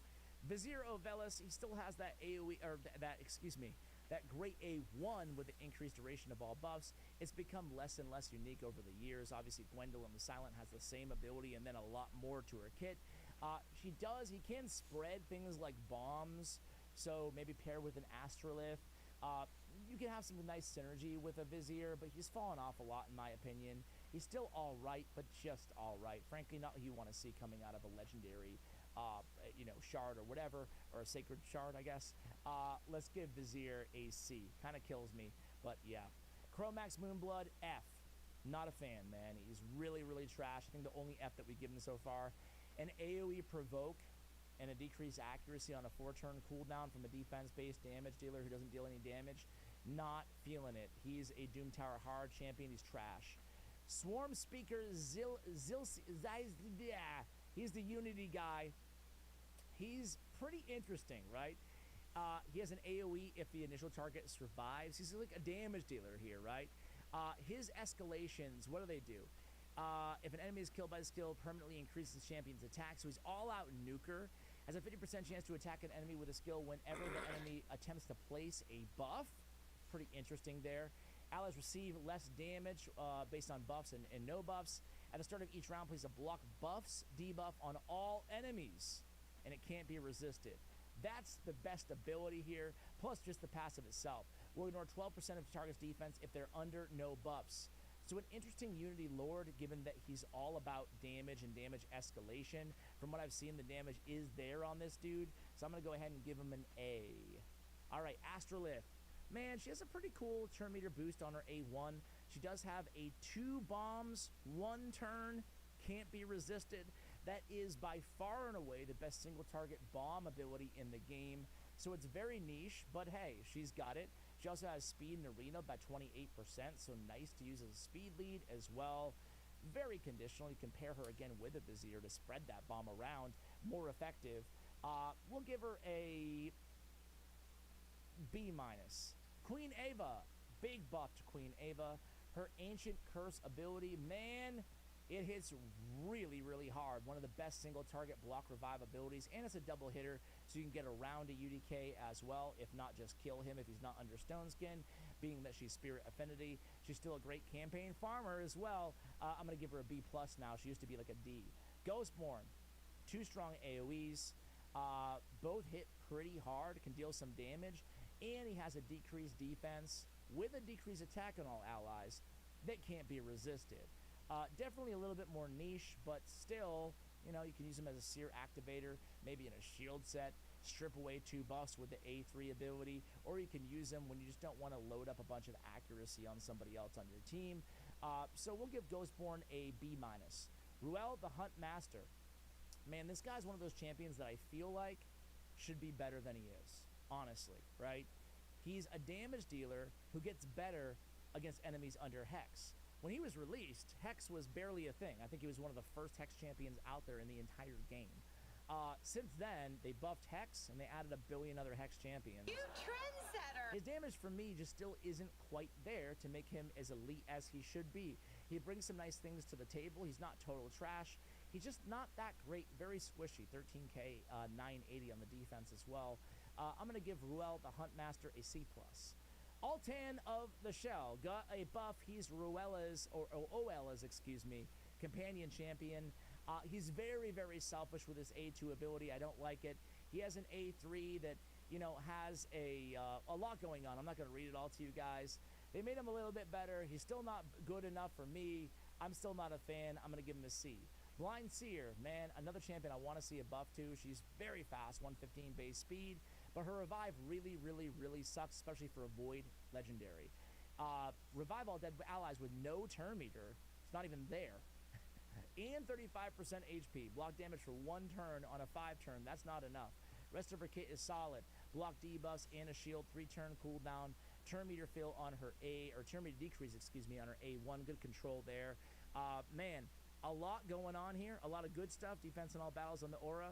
But also, that revive needs a lot of work. I'm going to give her a B. She should be a lot better, though. Lydia the Death Siren, man, she's S tier. She's got one of the best abilities in the entire game on Siren's Wail, getting 2 essential buffs and 2 essential debuffs on the same ability. Sign me up. She's great for, even trials and stuff like that with the 3 debuffs on the A3 or a lockout. Very good champion. Super unique passive as well. She's the faction wars champion that we all get, and she's still absolutely worth making that a priority on your account. S tier. Visix the Unbowed. They made her a hell of a lot better. An AoE decrease speed, an AoE provoke, as well as some shield, as well as turn meter on her A1. She's got the defense and faction crypts. Okay.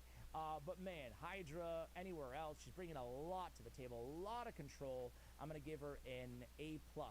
Mithrala, Lifebane, S tier. Hex, increase defense, increase attack. The cleanse, the strengthen, the shield, the control on the passive, the unlimited resistance, the poisons on the A1, the great base stat, the accuracy in all battles. Man, she's one of the best supports out there in the game, the perfect progression champion out there, and even gets a lot of run in the end game as well. Man, she's just one of those plug-and-play champions. Plug her into any team, and you're usually going to be a hell of a lot better. So Mithrala is still in a league of her own, to some regard at least, in terms of versatile supports out there. She even brings the damage on the A1 S tier. Tremaria got a big buff, actually. A much-needed buff. She's got a great speed in all battles. She's got an AoE on her A1 with a decreased speed. She's got an AoE on her A2 with a stun, decreased turn meter as well. They added that, as well as a newly buffed A3 ability. It's a cleanse with a turn meter fill with a block debuff, which they added. Fills a turn meter a further 5% for any debuff removed. I like that they kind of reworded this as well. They made her a hell of a lot better. She's immune to CC, which is incredible as well. I think she's really solid now. She's still not S tier or anything like that, but I'll give her an A- now. A lot more compelling than she used to be. A lot of players can use her as a versatile support, cleanse, as well as a stun control champion. Supreme Kale. Man, maybe my second favorite Supreme out there. He's got an AoE 3 poisons. Nothing can be, everything. Nothing can be resisted. There we go. Ash, learn how to speak, bro. Learn how to speak. He's got to increase accuracy on all allies. He's got to decrease resistance. He's got an AoE weaken. Again, no accuracy needed. Nothing can be resisted. It's insane in his kit. He's a very compelling, albeit maybe a bit of a niche champion in the game. I'm going to give him a B. Fatalist Blade Master. Man, what could have been? I do not have Fatalist Blade Master. HP-based damage dealer. Has Ignore Stone Skin ability, one of like 8 champions in the game now, 6 champions maybe to have it. It looks like he can deal a lot of damage, but the damage is kind of hit or miss. Some people say he's underrated. Some people say he's incredibly overrated. I don't have him, but what I've seen, I'm going to say the truth lies somewhere in between. I'm going to give him a B-, maybe a C+. Oof, those reviews are pretty bad though. Maybe a C. All right, that's it. Moving right along to Undead Horde. Crypt King Grawl. Crypt King, not a bad champion, honestly. He's all about the burns. He's very fast, too. 107 base speed, decreased attack on his A1. He's got the burn on a 3-turn cooldown on the A2. And then he has a freeze and a burn for 3 turns if the target's already under burn on a 4-turn cooldown. A nice control and burn champion, great in areas like Spider as well. We'll give Crypt King Grawl a B. Rotos, the Lost Groom. For my money, Rotos is still the best single-target nuker out there in the game. I know a lot of people would say that Ieyasu is quite a bit better, or some people would argue that. Man, I just think that Rotos is second to none. I mean, he's insane with the extra turns, the ignore defense, the 2-turn cooldown, the synergy with Siphi. I just absolutely love Rotos. The synergy with the relic, the relic that I forgot the name of it, but you guys know Aspect is the Aspect relic, I believe, which I have on him, by the way. Aspect of Suroth. He's insane with the Ward of the Fallen blessing as well. He's just so freaking good. He does so much damage, so many extra turns for a single target damage dealer. He's everything to me. Rotos, S tier. Saito, unfortunately not S tier. I've always been underwhelmed with Saito. I even made a video kind of apologizing to players because a lot of fans out there of Saito. He looks so cool. He's based on a real-life content creator. I forgot his name, but you can let me know in the comments below if you remember them. Really cool. They actually flew him into like Ukraine to do the whole, animation and whatnot of the champion. Very cool. He just doesn't bring enough damage for me to get super excited, right? He has a conditional AoE on a 4-turn cooldown. I've always been underwhelmed by Saito, and I apologize if you feel differently, but that's how I feel.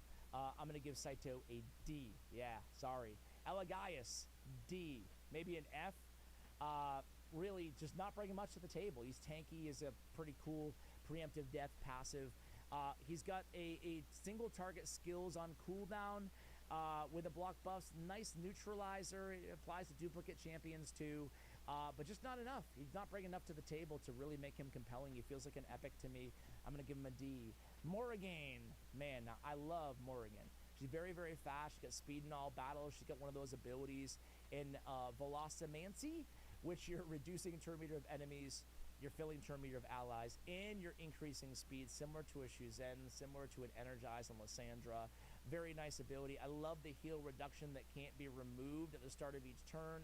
That is so annoying to go against. She also brings a decreased speed, 70%, 75 with Sniper on her A1. I love this champion. I'm going to give her an A-. Scar Torsus. AoE on the A1 with buff steal. Very nice. Fast champion too, 109 base speed.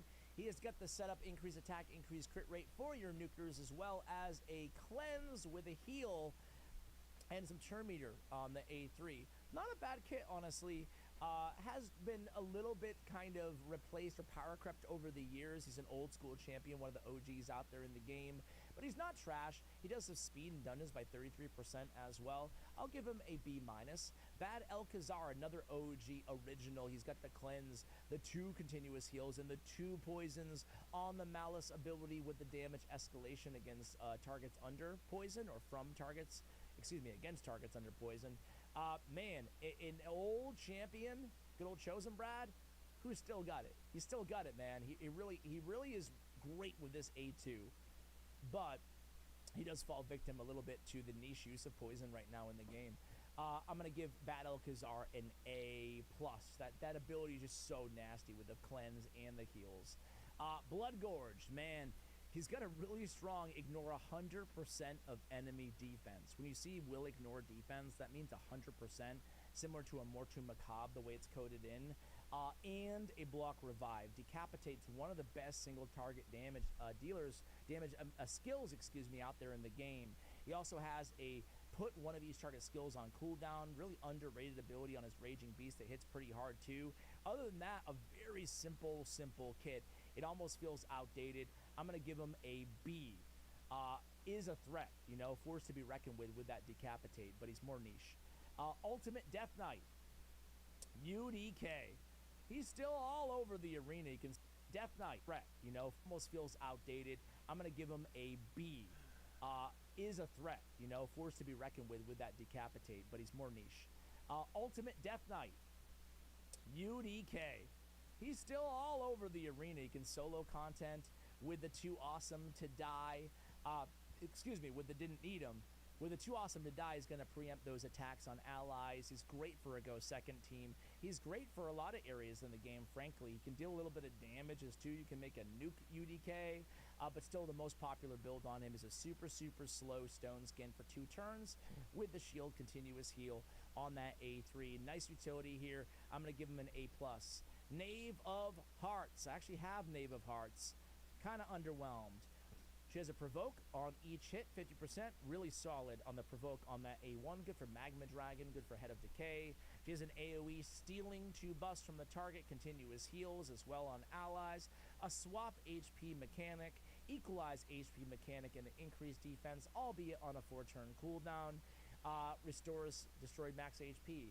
Interesting kit, but just not enough for me to be super excited about her. I'll give her a B-. Mashald, man, they reworked him years ago, and it's still one of the best reworks they've had in this game. He was the worst legendary champion for years, the early days of Raid Shadow Legends. Really, he had the weak version of buffs. It was trash. They made him so much better. Increased speed, increased crit damage, leech, and true fear for 2 turns on all enemies on a 3-turn cooldown with the extra turn. And then the AoE potential on the A1, the steal all buffs on the A2 as well. Man, a lot going on here. Very good champion, A+.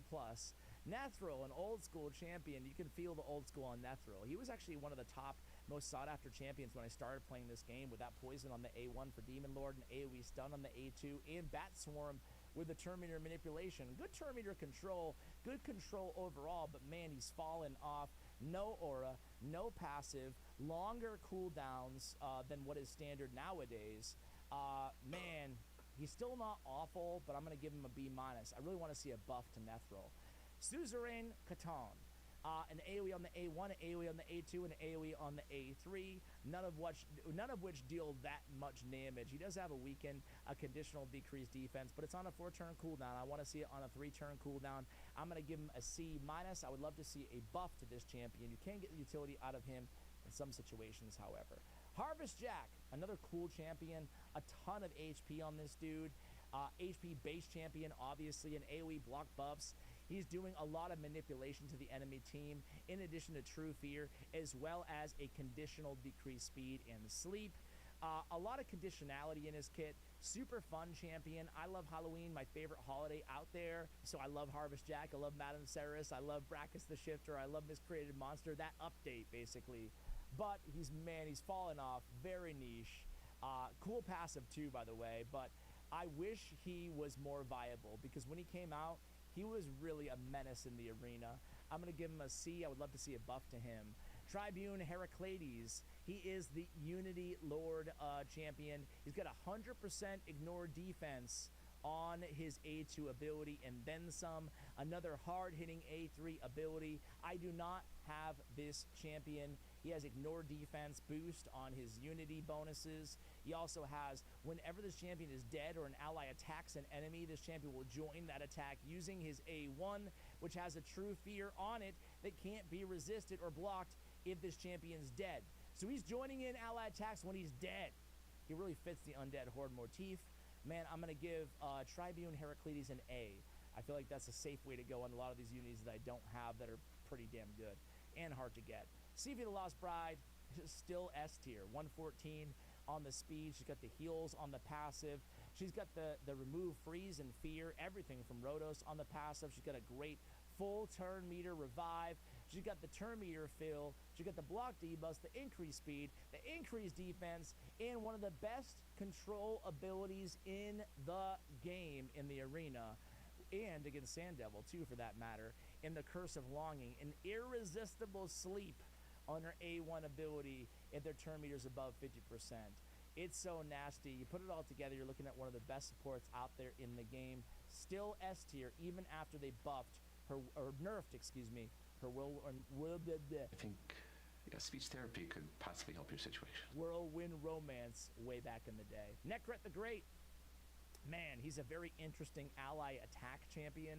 It's all around his ally protection, which he has on this Disturbing Infusion. His claim to fame, though, is he starts each round by putting a block debuff, ally protection, and strengthen on your ally with the lowest HP, who needs it the most, your nuker. It's great protection there to keep somebody like a Blood Gorge or a Nithwi Blood Twin alive, right? Or anybody. A Georgid is a very good combo with him. A lot of these nukers nowadays are built with like these deny death mechanics in their kit, but some still aren't. Nekret's a great option for those champions. Ally attack, you can actually use this dude in a lot of areas, underrated in PvE. Even in Fire Knight, triple hitter with an ally attack, great for progression anywhere in the game. I'm going to give Nekret A+. Euro Soul Cage, he is a solo beast, right? Very interesting kit. He's a Doom Tower hard champion. He's putting poisons on the attacker at a 75% clip just with his passive. That allows him to solo the Scarab King specifically. He's got great control potential on his A2. It all is based on poisons as well, or rather debuffs. Wait, it is based on poisons, my bad. Which again is kind of niche, kind of conditional. He also has a great ally protect and strengthen on his A3 ability. I'm going to give your Soul Cage an A-. Little Miss Annie, one of the hardest hitting abilities in the game is Playdate. This can almost one-shot some bosses, especially when some Pharaohs on the team. Great in Fire Knight, great in Phantom Shogun's Grove as well. They had a great buff on LMA. She has a double hitter on her A2, a triple hitter on her A1 with heal reduction. Great, again, for Fire Knight situations. Good for Amos as well. She's got the revive where she comes back and attacks whoever killed her. Very interesting champion. I love the buff. She's still a bit niche in some situations, but where she is used, she's very, very good. We'll give her an A after her buff. Vlad the Nightborn, speaking of great buffs, they really did an awesome job with Vlad.